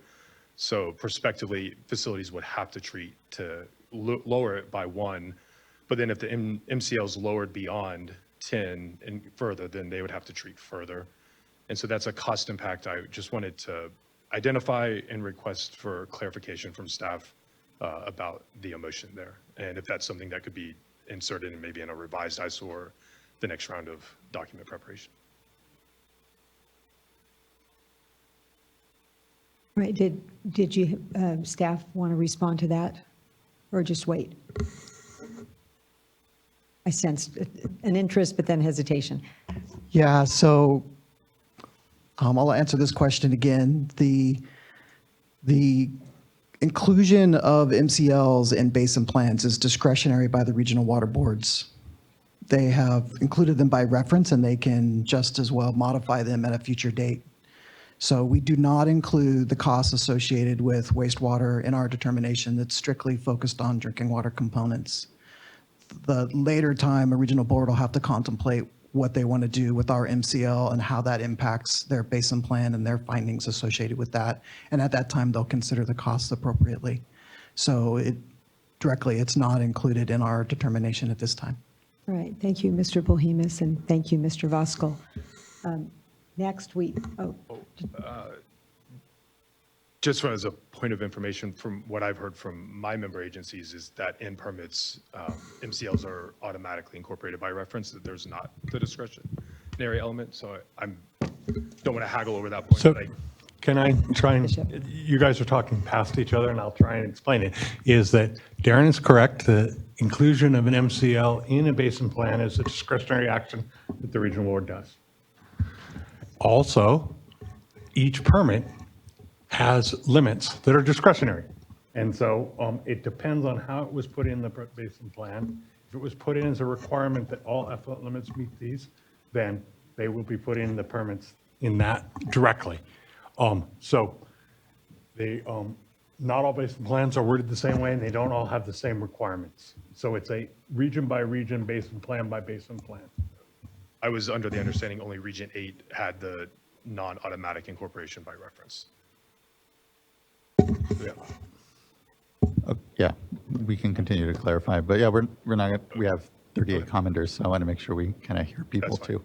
Thank you for tending to the point. Yeah, thank you, Mr. Bosco. Next, I'd like to call up Tim Worley, who will be followed by Norman Benson and then Joanne Lee.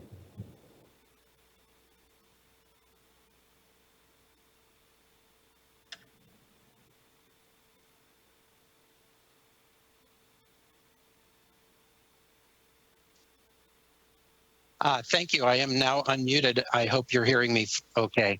We can. Good afternoon. Good afternoon. Good afternoon.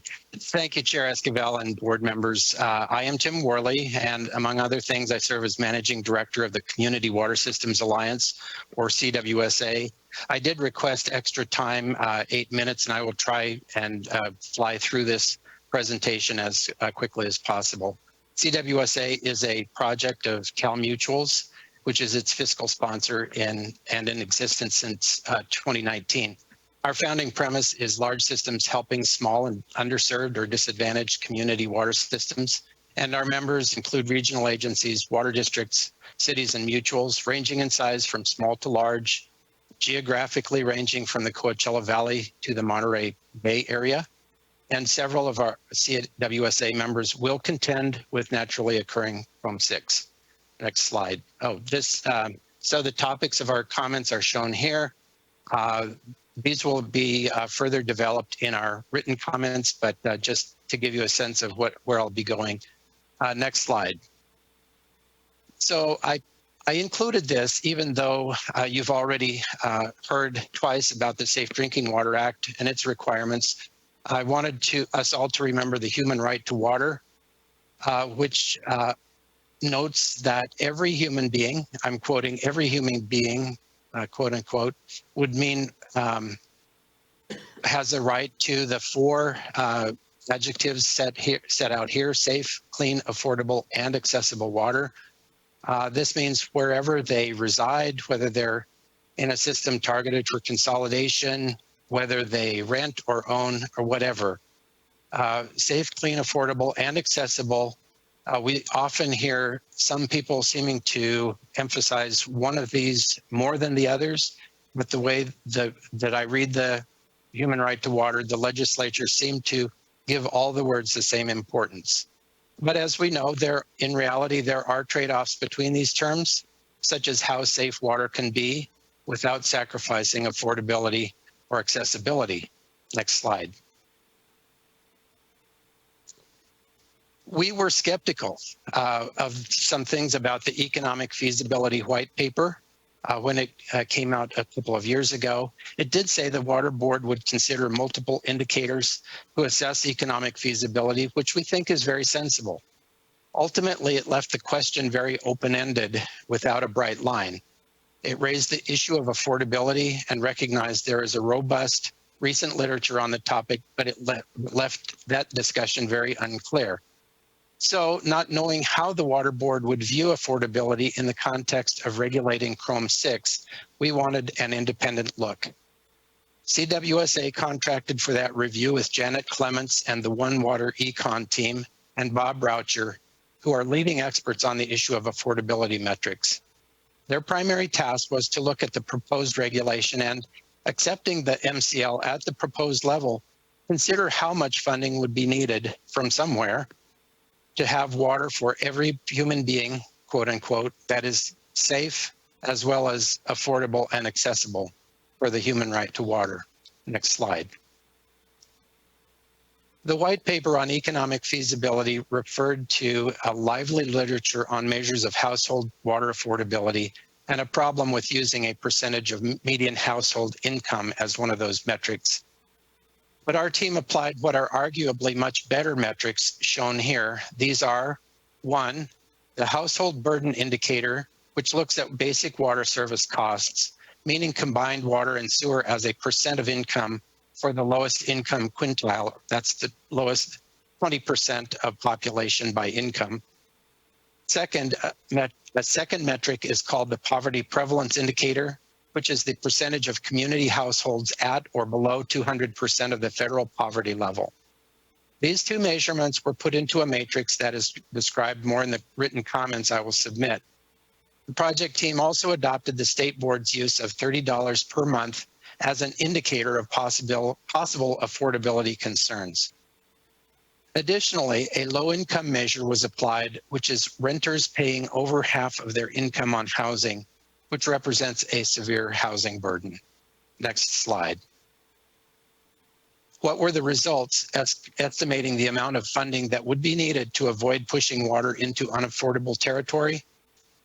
The CWSA project team produced results that are very close to the state water boards for systems up to 5,000 service connections.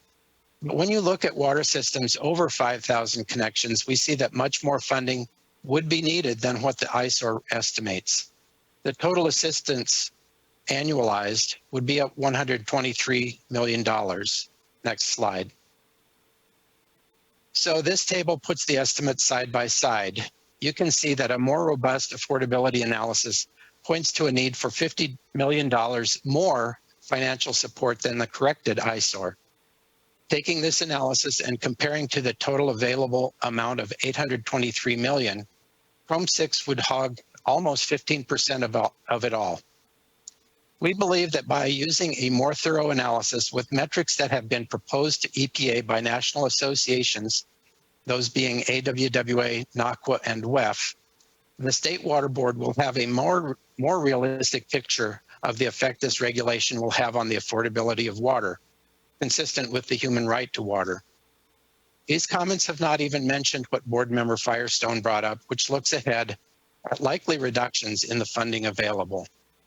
CWSA requests that the comment period be extended at least two weeks, one additional week beyond what has already been extended.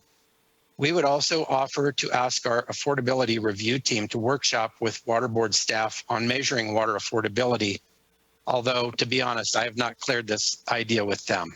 Next slide. I just want to quickly comment on a few other areas we believe the regulation could do better in evaluating.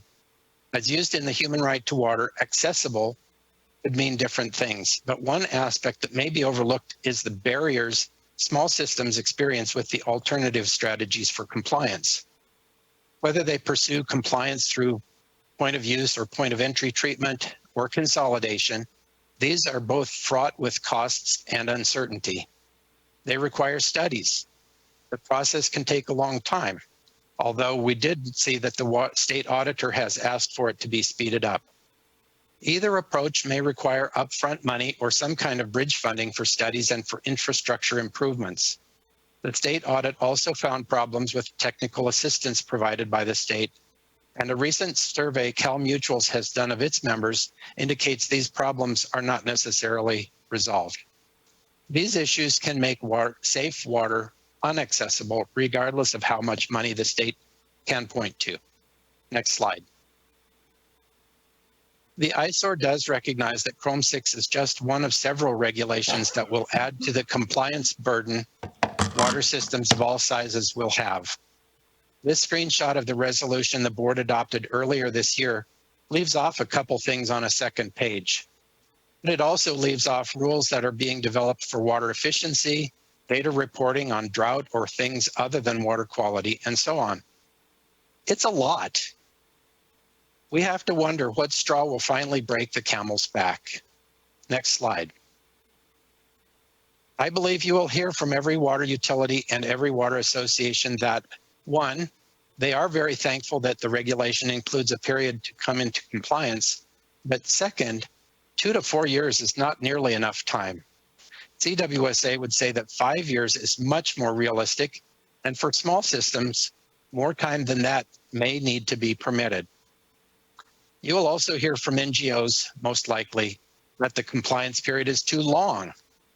Keep in mind, they are not necessarily in touch with the realities of planning, designing, CEQA compliance, even expedited, public bidding, and construction with current supply chain issues. I just recently heard from one water district currently in construction of a treatment plant that the time to get a steel tank is a full year after placing the order. Next slide.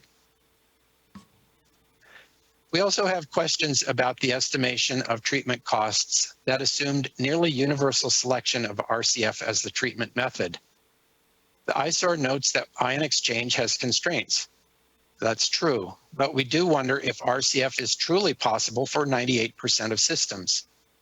This is kind of the flip side of Board Member Firestone's presumption that cheaper alternatives will be available to most systems. Undoubtedly, water systems will pursue cheaper alternatives if possible, but the experience to date, as Board Member McGuire noted, does not necessarily support that presumption. The systems that I am aware of are using ion exchange. In a chart in Dr. Robinson's presentation, the affected sources sum to 494, just doing some quick math on the fly. That appears to be a change from the 501 in the ISOR. So it's not a big difference, but it seems to be another moving target. Next slide. So there is one statement in the ISOR I just have to call out, and it's kind of a wonder to me that someone didn't take it out before it was published because of its potential to be taken out of context and mislead the public. You can read it for yourself. The whole state is not covering the cost, just customers of the affected systems. So I do find it hard to comprehend how an obvious misuse of an average like this would remain in the ISOR. Another example of somewhat far-fetched rhetoric is the last bullet point. I just include these to say that we would have expected a somewhat more objective presentation without this kind of statement. Next slide. This really is my last comment. The data call-in by OEHA came just a few months ago. We don't know how objective that review of the public health goal will be, but we do know that a sizable quantity of peer-reviewed published articles put a big question mark on the linear dose response for both cancer and non-cancer endpoints. So I just include this to suggest that the regulatory process seems to be a little out of whack. I'll just leave that there. Final slide. You've probably taken more than the time I asked for, and I apologize, but I do appreciate your indulgence. Thank you very much for listening to our comments. Feel free to contact me if there are any questions. Thank you. Thank you, Mr. Worley. I appreciate your comments. Next, I'd like to call Norman Benson, who will be followed by Joanne Lee.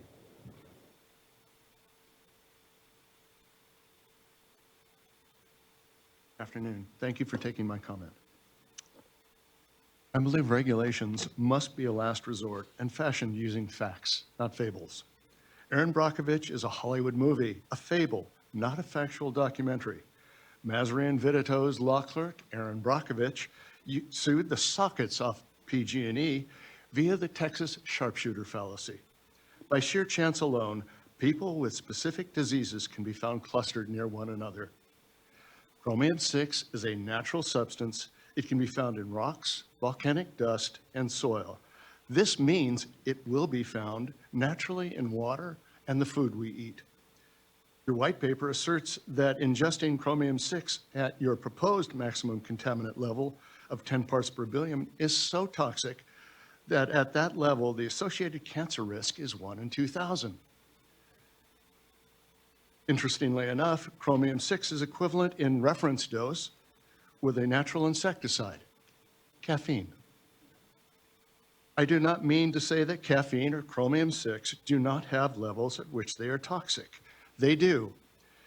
Every substance, no matter how toxic, has a level at which it is benign. And every substance, no matter how benign, has a level at which it is toxic.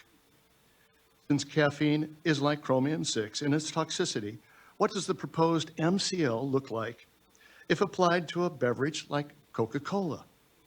A toddler would be allowed 1/50th of 1 milliliter, 1/3 of a drop of Coca-Cola per day. Any more than that would exceed the proposed MCL of 10 parts per billion.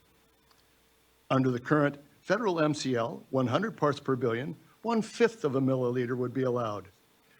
Lo siento, but I have a hard time swallowing an assertion that 4 drops of Coca-Cola per day will damage a toddler.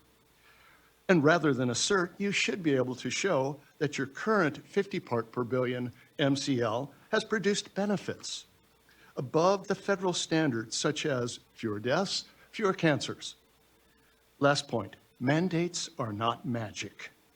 They are the use of government force to create a societal change. The proposed regulation will criminalize and punish people for doing something that had previously been legal. If the Water Board passes this regulation, I believe it will accomplish 3 things. It will, 1, create more criminals. 2, make people pay more for water. And the 3rd, make more public water systems provide drinking water encased in plastic bottles that meet the federal standard, not the state. This proposed regulation is based on virtue signaling politics, not science. The federal law is bad. This proposed regulation is a magnitude worse. I thank the Water Board for taking my comment. I thank you, Mr. Benson, for your comments. Next, I'd like to call up Joanne Lee, who will be followed by Nick Blair. Good afternoon.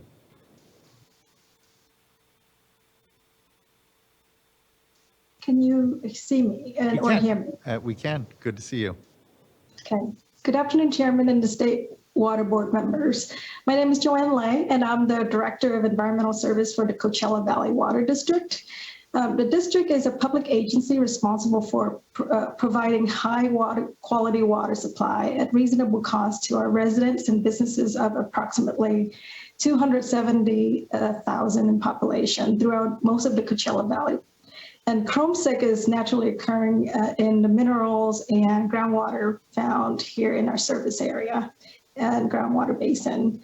And about a third of our wells distributed over 50 square mile area exceeded the proposed MCL, or chromium 6 MCL. And while we understand the importance of adopting an MCL that for the protection of public health, we remain concerned with the following deficiencies as they have not been adequately addressed as previously commented by our agency.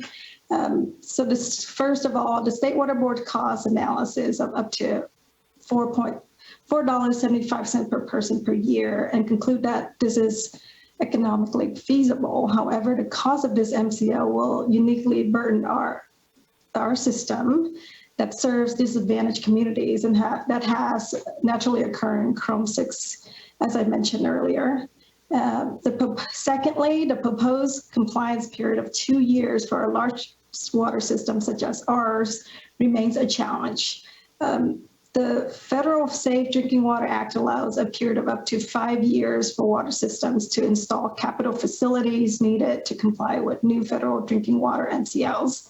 So we urge you to consider this compliance timeline as a base period for which water systems should strive to comply with the proposed MCL as the practicalities of planning, designing, funding, permitting, and installing new treatment facilities. And flexibility should be granted depending on the progress made. And lastly, I just wanted to point out that in the last few years, our agency has successfully piloted a study of the addition of stannous chloride to reduce chromium 6 concentration to data well below the proposed MCL granted without filtration. This treatment method, as the mayor of Indio pointed out, is the most cost-effective option and can be employed immediately by our district should we gain approval from the DDW to launch a full-scale implementation that is specific to our water systems.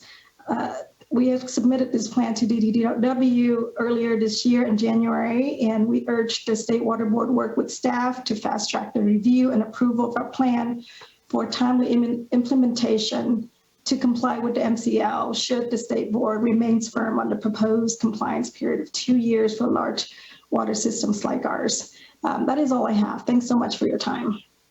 Thank you for yours, Ms. Lake. Really appreciate the good comment and engagement around this, even the research around stannous chloride to begin with. Appreciate that leadership and work and feedback, disagreement and otherwise. So thank you. Next, I'd like to call Nick Blair. Mr. Blair. Good afternoon, Chair Esquivel, board members. My name is Nick Blair. I'm with AQUA, Association of California Water Agencies. We represent over 460 public water agencies throughout the state of California. Thank you for the opportunity to speak today. AQUA supports ensuring the safety of water supplies to meet or exceed state and federal standards. We really appreciate all the work that staff has put into this process so far. But with that being said, as numerous other water systems have noted, we remain concerned with potential impacts to public water systems that they will potentially face in complying with the proposed MCL, especially in light of the recently published errata document. So we are hoping to see more work done to affirm the economic feasibility of the proposed MCL. We continue to have questions about capital cost considerations and compliance, which have already been raised. The effects that disadvantaged communities and small systems throughout the state will potentially have to shoulder, and the need to continue to identify funding sources for these affected systems. The published errata acknowledges where cost estimates were understated, and as Tim noted, they may be even higher than what the errata document states.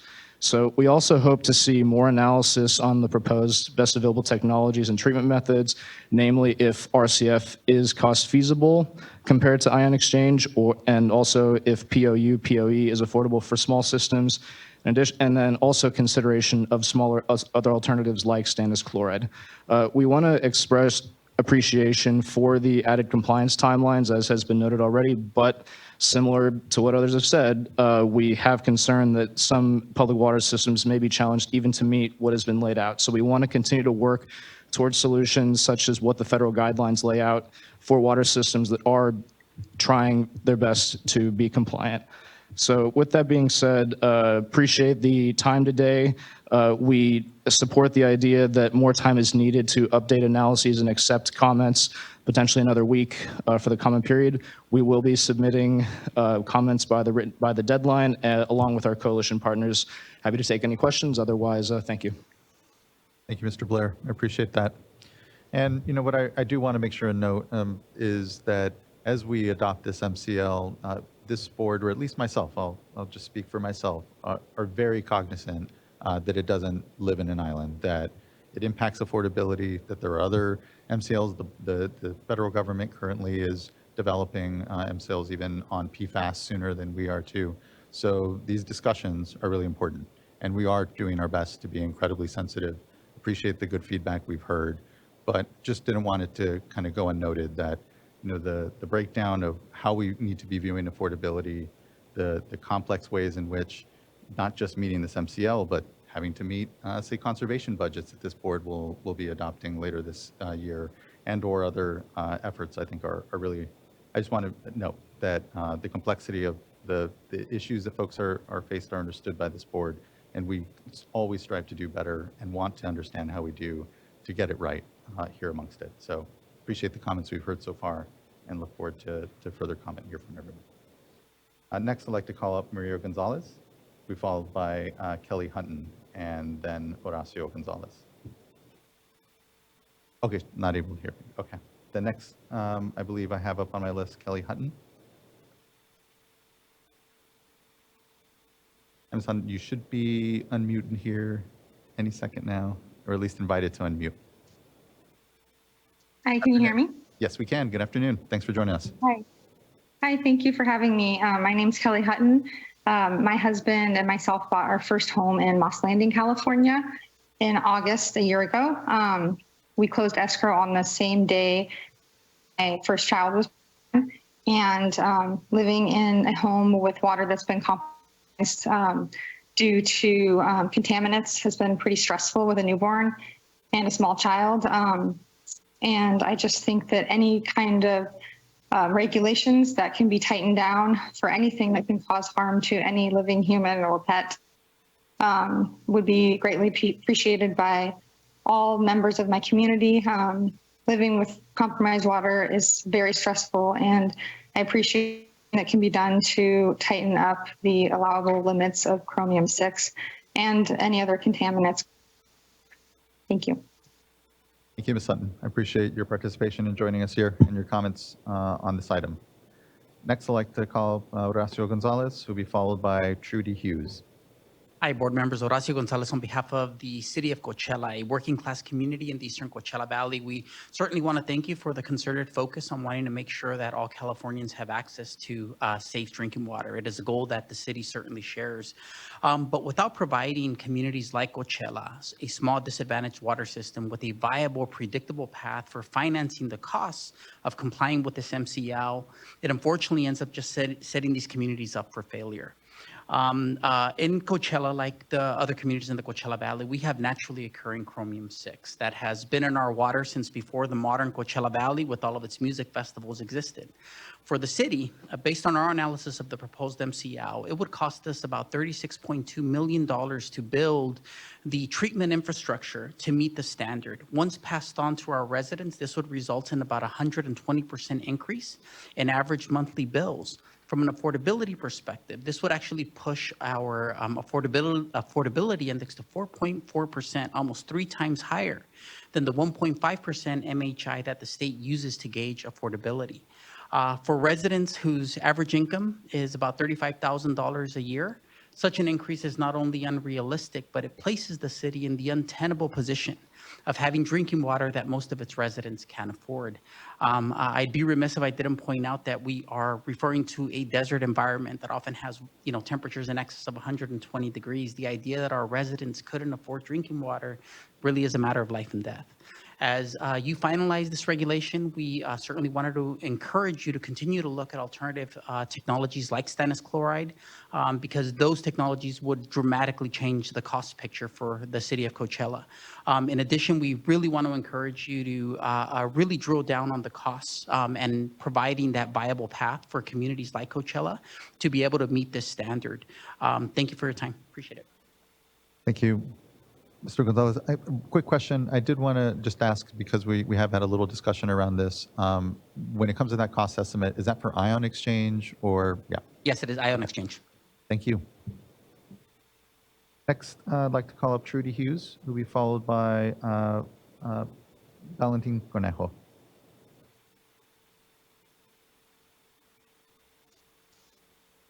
Hey, good afternoon. I'm Trudy Hughes. I'm the president and CEO with the California League of Food Producers.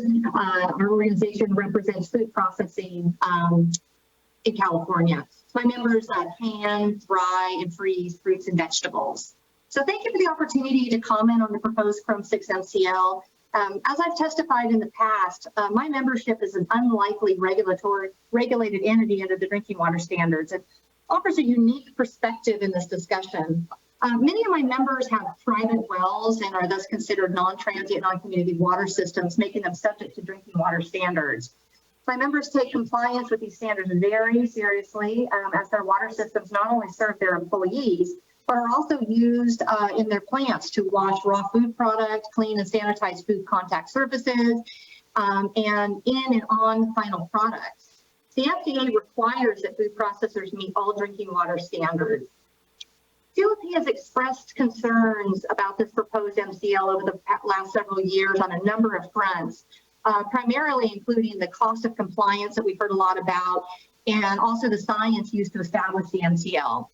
So compliance with the proposed Chrome 6 MCL would be extremely expensive for my members. And I think you've heard, and just from the last speaker in Coachella Valley, we have naturally occurring Chrome 6 here in the North State. So the members that are most affected by it are in the northern part of the Sacramento Valley and Dixon and Williams and some of the other areas up north. And we're talking about cost of compliance into the millions of dollars per plant, which is catastrophically high for an industry that operates on low margins and is really under a lot of other cost pressures and regulatory pressures as well. And this is really going to have an impact on food prices and the ability for these folks to compete both with other states and internationally. So while we absolutely agree that California faces some very real water quality issues that deserve immediate attention, we believe that it is critical that any new drinking water standard produce a public health benefits that are worth the significant added cost of implementation. And completely agree with some of the former speakers, particularly Mr. Ortiz with the city of Indio and Mr. Ball with Dixon. And I know that the board staff has attempted to tackle an economic feasibility issue, but to date, there hasn't been a robust analysis of the real cost and implications to the regulated community in general, and my membership in particular. We are also continue to be very concerned about the underlying science used to establish the MCL for Chrome 6. And as you heard from previous speakers, the Chrome 6 public health goal, or excuse me, public health goal must be based on the best available science. And on March 27th of this year, OEHA announced that it would be completing an update of the 2011 public health goal for Chrome 6 and provided interested parties the opportunity to submit new scientific data. However, on June 4th, the State Water Board issued its proposed MCL despite OEHA's announcement. So I would strongly urge the board to pause and staff to consider holding this rulemaking process until an updated public health goal is completed. So in conclusion, I just have to reiterate that it's imperative that we have an MCL that is based on sound science and takes into consideration the cost implications and the real world impacts on the regulated community. So thank you very much for your time. Appreciate it. Thank you, Ms. Hughes. Next, I'd like to call up Valentin Cornejo, be followed by Jesus Calvillo.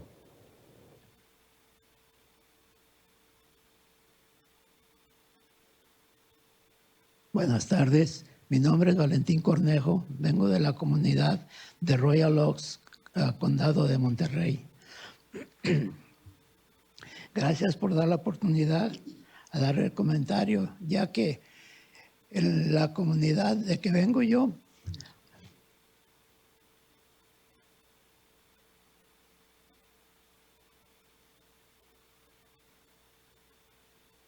la comunidad de que vengo yo, no, aún no tenemos la agua potable. From the community that I come from, we still don't have the drinking water yet. La cual tenemos puro pozo particular. We just have our own silos, wells. Y contamos con 104 pozos. We have 104 wells. Y el 90% de los pozos And 90% of them está muy alto en plomo, está entre el 12 y el 32. and it's got a high volume of chrome between 12 and 32. Es por eso que venimos representando nuestra comunidad That's why we come to represent our community para poder tener agua limpia. so that we can have clean water. Estamos aquí We are here porque la Mesa Estatal del Agua no ha priorizado because the two of the water has not done the priority. nuestra salud mientras de nuestra comunidad Our health in our community. viven con la contaminación. We live with a contamination La mesa ha demorado en establecer that the board has delayed and established un reglamento que proteja nuestra salud a rule, a regulation that will protect our health y de nuestras familias, and our families. la cual la contaminación The contamination es nitrato, is nitrate, arsénico y cromo. arsenic, and chrome. Es por eso que les pedimos That's why we ask you que procedan lo más rápido que se pueda, ya que no contamos con agua limpia. to proceed as fast as you can because we don't have clean water. Muchas gracias. Thank you very much. Gracias, señor Cornejo. Next, quiero llamar a Jesús Calvillo y luego a Becky Quintaña. Chair, could I ask if we could have staff provide translation for our Of course, monologue? yeah. Okay, thank you. Thank you. Buenas tardes, mi nombre es Jesús Calvillo y vengo igual de Royal Oak.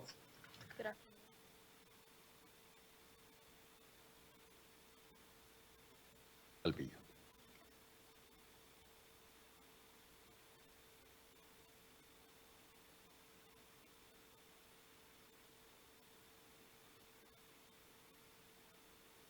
We'll get you another mic. Sorry, everyone. Quick tech check. Hello. Okay, yeah, thank Good you. afternoon. My name is Jesus Calvillo, and I am from Royal Oaks. Y venimos por el mismo problema de Royal Oak, que por el agua que tiene mucho cromo y We más come contaminantes. talking about the same problem that our water has chrome 6 and more contaminants. Y para tomar no sirve porque, igual que dice Valentín, los pozos están contaminados de cromo, muy altos y nitrógeno, y es la razón por que estamos aquí para pedirles que por favor nos hagan el favor de ponernos agua potable saludable. Yes, and to reiterate, we come for the same reason that. Could you repeat?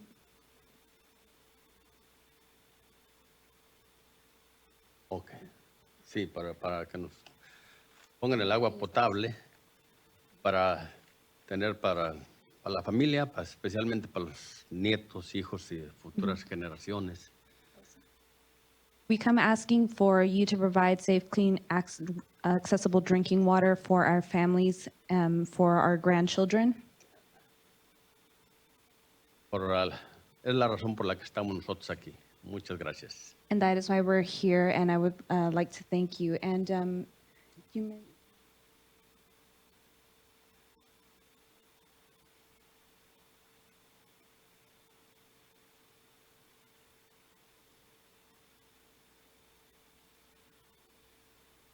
Sí, muchas gracias. thank you very much. Gracias, los dos.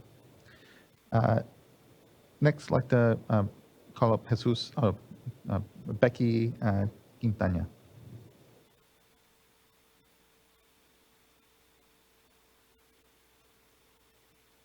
Hello, my name is Rebecca Quintana, and I'm from Tulare County, and I'm a member of the AWA Coalition.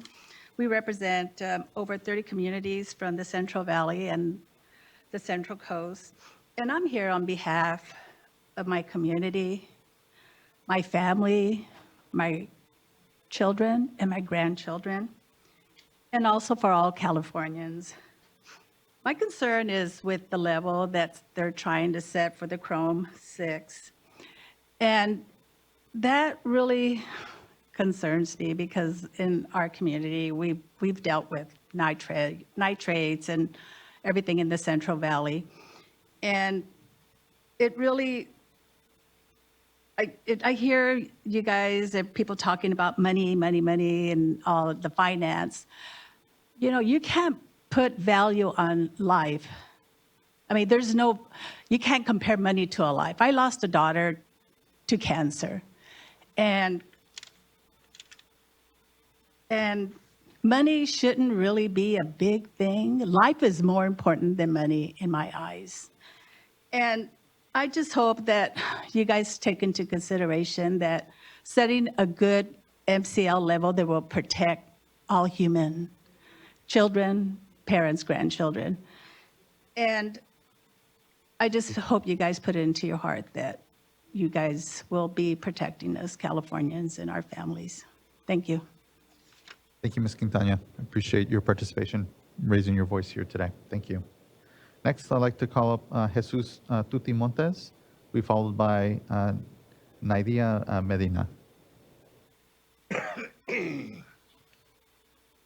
I am Tutui from Visalia, California, part of the Owl Coalition from some years. Some of you up there know me, have saw me and met. Coming here for years.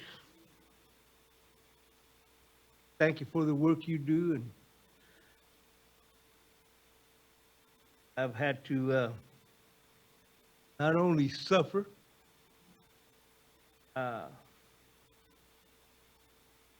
with water issues for some years.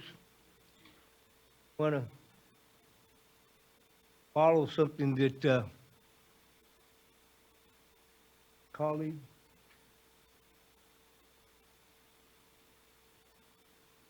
women are sacred in my world. So is water. So is life.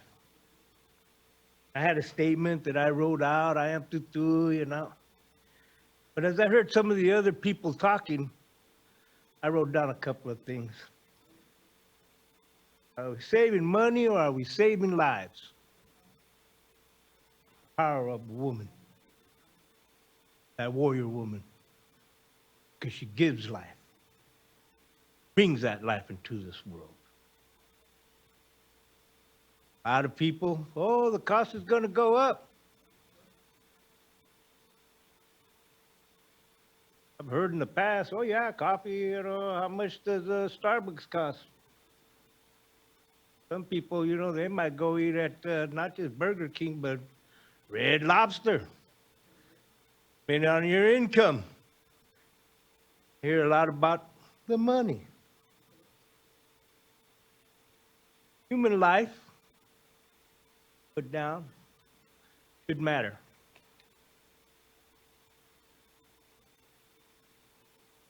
I'm not going to read my statement other than to say my brother's fighting cancer right now. We know that there's a bunch of chemicals out there that cause cancer. Somebody said, you know, something about, I ain't gonna insult anybody here behind me. You know, we're looking at the back of my head or looking at the screens. You could either look in my eyes or look at the back of my head. I'm just saying, in this issue, are we gonna look at people in their eye or are we gonna look at them at the back of their head? They don't matter. They don't matter.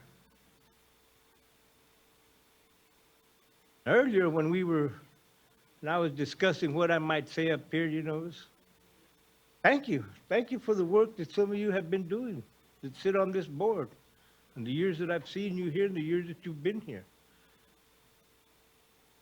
Appreciate that. I allow the people, I send that message that it's important that we come up here, that your voice does matter back in my community, to be involved. Being a father, grandfather, great-grandfather, me working with men in my community to be involved and take that initiative. Because I go to a lot of places and guess what? Women always seem to be there more than the men. So I work with fathers. When I see some of these fathers suffer like I suffer because they have to see they can't do anything a certain way because they think the government doesn't work for them anymore. I just want to say that much about that. Otherwise, I'll go on and on and on and want to take 8 minutes like somebody else or take, you know. But I speak from my heart. And I know that my palabra, I know that my word and my words touch your hearts. That's because that energy, knowing that we can love, good way to all our relations. Not just the human relations, but the plants, the birds, those in the water, all our relations. And water, one of our most important relationships. Thank you. Thank you, Mr. Montes. Thank you for bringing your voice here and your participation through all this. Thank you. Next, I'd like to call up Nidia Medina, who will be followed by Raquel Sanchez.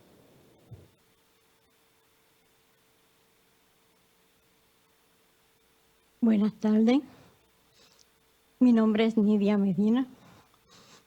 Y lo que acaba de decir Cucú me ha tocado. Good afternoon. My name is Nidia Medina, and I will tell you what I've had to experience. Él es mi hijo Raúl, incapacitado. This is my son Raúl. He is incapacitated. Vengo de la comunidad de Orosi. I come from the Orosi community. Y de la otra comunidad al lado mío. Pongo el pie derecho a un lado y el izquierdo en el otro. And aside from me, there are communities on either side. Donde existe y vivo con nitratos arsénico y cromo 6. where there exists arsenic, nitrates, and chrome 6. El cromo 6 tiene 10 años. No se encontró ahora. Llevamos bastante tiempo. We've had it plenty of time. Chrome 6 has found us, and it's been here for 10 years. It's affected us. Le pedimos que lo bajen en este momento. We ask that you lower the MCL at this moment. Está por 10, perdón. It is currently at, the proposed level is currently at 6. Como madre, abuela y bisabuela, As a mother, grandmother, and great-grandmother, les pido que se haga esto ahora I ask that this be done now, para que no mueran más personas inocentes de cáncer y de daños hepáticos. so that more innocent people will not continue to die from cancer and liver problems. Hagan el trabajo ahora, no en 10 años más. Do the work now, not in 10 more years. Por favor, no le mientan más al estado de California. Please do not continue to lie to the state of California. Como miembros de la mesa, nos están fallando. As members of the water boards, you are failing us. Una voz que pide auxilio por California. Gracias y que Dios los bendiga. This is a voice that asks for, my apologies. This is a voice that asks for the water boards to listen to them, and we thank you. God bless you all. Gracias, señora Medina, para tus palabras y tu tiempo aquí. A ver, next, I'd like to call out Raquel Sanchez y luego Rosabel Bejar.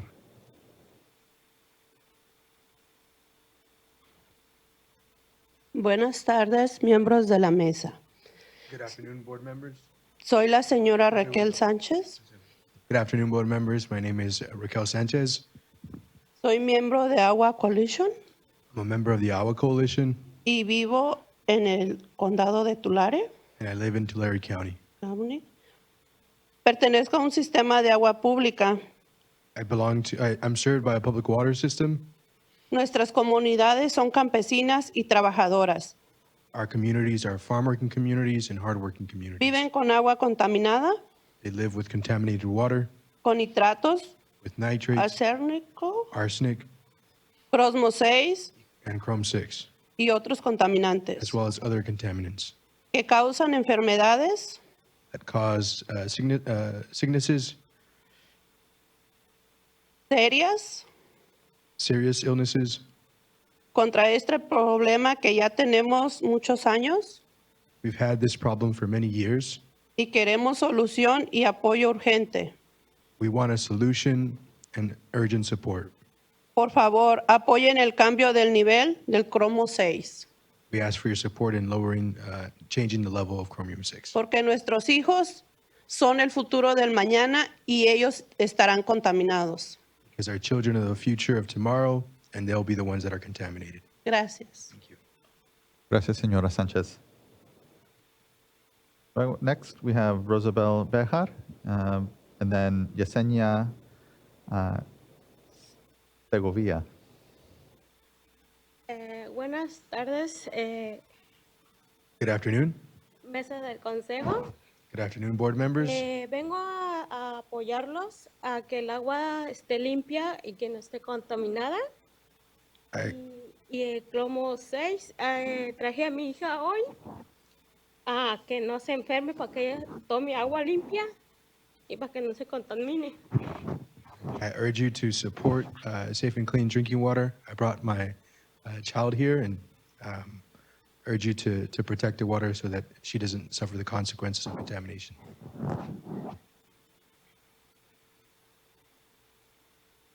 Es todo. That's it. Okay. Gracias, señora Bejar. Gracias. Next, we have Yesenia Segovia y luego Salma Alatorre.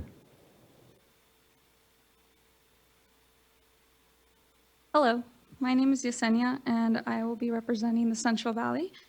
I would like to express my concern on the suggested MCL for chromium-6. I believe that Chrome-6 should be significantly lower than suggested, than the suggested 10 MCL.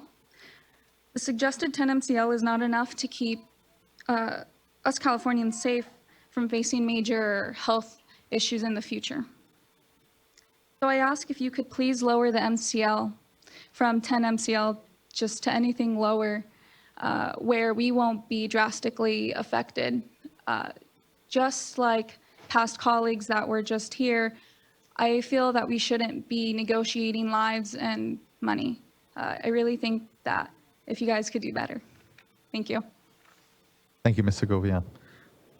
Next, I'd like to call up Salma Altorre. It'll be followed by Uriel Saldivar, and then Mayra Hernandez. Hi, board members. I'm Salma Latorre, and I'm 15 years old. I'm from Kettleman City, and every day I wake up and I shower with Chrome-6. Every day I wash my face with Chrome-6.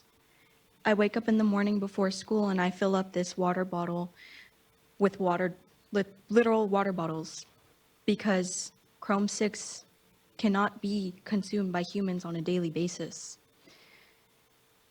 I come from a town that's faced a lot of adversities with environmental justice, where our water is contaminated, our air is contaminated, soil is contaminated, and I ask that as board members who are in charge of our lives, that you lower the MCL level and you think about the children that have to shower every day in this contaminated water with not only Chrome-6, but nitrates and arsenic. Since I was born, I've been living in contaminated areas where drinking water is not accessible to me from the tap. I wish that I could be like the people in this room who have reusable water bottles, and I think to myself, maybe they filled their water bottle straight from the tap, which I've never done before. And hopefully, if you're able to really listen to the community members that came to talk to you today, that you'll consider lowering the MCL level. In Kettleman City, cancer isn't a fable, it's a reality. And maybe one day, after all these years of living in Kettleman City, I will have cancer and I will die. And scientists will cut open my body and find that it was due to the contamination in my town. Consider that when you are deciding this. Thank you. Thank you so much, Ms. Alatorre. I really appreciate powerful words and your engagement around this work. Thank you. Next, I'd like to call Uriel Saldivar. Hello, Water Board members. My name is Uriel Saldivar, and I'm here alongside with the Agua Coalition. I was born and raised in Tulare County, and those communities there have a plague of many water issues ranging from nitrate and arsenic contamination, depleting groundwater levels, and so forth. But today I'm here to talk to you about Chrome-6, specifically because the proposed MCL of 10 parts per billion does not prioritize public health. We've been discussing Chrome-6 and an accompanying MCL for over 20 years. I mean, most of my lifetime. Went back, was looking at some of the original articles, and it's crazy to think that after all this time, so little has been done concretely. And this inaction is unacceptable. But during that time, we have been studying the issue quite extensively. And one of the things that we know is that it's projected to, with this proposed MCL of about 10 parts per billion, that 1 in every 2,000 residents will develop cancer. Now, I think back to the human right to water and one of the presentations that was brought forward earlier, and how the state water board is in charge to further that, and along with every single water board member. Quite frankly, an MCL that allows and has that default rate of 1 in 2,000 does not prioritize the public health and is not furthering the human right to water. However, the state water board can avoid this grave injustice by prioritizing MCL that actually aligns with the science and protects the public health. was hearing earlier about different comments about economic feasibility and the financing. And I mean, I've worked alongside a lot of these community members. They're also working on the affordability aspect of this. These are all different prongs of the human right to water: access, affordability, and quality, right? And I greatly appreciate the work from the State Water Board on all of these fronts, but one shouldn't be taking a backseat to the other. And what does it mean to have an MCL if it's going to be very easy to come into compliance? It doesn't cost much, but it's not really protecting or increasing the water quality.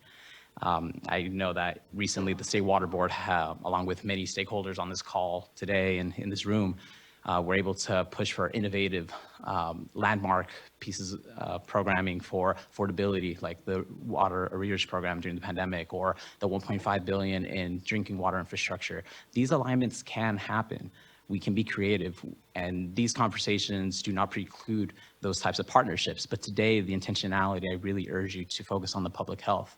And I know that many folks here today are more than welcoming to further partnerships and having those conversations to be creative and ensuring that every single Californian can have access to safe and affordable drinking water.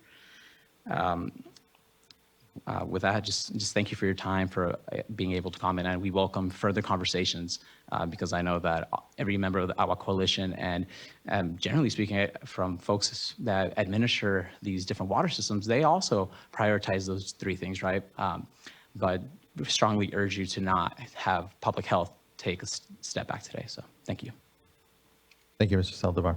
Really appreciate the comments and the work and engagement around everything. Next, I'd like to call up Myra Hernandez, who will be followed by Maria Luisa Munoz. Hello, Chair, members of the board. My name is Mayra Hernandez, and I'm a community solutions advocate with Community Water Center. But today, I want to share a personal story and share why it is that I do the work that I do, why I work with low-income communities, communities of color that are impacted by contamination throughout the state of California. So I was born and raised in Merced. I lived in an unincorporated area on the outskirts of Merced, and our water was provided to us by Meadowbrook Water Company, and in 2008, I was 11 years old. We got a letter in the mail. It was all in English, and so my parents are monolingual Spanish speakers, and so at 11 years old, I had to translate what this letter said. And basically what it said is the water is contaminated with Chrome 6, you shouldn't drink it. Try to convey that message to my parents, and my parents were like, Chrome 6, what's that? I don't know what that is. Let's just ignore it. And goes to show that we need to make sure that our communities have access to information and resources in their language, right? And so basically, you know, Chrome 6 was really what got me started in environmental justice and social justice. And unfortunately, in my community, this community is locally known as Beechwood.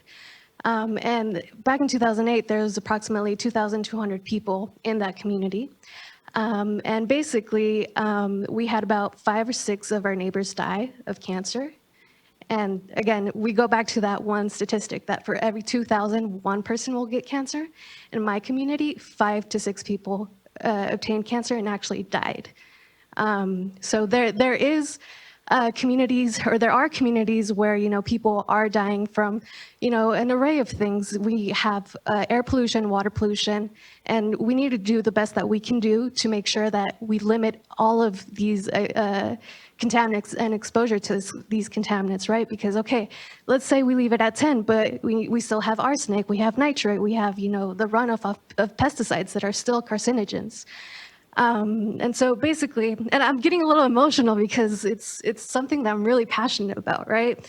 And so I think, you know, moving forward, it's a real thing, and the communities that are most affected are low-income communities, communities of color, that realistically no one really cares about. Media doesn't cover it because there's like, well, it's just one person that died in the community with cancer. It's a farm working community. Who's going to pay attention to that, right? So the communities are there, but no one really knows about them.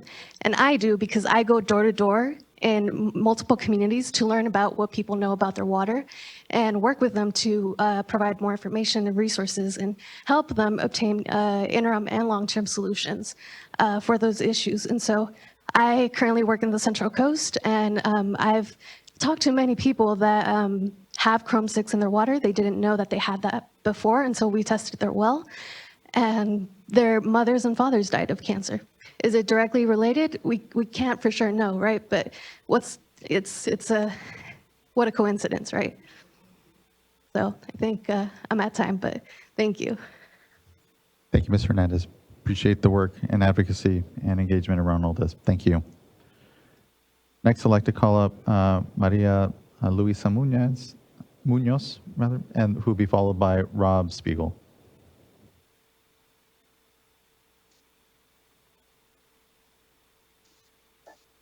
¿Me oyen ahorita? Sí. Ok. Buenas tardes a todos.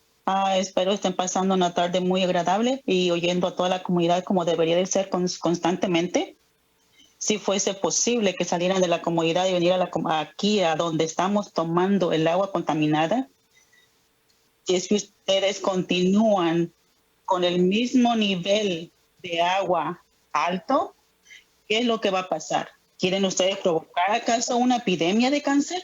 Yo estoy pasando problemas de salud. Mi hija nació con hidrocefalia. ¿Qué más lo que ustedes necesitan para poder bajar el nivel de agua? What else do you need to Señora, lower the levels? Yo Señora los quisiera Muñoz. invitar a ustedes que vengan al Valle Central y tomen el agua como I want you nosotros la guys to come tomamos. over Yo and try pago the una water. factura. Más aparte tengo que pagar botellas de agua. ¿Sí? Oh, con permiso, señor Muñoz, podemos ganar interpretación ahorita para ti también.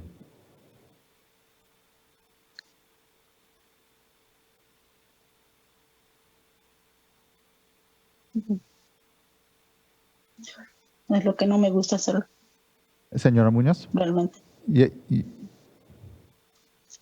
No sé si me están entendiendo, I don't pero know if you el sistema understand que me. están usando ahorita para estar traduciendo y para estar poniendo todo lo que está ahí, prácticamente no está funcionando. Whatever we're doing is Sí. not working. Ok, gracias.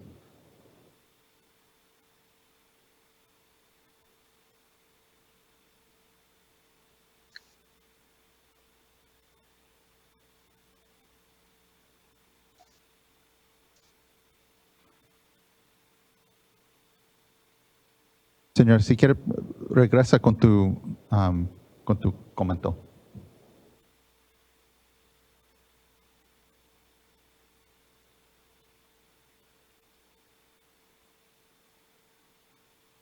Sí, yo quisiera saber si toda la mesa directiva que están ahorita presentes y que están hablando de los contaminantes Most of the pudieran board venir al Valle members Central are y talking tomar about el the agua. contaminants, if they can come to the Central Valley and drink the water.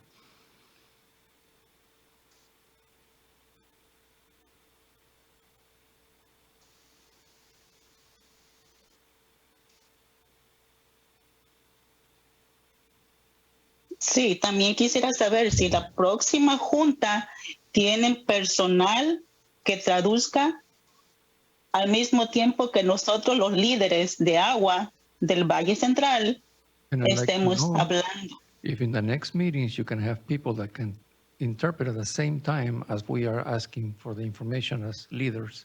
Sí, y yo creía que ya tenemos eso para esta junta con la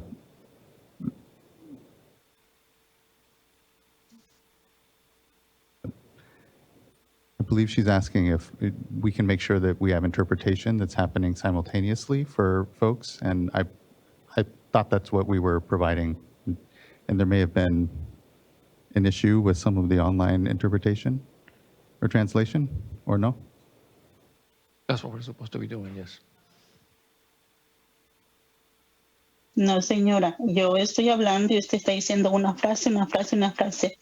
Los líderes del agua del Valle Central, The leaders of the y se water lo in the digo Central porque conozco a Valley, las personas, cuando yo estoy hablando, telling you ellos because when están I talk to traduciendo. them and they're interpreting, No están diciendo, espérate una they're frase, not di saying buenos días, stop di cómo estás. or good No, morning or how ellos are you. están traduciendo No, en they ese are momento. interpreting at the very same time. Tengo ya desde la 1 de la Now, tarde since 1 p.m. esperando para estar waiting hablando to be able y to esto talk, no está siguiendo. and that's not happening. ¿Mm?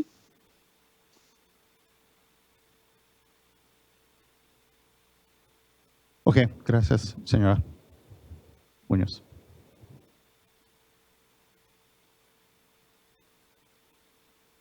We'll go to then our next commenter, which I think is Rob Spiegel.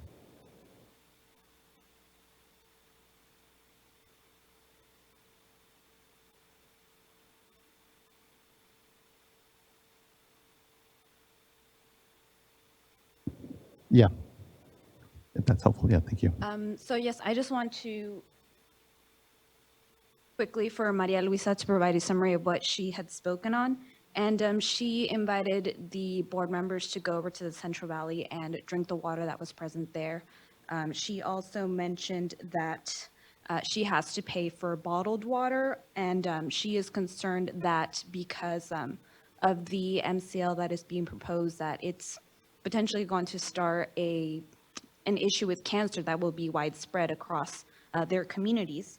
And she highly requests that as the work continue and as water leaders come here to speak, take their time. She's been waiting since 1 p.m. She would like simultaneous translation to be available so that as she's speaking, it's not having her to pause, having her to wait, and having someone who can speak and provide that information as she is saying it real time. Thank you. Thank you. Gracias, señora Munoz. I'd next like to call up Rob Spiegel, who will be followed by Eileen Conley.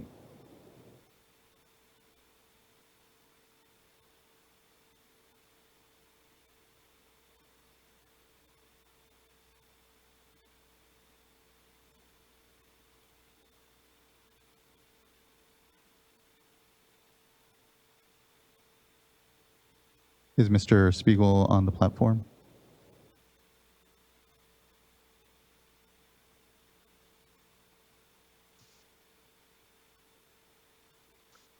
Good afternoon, and thank you, members. A little technical glitch on our end, but I'll figure it out. So, as I said, good afternoon, and thank you, Rob Spiegel. I'm the Senior Policy Director for the California Manufacturers and Technology Association, or CMTA. We very much appreciate the opportunity to provide these public comments for the proposed drinking water standard on hexavalent chromium. Before I begin, I do also want to align and agree with the comments that were shared by my colleague Trudy Hughes, representing the California League of Food Producers. So for CMTA, we have submitted individual comments on the MCL, and we have also joined with other statewide businesses and industries as part of a broader coalition effort. And fundamentally, we find that the MCL and the related ISOR lack the sufficient economic considerations that are needed to ensure that this MCL is economically feasible, but also affordable. The errata that was released on July 31st, which was just a mere 72 hours ago, illustrates the concerns that we and the other stakeholders have had relating to the staff determination that the proposed MCL is somehow economically feasible. The estimates, members, for the additional demand on grant funding for compliance assistance, which has now since been corrected, were off by a factor of more than 10. So for example, on page 61 of the ISOR, it was concluded that approximately $6 million would cover compliance costs for about 135,000 affected households. It's roughly estimated to an average cost of about $45 per household per year. The errata revision now pegs total costs at $73 million per year for those affected households and an average cost of $526 per household per year. If we want to amortize that over the 20-year period that's assumed in this proposed MCL, the additional demand on grant funding alone amounts to an additional almost $1.5 billion. So this correction represents almost a 10% or almost 10% of all the grant funding available in the last fiscal cycle, just for this one MCL. So, and even that conclusion is frankly misleading because most of the grant funding identified in the ISOR will be committed to other projects that respond to the nearly $15 billion in needed costs identified through the Water Board's 2021 Drinking Water Needs Assessment, just to meet other additional drinking water standards and to improve infrastructure resiliency in the face of climate change. But this is also prior to the board issuing any new or revised MCLs for arsenic, PFOA, PFOS, NDMA, styrene, cadmium, mercury, revisions to the federal lead and copper rule, 1,4-dioxane, and any of the other US EPA proposals that are being set to be prepared for other new drinking water standards. So members, this is just one of the many problems that we have identified with the economic feasibility analysis in this eyesore that collectively and substantially understate the economic impact of the proposed MCL. So what we are asking for is that these deficiencies should not only be corrected in a revised analysis, but we'd like that revised analysis to actually inform the selection of the MCL so that we can reduce the number of Californians who will struggle with drinking water affordability as a result of this regulation. Again, members, thank you for your time. Appreciate the consideration. We're happy to continue to be a collaborative partner and stakeholder through this process. Thank you.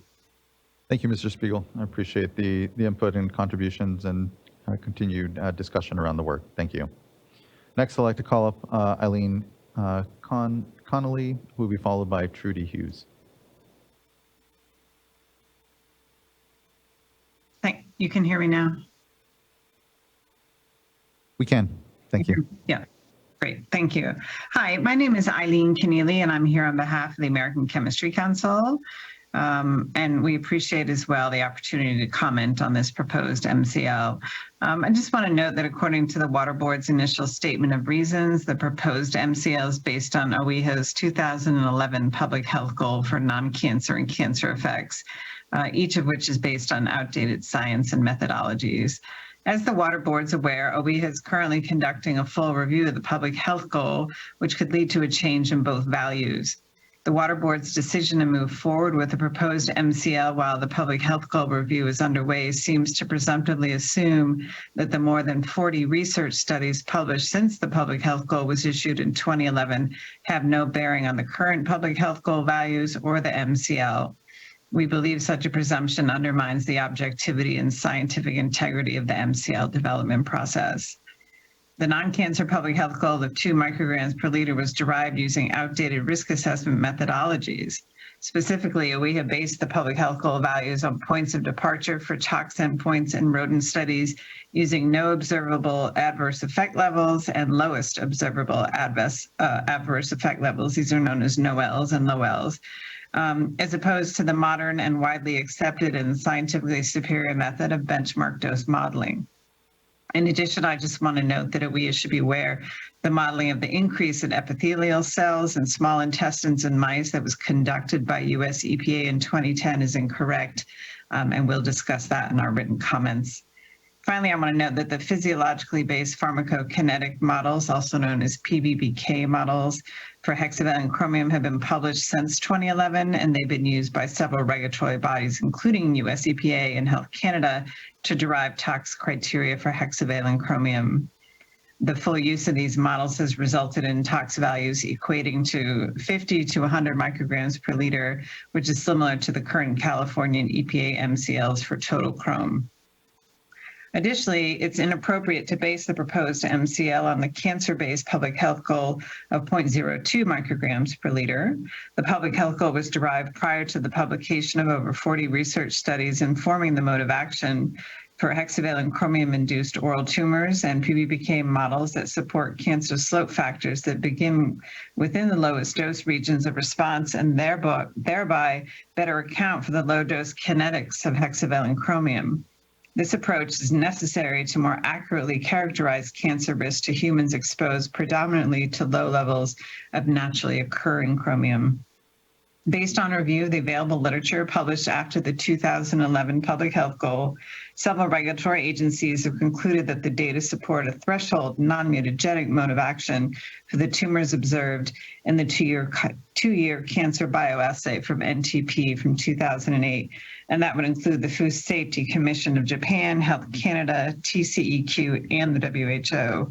These agencies have developed similar reference dose and tolerable daily intake values that result in drinking water concentrations ranging from approximately 30 to 100 parts per billion.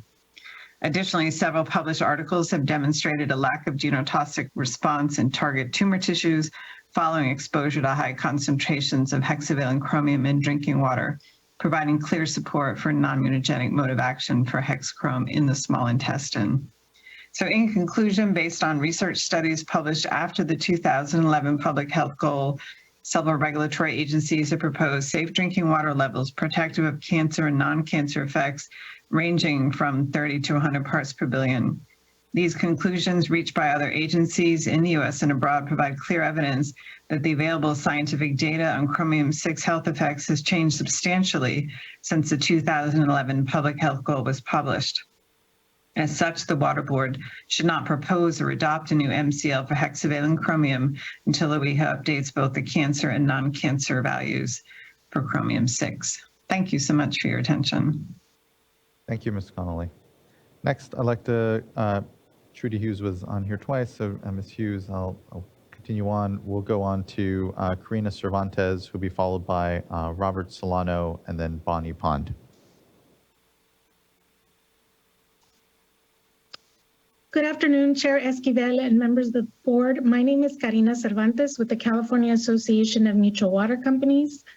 Our association proudly works with over 350 mutual water companies, many among the smallest water entities in the state with 200 connections or fewer. We remain committed to supporting efforts to help the state deliver on its promise that every person has the right to clean, safe, and affordable drinking water. We urge the Water Board to continue to ensure the overall health of our water systems by providing the necessary technical assistance and financial resources to support small water systems in complying with the best available methods, not necessarily the cheapest, and implement a financial plan to support these systems that cannot afford the recommended technology to meet the proposed chromium-6 MCL. As noted in the eyesore, many community water systems will need an alternative to expensive centralized treatment. Two methods that may have considerable cost savings, particularly for small public water systems, are point of use and point of entry devices and consolidation with nearby water systems. We all recognize consolidations are not simple, fast, or easy to implement. Understanding the best path forward to physical consolidation requires costly studies and administrative processes that can be difficult to implement, especially for small systems. And rarely do we see from start to completion any consolidation that would fit within the 2 to 4 year timeframe for the compliance outlined here today. We do appreciate the recent efforts to look critically at the point of use and point of entry devices and the benefits and challenges of their use, including the difficulty in engaging customers and homeowners, limited certifications for some of the contaminants of concern, and the lack of resources to install and maintain these devices.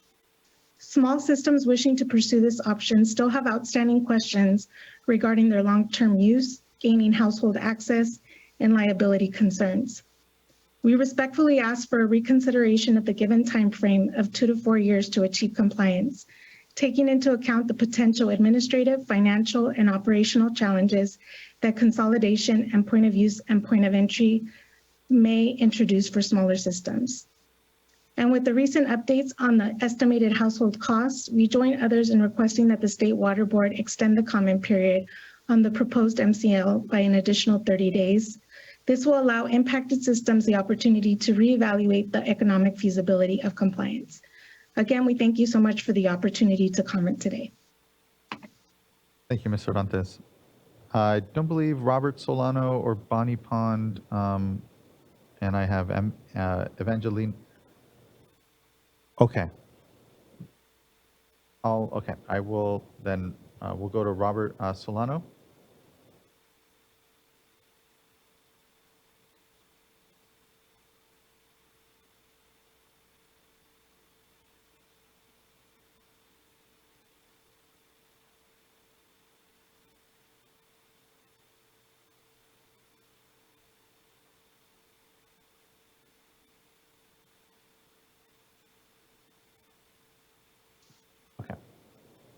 I'm sorry, Robert Solano wasn't able to make it. Okay, no problem. Did you want to provide any other comment, though? I just want to provide the opportunity now. Okay, then we'll go on, and I believe next we have Bonnie Pond.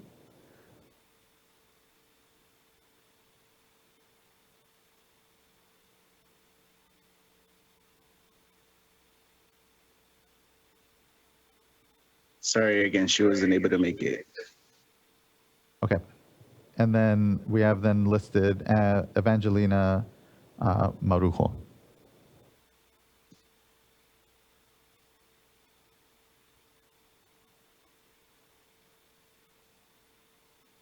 Hola. Hola, mi nombre.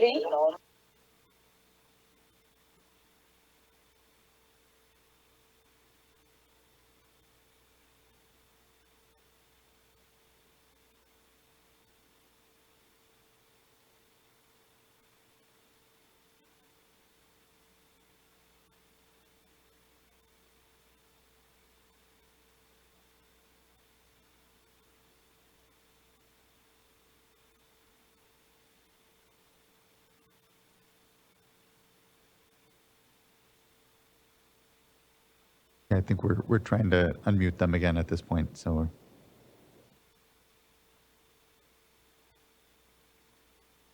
we'll circle back with Ms. Marujo, and I believe, yeah.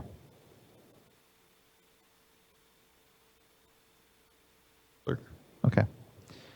Then we'll next go to Yasmin Nubani. Hi, good afternoon. Can you hear me? We can. Good afternoon. Thanks for the patience. Thank you for the opportunity to make comments to the board. My name is Yasmin Nubani. I am commenting on behalf of 29 Palms Water District. For context, they're a special district located in the California high desert area. We serve about 18,000 residents, 100% of which are classified as a disadvantaged community. A further 75% of those people are classified as severely disadvantaged, which makes the cost of water a constant concern for our district.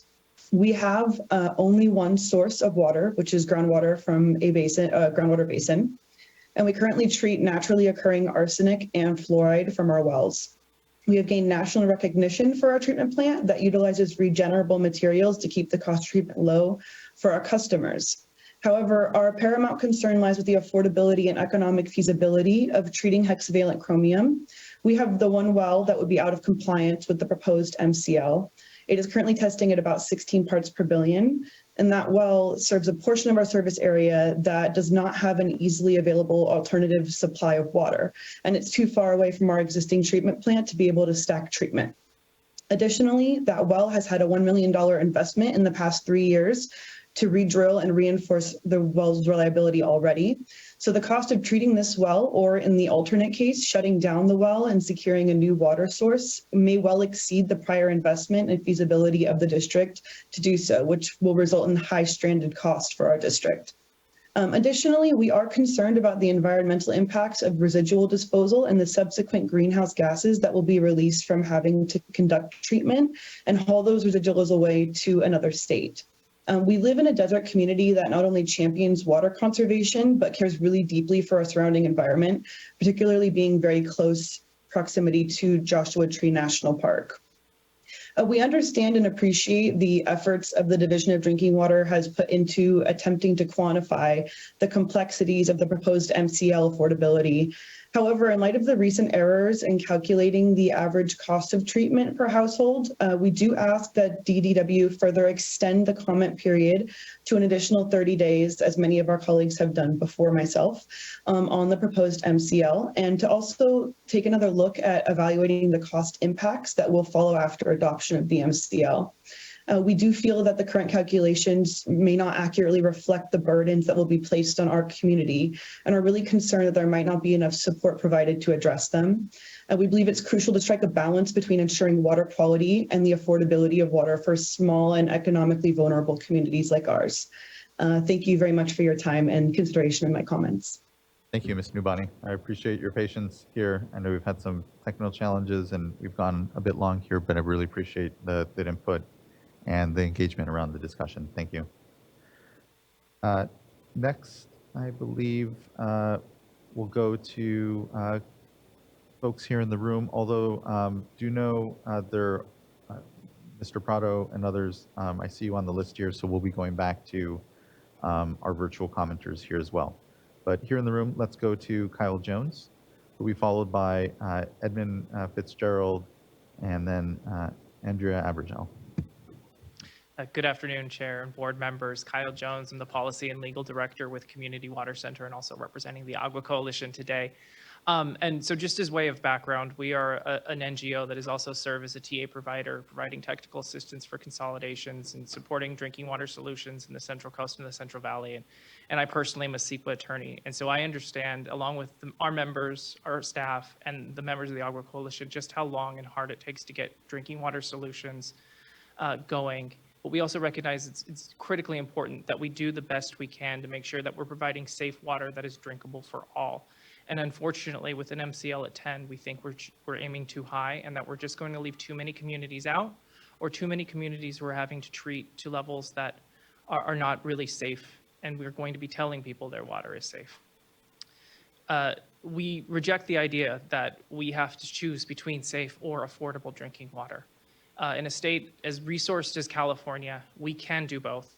And I know in so many other programs, we talk about how we can try to do better for communities. And I think, unfortunately, just the way we do things sometimes, where we silo approaches and don't take into an analysis holistically, we leave out options that otherwise should point to conclusions that we could do better.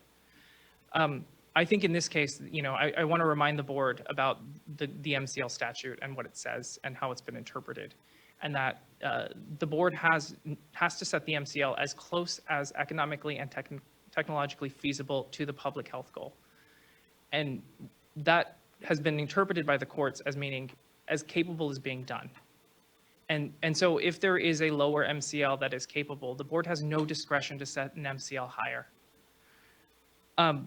Here, we're really concerned with how the board has conducted its analysis. And I think staff has done a great job of insulating and justifying how an MCL of 10, it shouldn't be any higher than that.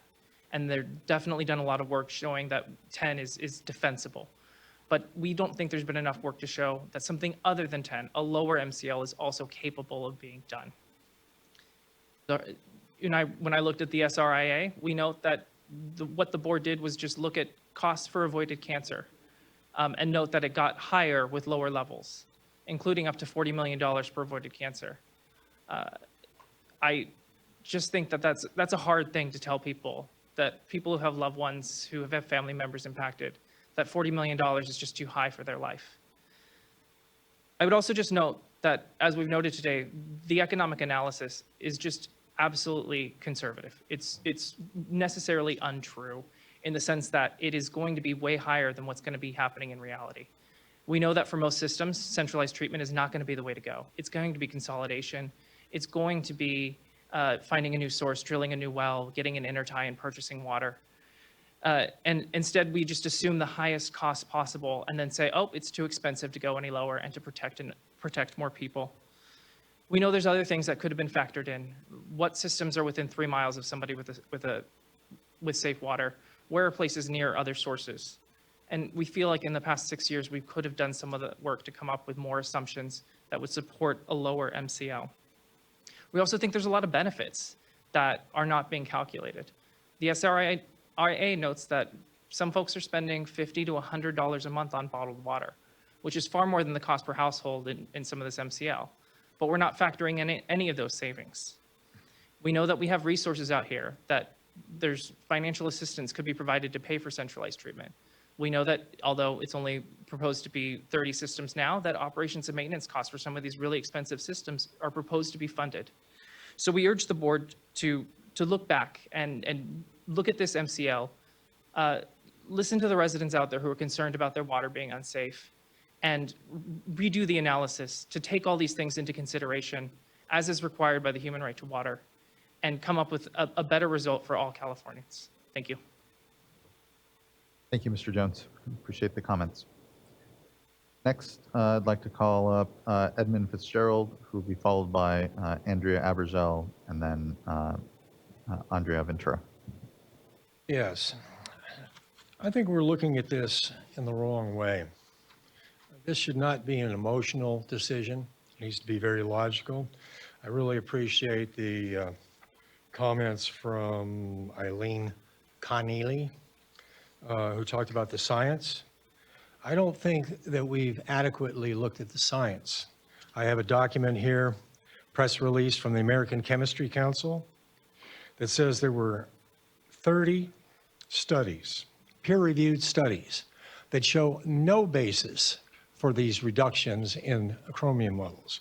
Frankly, I'd like to know why the U.S. federal government, if this is a problem, is still at 100 parts per billion. If it was really a problem, you think that they would take action. Don't they care about the people of the United States? And California is the only one that reduced it to 50 parts per billion.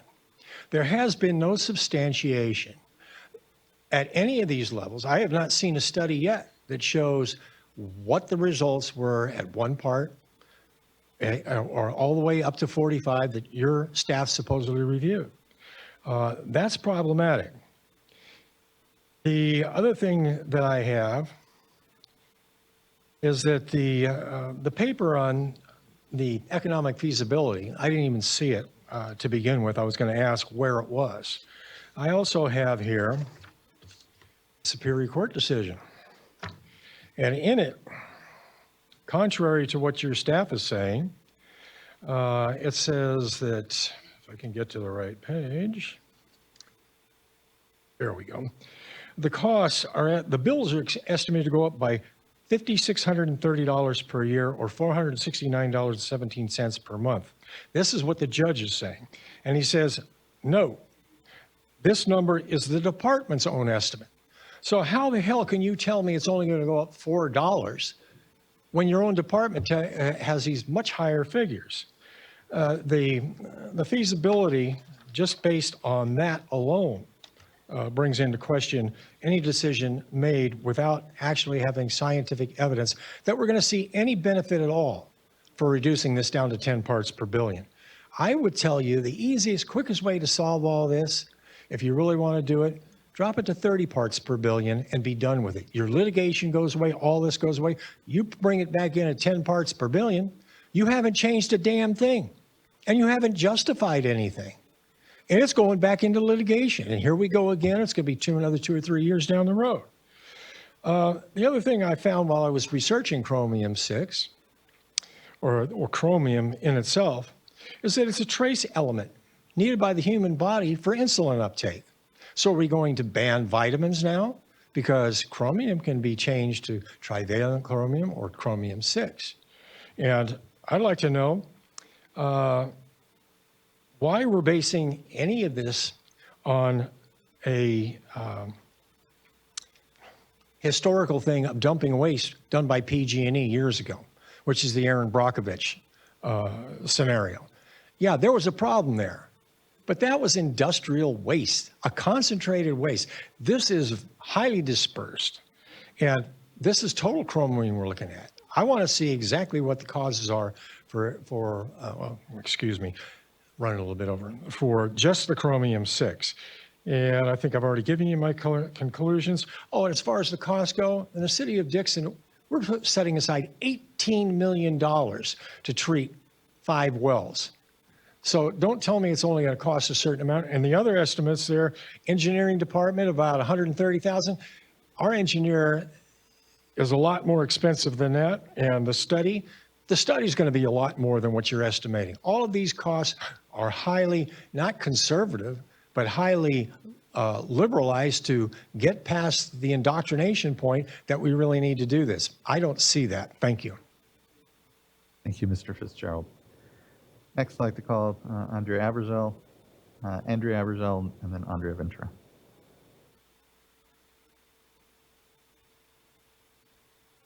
Hi, good afternoon. It's fun when there's 2 of the same name, different pronunciation, but good afternoon, Chair and board members. Andrea Abergel with the California Municipal Utilities Association. We appreciate the opportunity to provide oral comments on the proposed hexavalent chromium MCL today. CMUA represents over 50 public water agencies that serve water to over 75% of Californians. We are submitting written comments along with Aqua and others. So the comments I'm making today are going to be included in that letter, but just to emphasize a few points. I know this rulemaking has been a long time coming, and we're all eager to cross the finish line here. However, we cannot cut corners or make decisions without thinking through the possible consequences of those decisions. The errata released this week raises concerns and more questions about other cost estimates or assumptions. What is apparent is that the initial numbers were very off.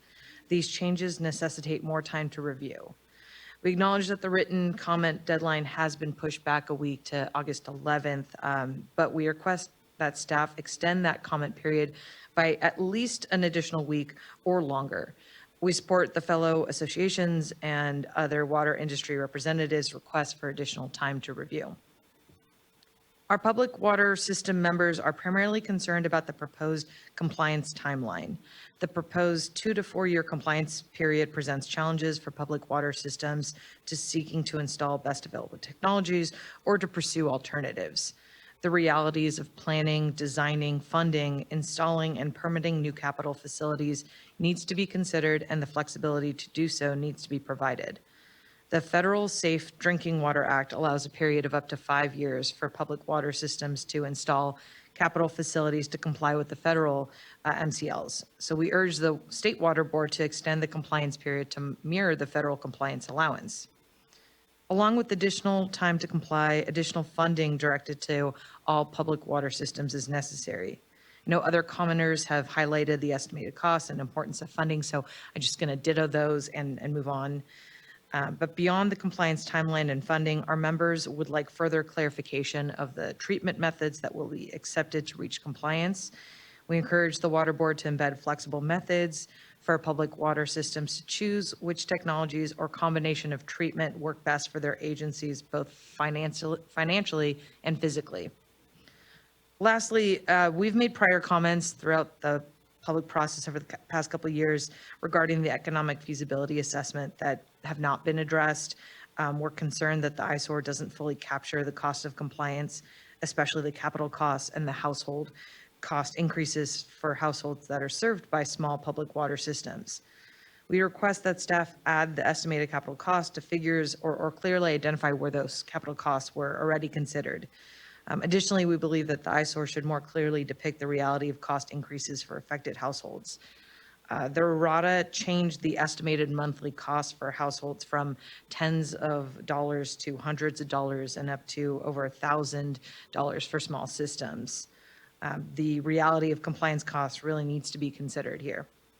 Thank you again for the opportunity to speak today. We hope that staff considers our comments and the written comments that we're going to submit and revises the rulemaking accordingly. Thank you. Ms. Abergel.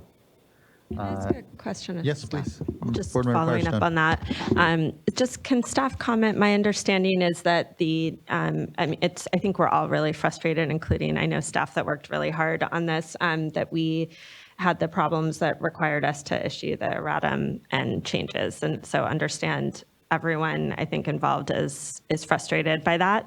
But my understanding is it's not that the costs, the overall, it's not that the costs and tables were wrong. It was that we had some text that summarized that for certain parts that summarized that incorrectly. But I don't think the costs were underestimated in terms of the core of what we relied in the analysis. And can you just clarify that? Because to me, there's a big difference in a couple of paragraphs in the reasoning, we included really much lower numbers than is the reality that was included in all the analysis and the tables and the rest of the document.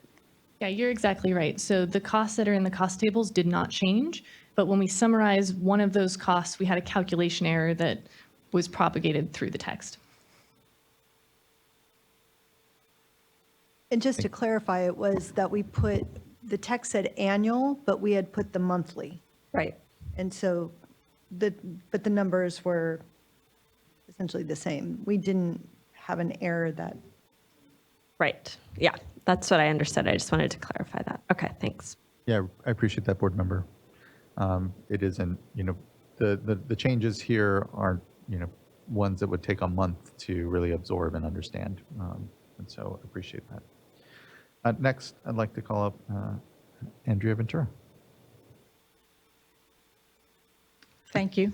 Again, my name is Andrea Ventura. I am the Policy Director for Clean Water Action, and I'm here on behalf of our organization and the tens of thousands of members across California. And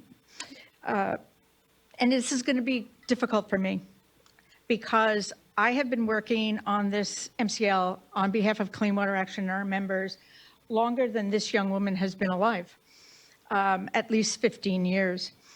And I have to say that while Clean Water Action has always respected and continues to respect this board and the Division of Drinking Water and many of our really great water systems throughout the state, and we prefer to work with you, we have to, our first loyalty is to speak the truth for our communities. And so I have to say that after 6 years of waiting for a new MCL, we see this proposal of 10 parts per billion as very disheartening. We see it as an insult to the people of the state of California who are affected by hexavalent chromium and to the human right to water. We see it as a give, maybe not on purpose, but we see it as a give to polluters and the recalcitrant water systems who are dragging their feet on this, and an embarrassment to the administration. I was going to spend a lot of my time here talking about where we saw the eyesore not really answering why this has to be as high as it is. But Mr. Jones actually spoke to much of that, so I want to respond to some of the things I've heard today. First of all, let's remember a couple of truths. First of all, yes, we've heard that sometimes hexavalent chromium is natural. So is lead, so is mercury, so is cadmium. That doesn't change the toxicity. We also have to remember something else here. Setting an MCL and where you set it is not just about getting treated water down to a safe level. That is obviously part of it. It is also where you cut off who's getting treatment and who isn't. And at 10 parts per billion, we will leave millions of people who have the hexavalent chromium in their water drinking unsafe levels. I'm one of them. We wonder why it took 6 years to just come back with the same MCL we had years ago. And the argument that we needed to, make sure that we would win the next court case really doesn't hold water for us because, we won the TCP, well, I shouldn't say we, the Division of Drinking Water won that case. We know how to do economic analyses. And I would agree with Mr. Jones, who said, there is good documentation why this shouldn't be higher than 10. We think that DDW did a very good job on that, and we appreciate that. But there are biases in this conservative approach. First of all, I'm sorry, I keep saying this, and I've been saying it for 15 years, but drinking water systems have had 20 years to protect this. We are out of compliance with state law today because we were supposed to have a drinking water standard in 2004. 20 years is a long time to prepare for the inevitable. And while that gets ignored and not part of the calculus here, communities that are impacted know about that delay. They also know that we're still hearing that, we need more time, we need more time. 20 years is a very long time to prepare. But more importantly at this point, we do think, and I will reiterate something that Mr. Jones said before, yes, you want to go to the best technology and kind of price that out, but that may not be what's viable for individual water systems. And if that's not what's viable, we do have to factor in how they can bring in lower costs, like consolidation, like other water sources, like stannous chloride where it fits. There may not be a panacea out there, but those options are out there. And when you give them shorter shrift in an analysis, you are potentially unintentionally, but you are rigging the system to have a very high number and a very high MCL. I want to just point out one last thing before I end, and that is that this is no longer, after all of these decades, about the regulated community, about responsible parties. This is about people who are drinking this stuff. And I find it very interesting that people from representing water systems who struggle with this, community leaders who are struggling with this, and it's valid, come up here and say, we have to protect ratepayers. But all of us that are drinking hexchrome are asking you to set a lower MCL and protect us. Cancer is expensive. The science is there to demonstrate the impact. And it is because of the people that are drinking this water that Clean Water Action opposes the 10 parts per billion. Thank you for hearing me once again. Thank you, Ms. Ventura. I appreciate patience and engagement on this project and your voice and advocacy. Thank you. Next, I'd like to call up Michael Claiborne, followed by Brian Osorio, and then Castlo Estrada. And I have currently our last speaker as Michael Prado, but do know I know we have a speaker that we'll be getting back to, Ms. Maruco as well. So Mr. Claiborne. Good afternoon, board members. My name is Michael Claiborne. I'm an attorney with Leadership Council for Justice and Accountability. We work alongside disadvantaged communities in the Central Valley and the East Coachella Valley. Many of the communities we work alongside lack access to safe and affordable drinking water today. Many of those communities are impacted by elevated levels of hexavalent chromium. Today, I'm encouraged by several things. I'm happy to be here at long last to discuss a proposed standard or a new proposed standard for hexavalent chromium. And I'd like to thank staff and the board members for getting us to this point.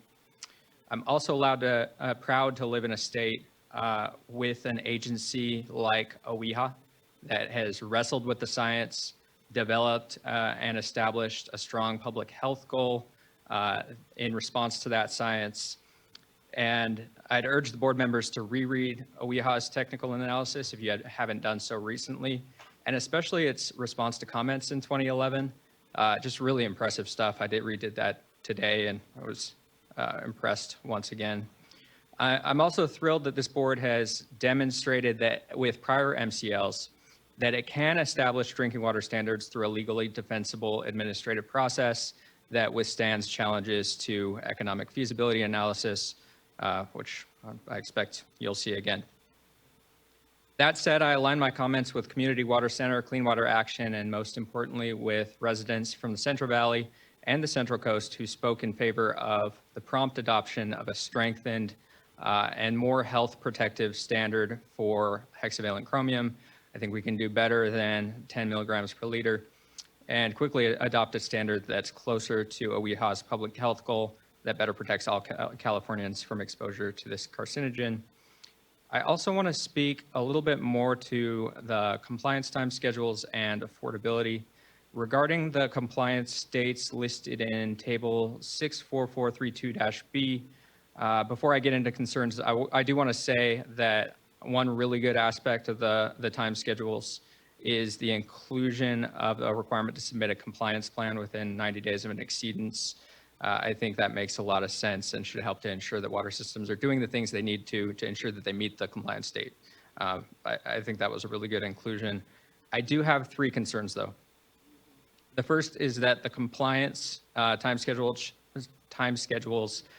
treat small and very small water systems differently in a way that will have an impact of exposing communities that disproportionately are low income and disproportionately serve communities of color to this dangerous contaminant for a longer period of time without adequate justification. We recognize that compliance will take time and that it will take longer for communities that have to apply for grant funding to implement a solution, but it should not take longer for systems with fewer than 1,000 connections to apply for grant funding than those with between 1,000 and 9,999. I will note that we work alongside small water systems, provide technical assistance, and are very familiar with the process for applying for planning and construction grant funding and implementing those projects. They absolutely take time, but it takes about the same amount of time for very small and small, in my opinion. So we suggest at a minimum eliminating the 4-year compliance period and moving the very small water systems to the 3-year compliance category. The second concern I have is similar to the first. Setting a compliance date may make sense, but systems should be required to comply in a period that is as fast as possible. The draft regulation should be revised to clarify that the compliance date in 64432-B is the maximum compliance period, not the default, and that systems should be required to comply faster if that's feasible. My third concern is along the lines of a concern that Board Member Firestone raised earlier today. We'd like to see additional direction in the draft regulation or a staff report regarding the contents of the notice that goes out to residents served by impacted systems. The notice should be clear about health risks associated with hexavalent chromium in drinking water, and they must state the residents shouldn't drink the water in the interim as solutions are being developed. They also need to be translated into language spoken by those served by the impacted water systems. Then as one final point, and I'm sure I'm over my time, I had only a few points when I started and now it's a novel. As one final point, while we're very much in support of a health protective standard for hexavalent chromium, we're equally concerned with potential impacts on affordability for low-income households. We urge the board to ensure through grant funding and direct O&M support to aid systems serving disadvantaged communities and ensure that implementation does not make water more unaffordable. We have funding sources, thankfully, and need to ensure that they're utilized effectively. And I'd also note that we continue to advocate and look for the board's partnership in advocating for establishment of statewide low-income rate assistance program that would aid the lowest income households throughout the state in affording their water, an ongoing challenge not necessarily associated with this process, but that is relevant.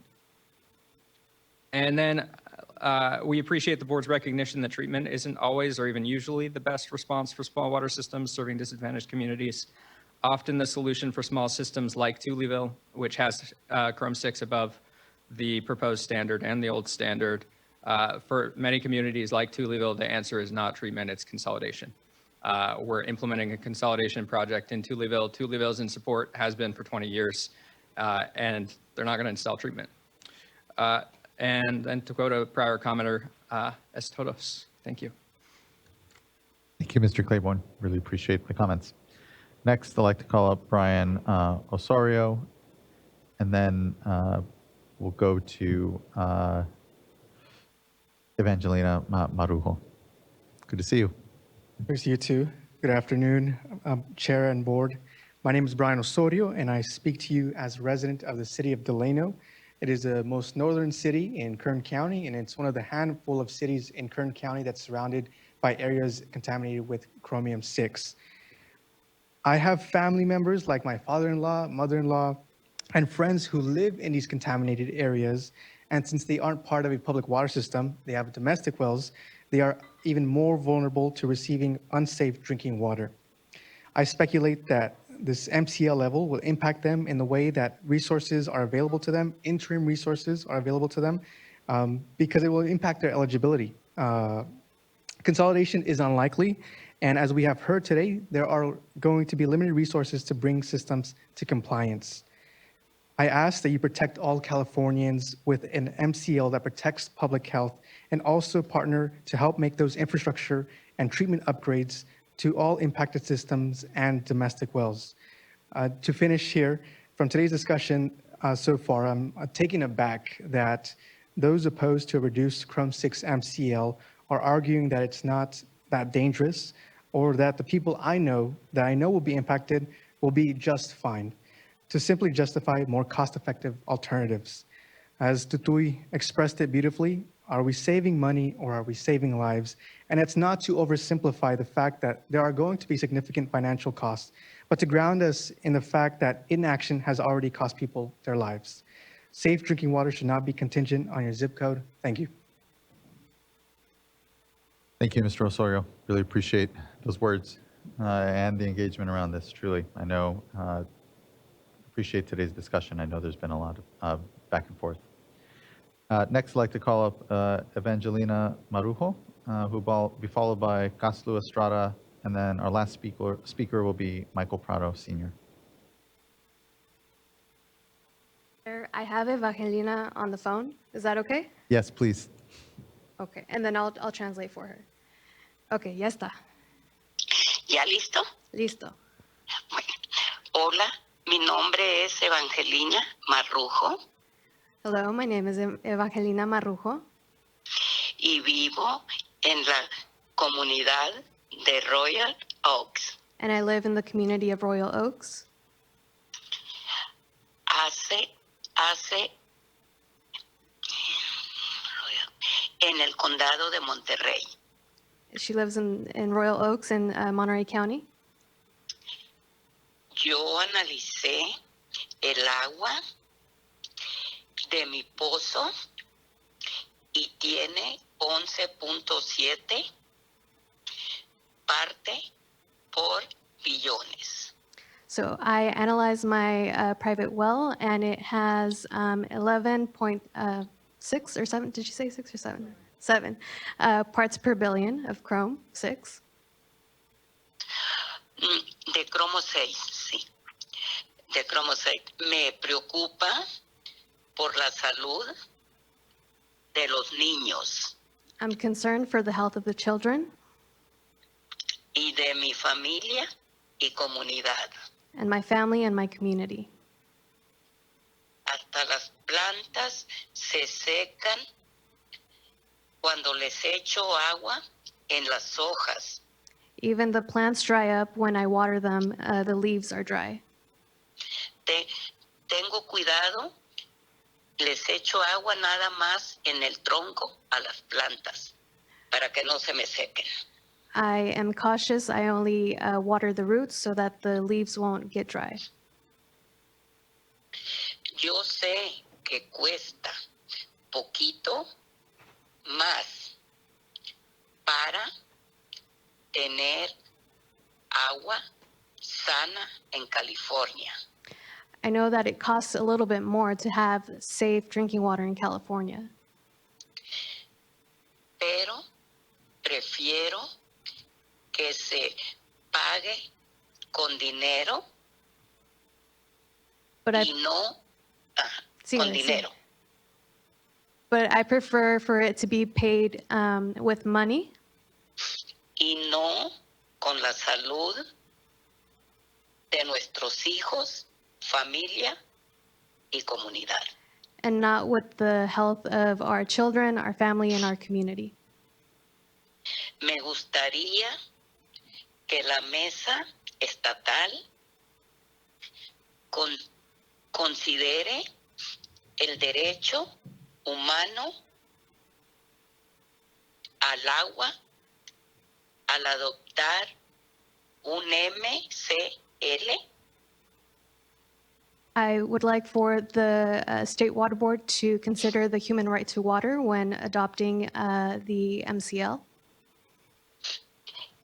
Que proteja la salud a 1 partes por billón. And that it protects the health, so at 1 part per billion.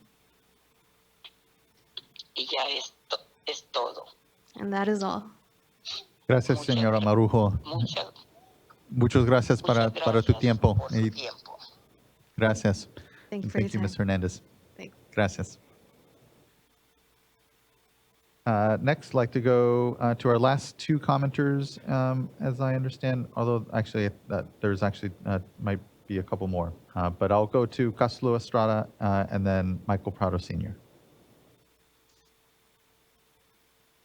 Good afternoon, Mr. Chair and members of the board. My name is Caslo Estrada, and I'm a board member of the Coachella Valley Water District, and I also manage the public water system at the city of Coachella.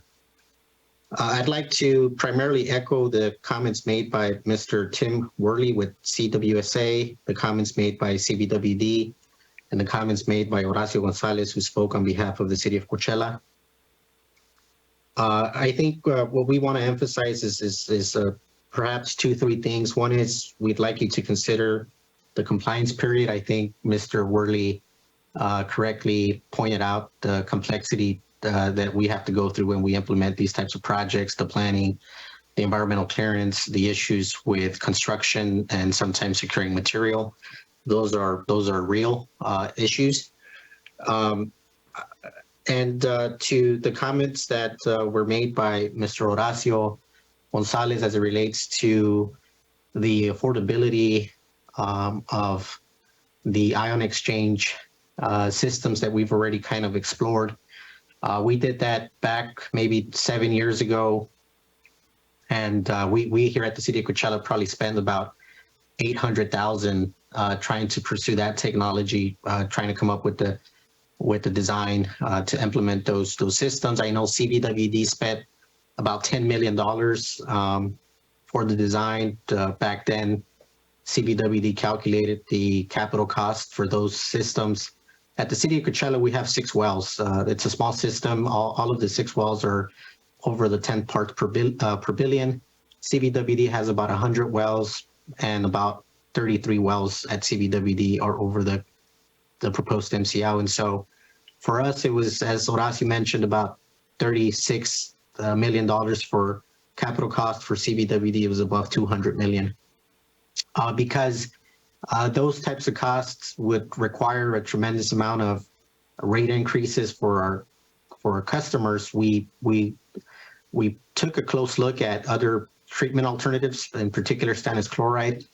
Both agencies at CBWD and the city have done a lot of work to try to pursue that technology. I think it's shown a lot of good results, and as you've heard from CBWD, they have already made some progress in working with the water board to try to amend their permit. At City of Coachella, we aim to do the same.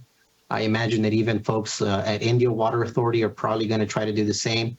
And so we just like to encourage that the water board is open, that the staff is open to working with our agencies so that we can get to a point where we are able to show whatever that data it is that you need to see so that we can move forward with implementing these other alternatives that seem to be a lot more cost effective. And so with that, I just want to thank you for the opportunity and wish you a good day. Thank you. Thank you, Mr. Estrada. Appreciate the contributions to this project, and I know a lot of work that's ongoing out there, so thank you. Next, I'd like to call up Michael Prado Sr., who will be followed by Marciela Mares Alatorre, and then Antonio Juarregui. I said that right? Hello, can you hear me? We can. Good afternoon. Thanks for sticking with us here. Good afternoon. It's been a long day, huh? Well, I'm here before you. My name is Michael Prado Sr. Bear with my speech. I have a health issue, MG, myasthenia gravis.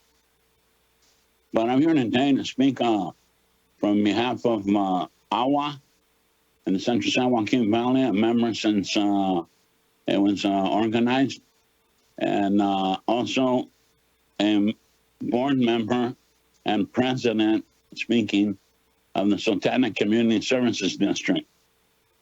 I have lost several members to cancer, 10 or better, in the Central Valley, right here in Dynuma, Cutler, Orosi, Sultana area, Reedley. And we need to do a stronger number to do away with the contaminant. We are real low on the number, and we need to do a better job. I know it's a hard job, but all of us together, all of us, it's going to take all of us, not just myself, not just our board, but all of us to do something about it. And that is why I'm here today. I could reiterate everything that has been presented before you, but I won't go into that because it'll take a while. But I'm sure you know what you were told and asked for in front of you or on the phone today. Please take it in consideration and let's do something better. Lastly, I am a Safer Advisory board member, working group member. I'm doing my third year, excuse me. I completed first 2 years, and I'm on my second term, let's say. The first term I was on there, I mentioned to Ized Vasquez, that used to be an employee on the State Water Board. And she is in school now, furthering her education to become an attorney, God willing, one of these days. But I administered and I mentioned to her, Chromium 6, when are we going to start looking at that a little closer? Us as a Safer Advisory Board We can only advise what needs to be done. We are not there to implement it. Please listen to our advice if and when it is brought before you. Thank you very much for your time. Board, President, Council, God bless you all. Let's do it. Thank you. Thank you so much, Mr. Prado. Really appreciate your contributions to this, the Safer Advisory Committee, all the good work that's going on there. So thank you. Next, I'd like to call up Marciela Mares Alatorre, and be followed by Antonio Jauregui. Gracias, gracias. Buenas tardes, all. Marisela Mares Alatorre. I'm also with Community Water Center, but today I'm going to talk to you as a person that lived in Kettleman City for 45 years. So as you know, even if you haven't watched Erin Brockovich, Kettleman City is a community that has suffered from environmental injustices for many years and from many different sources. So I'm also speaking to you as a person, you know, generally from California and the Central Valley. Our communities deserve clean and affordable drinking water. And that's in your power to do that by ensuring that the MCL protects water. And not only, you know, is it in your power, it's your duty to provide resources for water systems that are reluctant to do this so that they can treat water and that people can have, don't have to drink contaminated water. Don't give in to the industry that's only interested in profits and not people. Even with the proposed MCL, you're still acknowledging that 1 in 2,000 people will get cancer. Kettleman City only has 1,500 residents, and I've seen whole families decimated by cancer. Whole families. People that got settlements from that fabled Erin Brockovich, and all it served them for was to bury bodies. And that's only one in a, you're saying 1 in 2,000? I'm talking about 1,500 people. So that's why it's so important that you use the MCL to protect lives. That's in your power to do. And I thank you. I know it's been a long day. Thank you. It has, but thank you for sticking with it and importantly, providing your voice amongst it all. So thank you, Ms. Mares Alatorre. Thank you. Next, I'd like to call up Antonio Jauregui.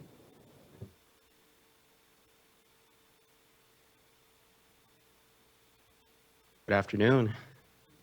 My name is Antonio Jauregui. I'm the political power building advocate here with Community Water Center, and I'm the what stands between, you know, the end of the meeting or just this item, right? So I'm gonna keep it long.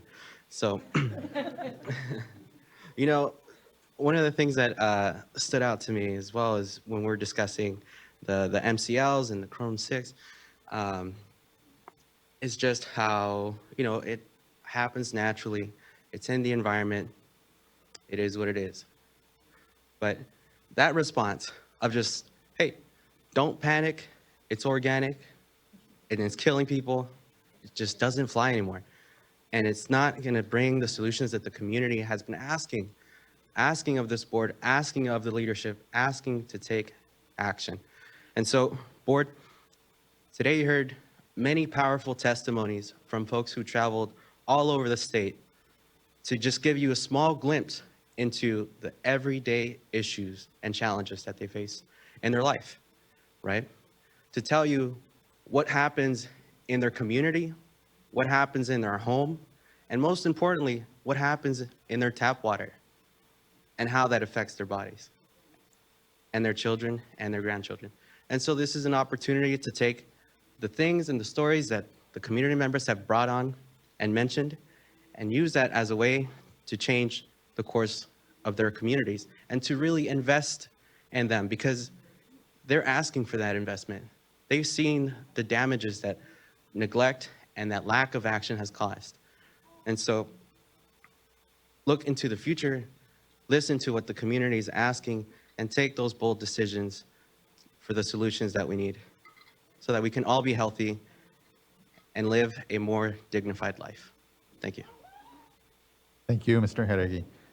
Way to finish strong. I know, as everyone knows, it's been a long afternoon and really appreciate everyone's contributions to what is always a balancing act for this board as we do our best to remain protective of public health, but also do, I know, the balancing that's all amongst it. So just thank you for everyone's voice. Here, what I'll note is obviously the fundamental tensions seem to be around cost, the impacts upon affordability, but then also needing to ensure we're being protective of public health. And I know it's basic amongst it, but what I feel, and here still listening, and I appreciate that OEHA at this point is looking at additional information on the public health goal. What I know of the science as it is, and where I'm comfortable still yet, is with remaining at 10. But at the same time, I know that there were some changes. I hear that I hear the call for additional time. I'd be open and would want to hear from Dr. Robinson and Ms. Niemeyer and others if, extending an additional week has a huge impact. If not, I want to ensure to afford that space for folks. But, I am concerned around further delay and sort of the timeline and getting to a decision before this vote, before this board, because, obviously this is just a workshop. The board isn't making a determination today. We're very much in listening mode. But, I guess the question is, does the addition of additional week on the public comment period for this disrupt our sort of plan, knowing that we have a year, that the clock starts ticking when it comes to, our work with the Office of Administrative Law? Yeah, so, as Dr. Robinson mentioned, the errata sheet really adjusts some language. It didn't change the tables. It didn't change fundamentally most of the data we reported. It also was not parts that we relied on for determining economic feasibility. So in my opinion, the week is adequate to give people time to kind of figure that out on their own and validate that. It shouldn't really change their comment structure in my assessment much. We would like to get started on the comments that come in. We have a lot of comments today. We have a lot of comments that will certainly be given to us by written comments. And so certainly my preference is that we did the week, understanding that it would have been way too short to say you were due Friday after issuing the errata, but that the week we believe is adequate for the small magnitude of the errors that were presented. Certainly it's the board's discretion if you want to go longer. Another week after that isn't dramatic, but it does delay the time by which we can begin addressing comments, which we have to go through. And that'll be our longest workload next, is to go through every single comment, give them due process, understand them, and make sure that we address them appropriately. Okay, I'd be interested to hear from fellow board colleagues, but be open to give an additional week, even very much understanding that, the error that was corrected in the errata sheet is not one that was of, fundamental significance to our economic feasibility. It was in how we summarized it and swapped out monthly for annual. So, but nonetheless, upon hearing, the various feedback from folks, I'm more apt to go ahead and give an additional week than not, so as to just provide that good basis for the continued discussion before the board on this. But again, I appreciate everyone's contributions today. Board Member Guajardo. Chair Esquivel, I'd just like to agree with you there. I think one more week is not, in the big scheme of things, I think you talked about, Dr. Robinson, a range of potential adoption dates, and I think that was a 6-month range. So in my mind, on issues as significant as this and as complex as this, and a lot of the feedback we've heard today, I actually would appreciate having folks take that additional week to think about these issues. And if that's what it takes, then I think it's well worth the time, in my opinion. Appreciate that, board member. I don't have anything else to add at this moment, other than I wanted to voice the support of extending for an additional week. I've appreciated everything we've heard from, again, both community members, system managers, systems that will be impacted. I want to make sure, and we hear this not just on this maximum contaminant limit setting, say, but any of the regulations that really come before this board, that we're not getting it right on understanding the cost and the impacts. And I think that it is here always our desire to do better at creating that more perfect representation of what's going to happen. But I think we could spend a lot of time on that and lose sight of what is actually what we're trying to do here, which is be protective of public health and advance things. And I know there was a comment made, well, why isn't the federal government pursuing this if it's such an important MCL or public health issue? Unfortunately, I don't think the federal government has set any maximum contaminant limits for like 30 years at this point. So, or, I forget how long it's been since they've really driven one. I think the MCL on PFAS will be the first here in a long while. So we're fortunate to be able to pursue things that are impacting public health that maybe it's not nationally able to be driven. So. And I can add to that, Chair Escobar, as well. When the US EPA looks at setting a MCL, they look nationwide. And Chrome 6 is, while it is in other parts of the nation, it is certainly more concentrated in the southwest of the United States and then some parts of I think the Appalachia area. Can I interrupt you? I'm sorry. I just want, it looks like vans are leaving, and I just wanted to really thank you all for being with us all afternoon. I know it's a long drive home, and just really appreciate all of your involvement, and thank you for sticking with us, and thank you for your leadership. It really means a lot. Thank you. Thank you, Vice Chair. Oh, no problem at all. And so I was just pointing out that the difference between, we look at California and the population of California, they are much more broadly impacted with Chrome 6 than the national population as a whole. So that does need to be factored in when you're trying to weigh what US EPA may consider versus what they would do in just California. So it is a little bit different of an analysis on their part. I really appreciate that. Thank you. Looking to fellow board colleagues, and I'll note that Board Member Morgan, I know at 3:30 had to slip out and support her family there. So we don't have the benefit of any of her comments here before us, but any board members, other board members, please, comments, questions at this point? Yeah, well, I too have been in listening mode today, so that was a lot to take in and a wide range of perspectives on this issue, which I'm just reflecting on the fact that it's been, the entire time I've been on the board, the number one priority from a drinking water perspective, which is going on 5 years, by the way, for us to have this MCL completed, and we're still a ways away from that. And so I do feel that sense of urgency in moving forward. I'm glad we're here today. I'm glad we're in this position to be taking the next step. And I certainly appreciate the concerns that we haven't gotten it right, that 10 is not the right number, that perhaps it should be another number that's lower, and also the concerns about the economic feasibility and the costs and the drivers on affordability and all those pressures. And we are trying to find that right, well, I certainly am trying to find that right spot and balancing all of the different competing issues on drinking water that we're facing with PFAS, with all the contaminants that are out there, with water supply reliability concerns just coming out of the drought recently, and understanding those pressures and looking at SGMA and those challenges. And those are all generalities and don't put a dollar number to what we're deciding on today. And ultimately, it's a human health risk management decision. So, on one comment that came up, was raised a few times, was about the public health goal. And a lot of this, as the health and safety code requires, it's a test for, how close can we technologically and economically get to the public health goal? Well, what I've heard is that the public health goal is under review.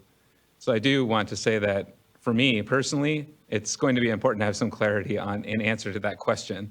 If OEHA is in the process of reviewing that public health goal based on new literature, whatever the case may be, whether it's lower or higher or stays the same, I feel quite compelled to understand what the outcome of that process is before we draw any final conclusions here.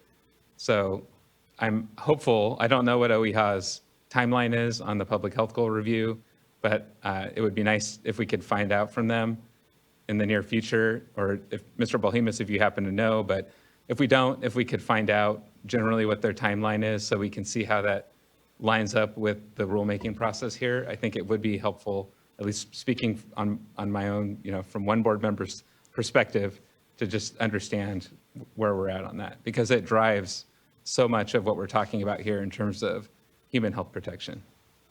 Yeah, from the beginning, we've been in really close communication with the scientists at OEHA and, know exactly where they're at in their process. They have a process they need to follow as well, and I don't really want to interfere with that.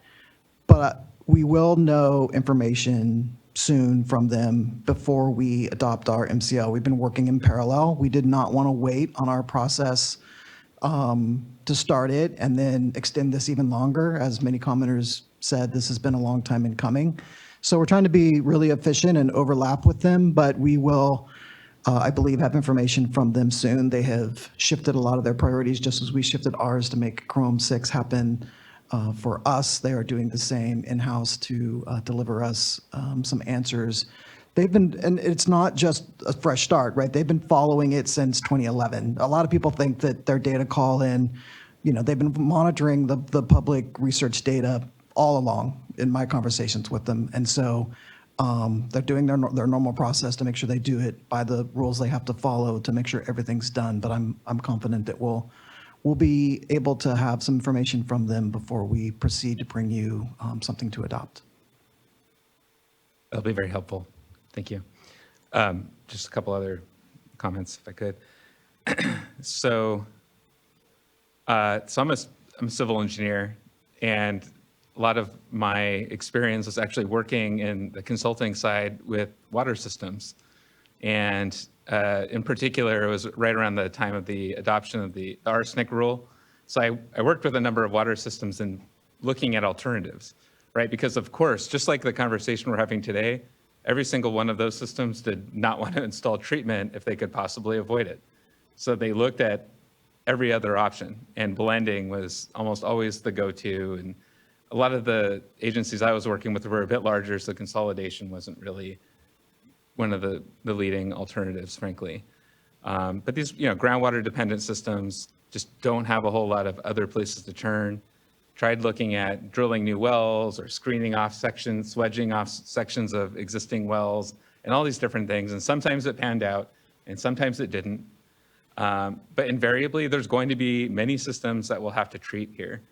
There will be others that find more cost-effective means of complying, and I think that's fantastic. And I'm encouraged by the review, the emerging treatment approaches if they pan out, like with the stannous chloride. I think that's exciting. And in fact, I'm actually interested in better understanding the range of costs, because I think some systems will still go with ion exchange. We heard, some costs there. Some will go with the reduction, coagulation, and filtration. Some maybe, if DDW is comfortable, perhaps could go with stannous chloride or other approaches. So for me, it's not a $1 number. I mean, maybe that's what we need to do here for this analysis, but understanding what that curve looks like in terms of the range of possible outcomes we may have, reflecting that, yes, I think it's understandable that the cost assessment that was done so far is conservative, but it may not be unrealistic at the end of the day when we think about all these different nuances. I know, lots of wells are on tiny little postage stamp sites, and you can only make so many. You can't really install treatment there, so then you're looking at other locations, and then you have to build a pipeline, and all these pieces. Projects end up costing many times more than what you might assume as a default project cost. So for me, it's on balance. Are we in the right ballpark? Does this give us a right frame of reference for making this sort of weighing that we have to do? That's very difficult, and not something I relish, but something that's our responsibility at the board to make these sorts of decisions about protective drinking water standards.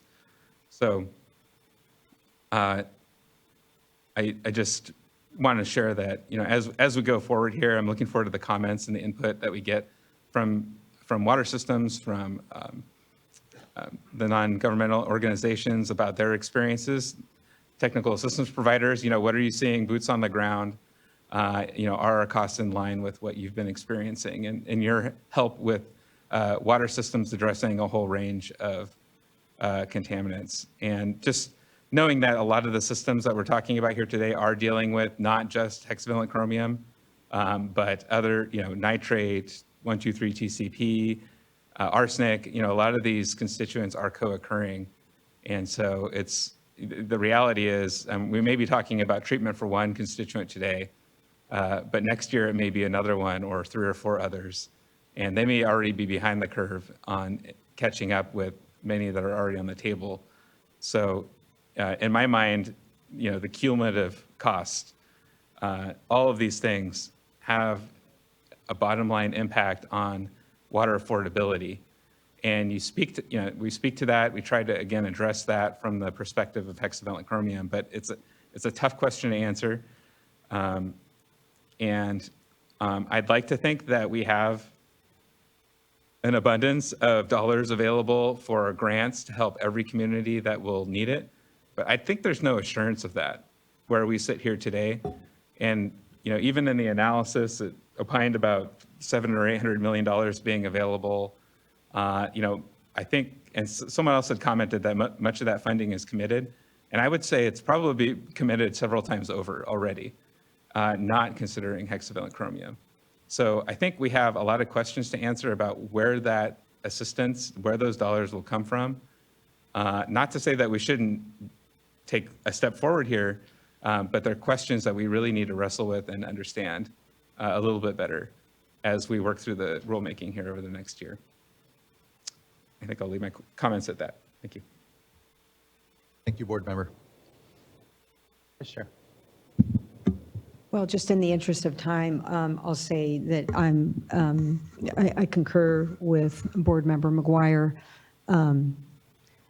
mostly concerned about affordability and just looking for a better way to determine what's likely to occur. Of course, if I were representing a public water agency, I'd come in here and assume the worst. You pretty much have to. But, any way to make it a little more realistic for us. I know that we can't count on stannous chloride, but, and I guess I'll put that back to you all and to the commenters, on some way to make it a little more real, because I'm concerned about, number one is public health, but a close second is affordability, and just concerned about the multiple contaminants and all the issues that Board Member McGuire raised. So look forward to ongoing briefings and reading the comments. Thank you, Vice Chair. Board Member Firestone. Thanks. So many comments and issues, and this is a long time coming. Thanks for all of the work. I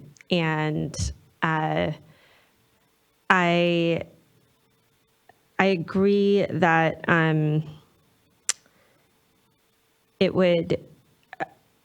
I would say in terms of what staff have done in the economic analysis and the EIR and statement of reasons, I think we've done a huge amount to meet the legal requirements. I think for us then as policymakers, as we're trying to balance, it's nice to know things like so this is not something that we need to be or maybe should be required to be part of the economic analysis, but I would like to know what our estimates are for being able to support small disadvantaged communities that we're estimating to be having to adjust or do something because of this regulation, and I would say looking at also CalEnviroScreen 90%. I think one of the things that we heard from community members is that there's really disproportionate health burdens, and they're hit on so many levels with contaminants and certainly also those same communities are struggling with affordability on so many things in life. And so I think if we're looking at how our state resources should be invested, we're very focused within SAFER. And if we can look at what that would mean in terms of those communities getting solutions through the funding that we have, I would really like to know what that looks like. And to Board Member McGuire's point, honestly, with all these different rollbacks and changes and earmarks and things that are going on, I've kind of lost track of where we are. So I know that's not DDW, that's DFA, but if you can help get that, to help inform the board balancing, not the legal requirements, I would really appreciate that. And also I think within that, one of the things that I think is clear in all of this analysis is there's capital, but if you're doing treatment, it's really the O&M, right, that really adds up over time. And we are looking at, we haven't adopted the fund expenditure plan yet, but we're looking at and planning on doing a O&M affordability program. And so it would be helpful to understand maybe what that means for affordability program needs and demands, and what's available for capital, because there's obviously very different funding sources available. So just look to staff on what's doable on that, but it seems like we have a lot in our needs assessment that could be helpful.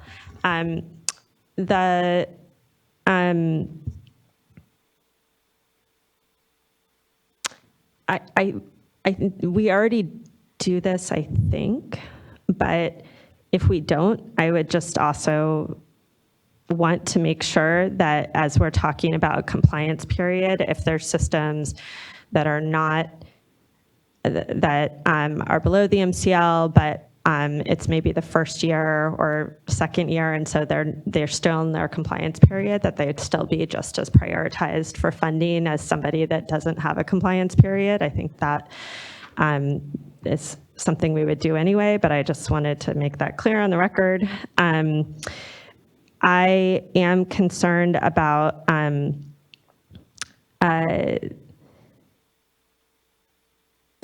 looking at what our capacity is going to be to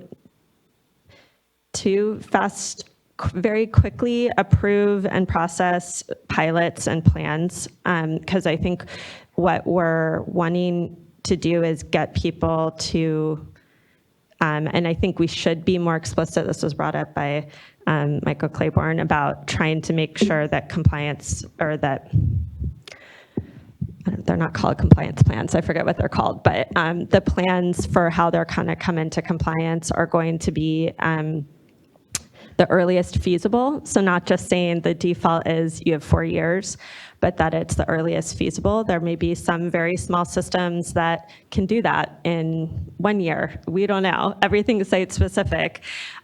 So I do think that we should be saying it should be the earliest feasible, even with building in a compliance period, that's, but that to support all of those compliance plan approaches, that we're making sure we really have the capacity and are able to fast track, move quickly on approvals and reviews of pilots and plans. I really sympathize with, and many of the water systems in cities that want to make sure their systems have safe drink, or their consumers have safe drinking water, but it's a huge difference in cost and an entirely different project if you're doing stannous chloride than if you're doing ion exchange or something else. And so we need to be able to have the capacity to do that with the system. So it'd be great to hear back, again, just understanding how we feel like we're going to be able to do that piece in a timely manner. I think the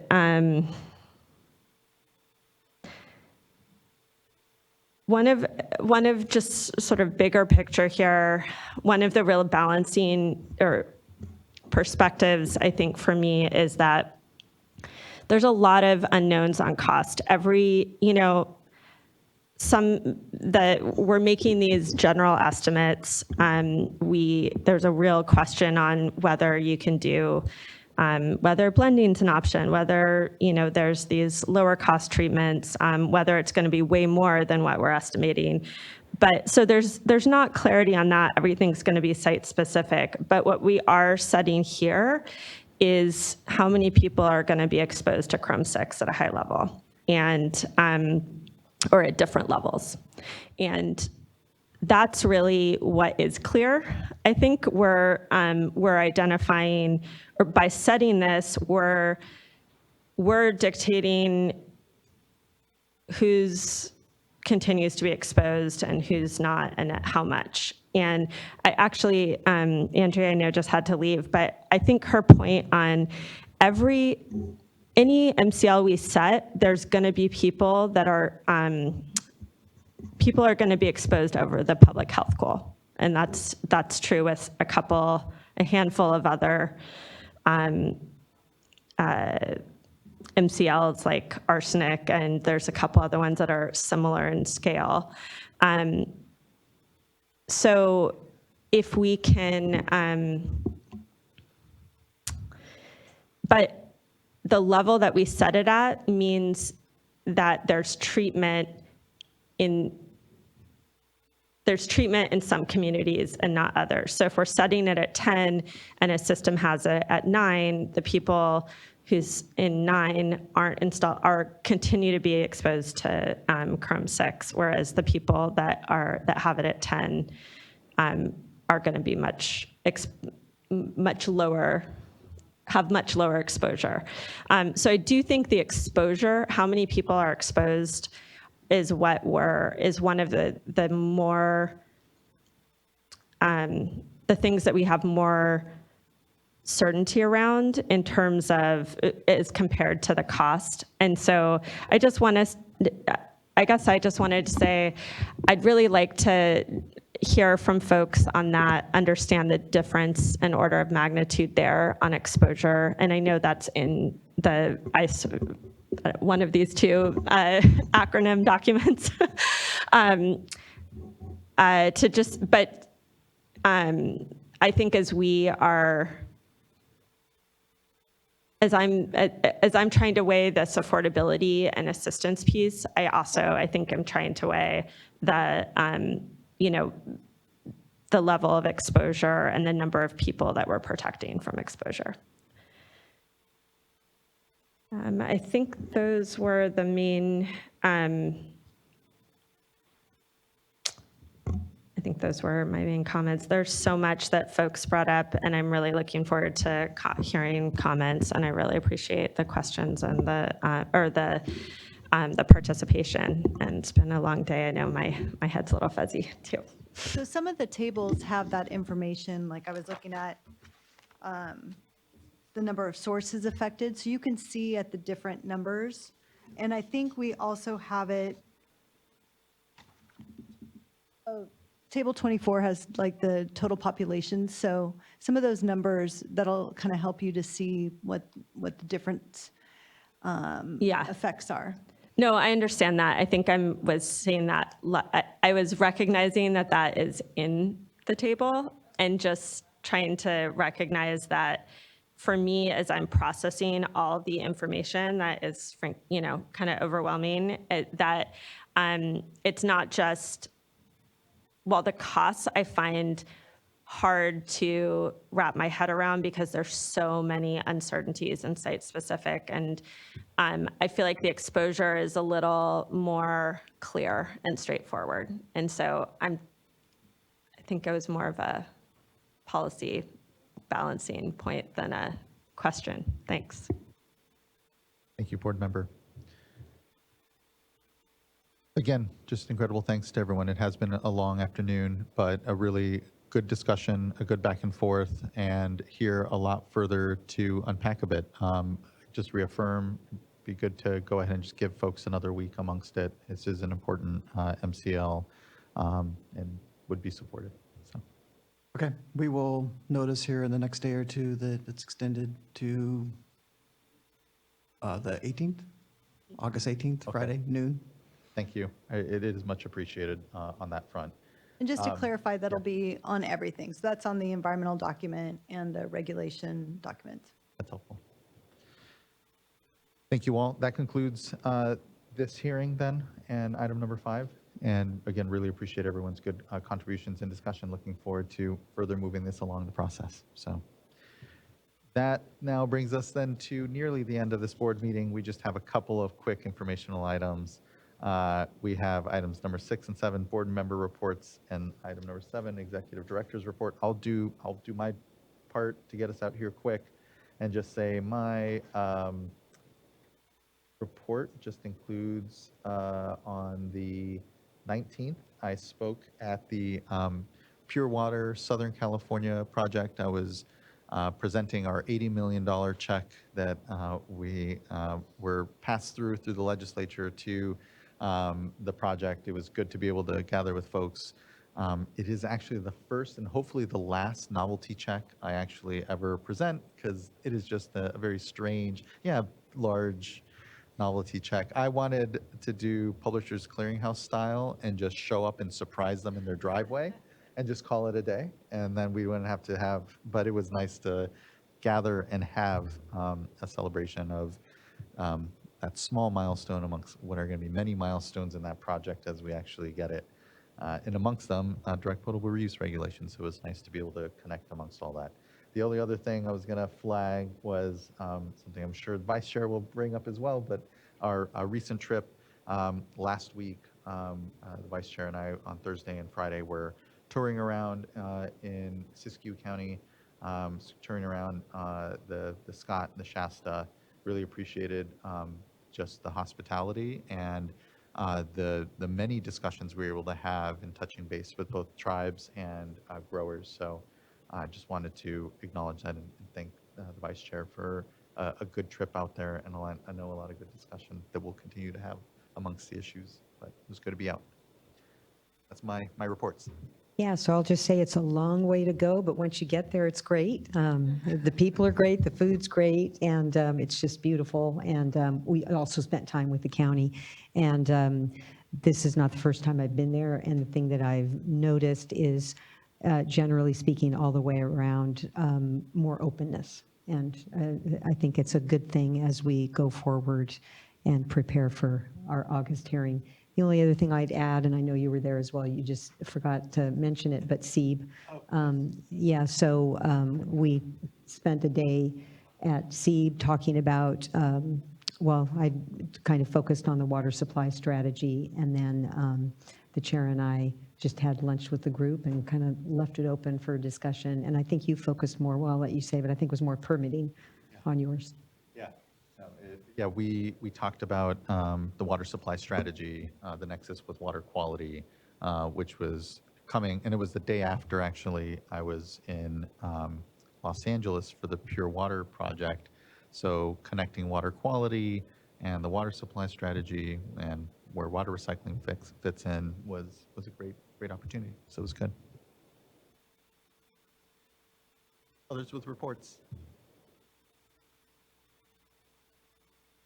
I think the only thing I'd report is something I did with Board Member McGuire after the South Lake Tahoe special meeting.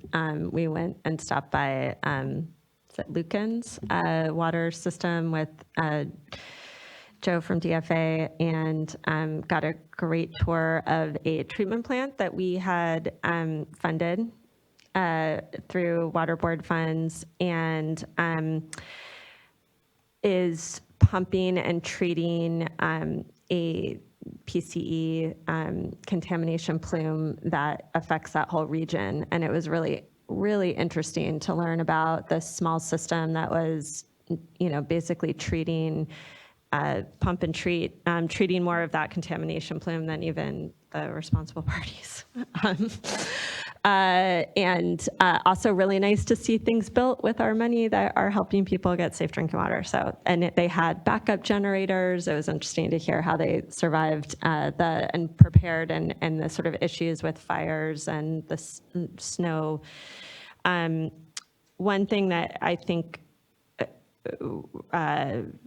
helped me understand some of the many challenges that are on folks' plate is how hard it is for them to get insurance up there for water systems. And I think that's something increasingly we're going to find for a lot of these areas is, you know, to fund capital projects, we're going to require them to be insured. And with, you know, increased fire and flood and every other climate impact, where it's becoming harder and harder to get insurance and really skyrocketing prices. So that was helpful to understand.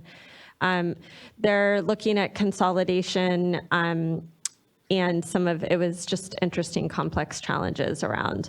There are a number of systems right in each other's service areas, and they all have lots of costs and applying for lots of state funds. And I think trying to figure out how we best leverage our money to help support it, but also get larger economies of scale. Anyway, it was really interesting. Appreciate that from staff and from Lincoln's. Fantastic. Thank you, board member. I'm glad you covered that because that was much more thorough than I would have done. So it was good. Agreed wholeheartedly with all those comments. So the only thing I wanted to mention hasn't happened yet, which is tomorrow I'm going to the Cal Nevada AWWA section. They're having a workshop at the Albert Robles Center, WRD, on desal and reuse. So it's, again, just plussing up the water supply strategy and all the good work that's happening there. So I'm looking forward to that panel discussion tomorrow. Citing criteria report, all of it. That's great. It's good work to be able to make sure we're speaking to, and thank you for that then. Okay, that concludes board member reports, and look over to executive director. Anything to note on item number 7, executive director's report? It's for itself unless you have any questions. See, no questions. Thank you. That does bring us to the end of today's board meeting. I have to give special shout out to our translators. Thank you for so much today for the work. I know we've been here late, so thank you. And this concludes our board meeting for today. We're adjourned. Our next board meeting is scheduled for August 15th, 16th. So we will see you all in 2 weeks. Thank you for what was a long but very productive day. See you soon. Thank you. Be well.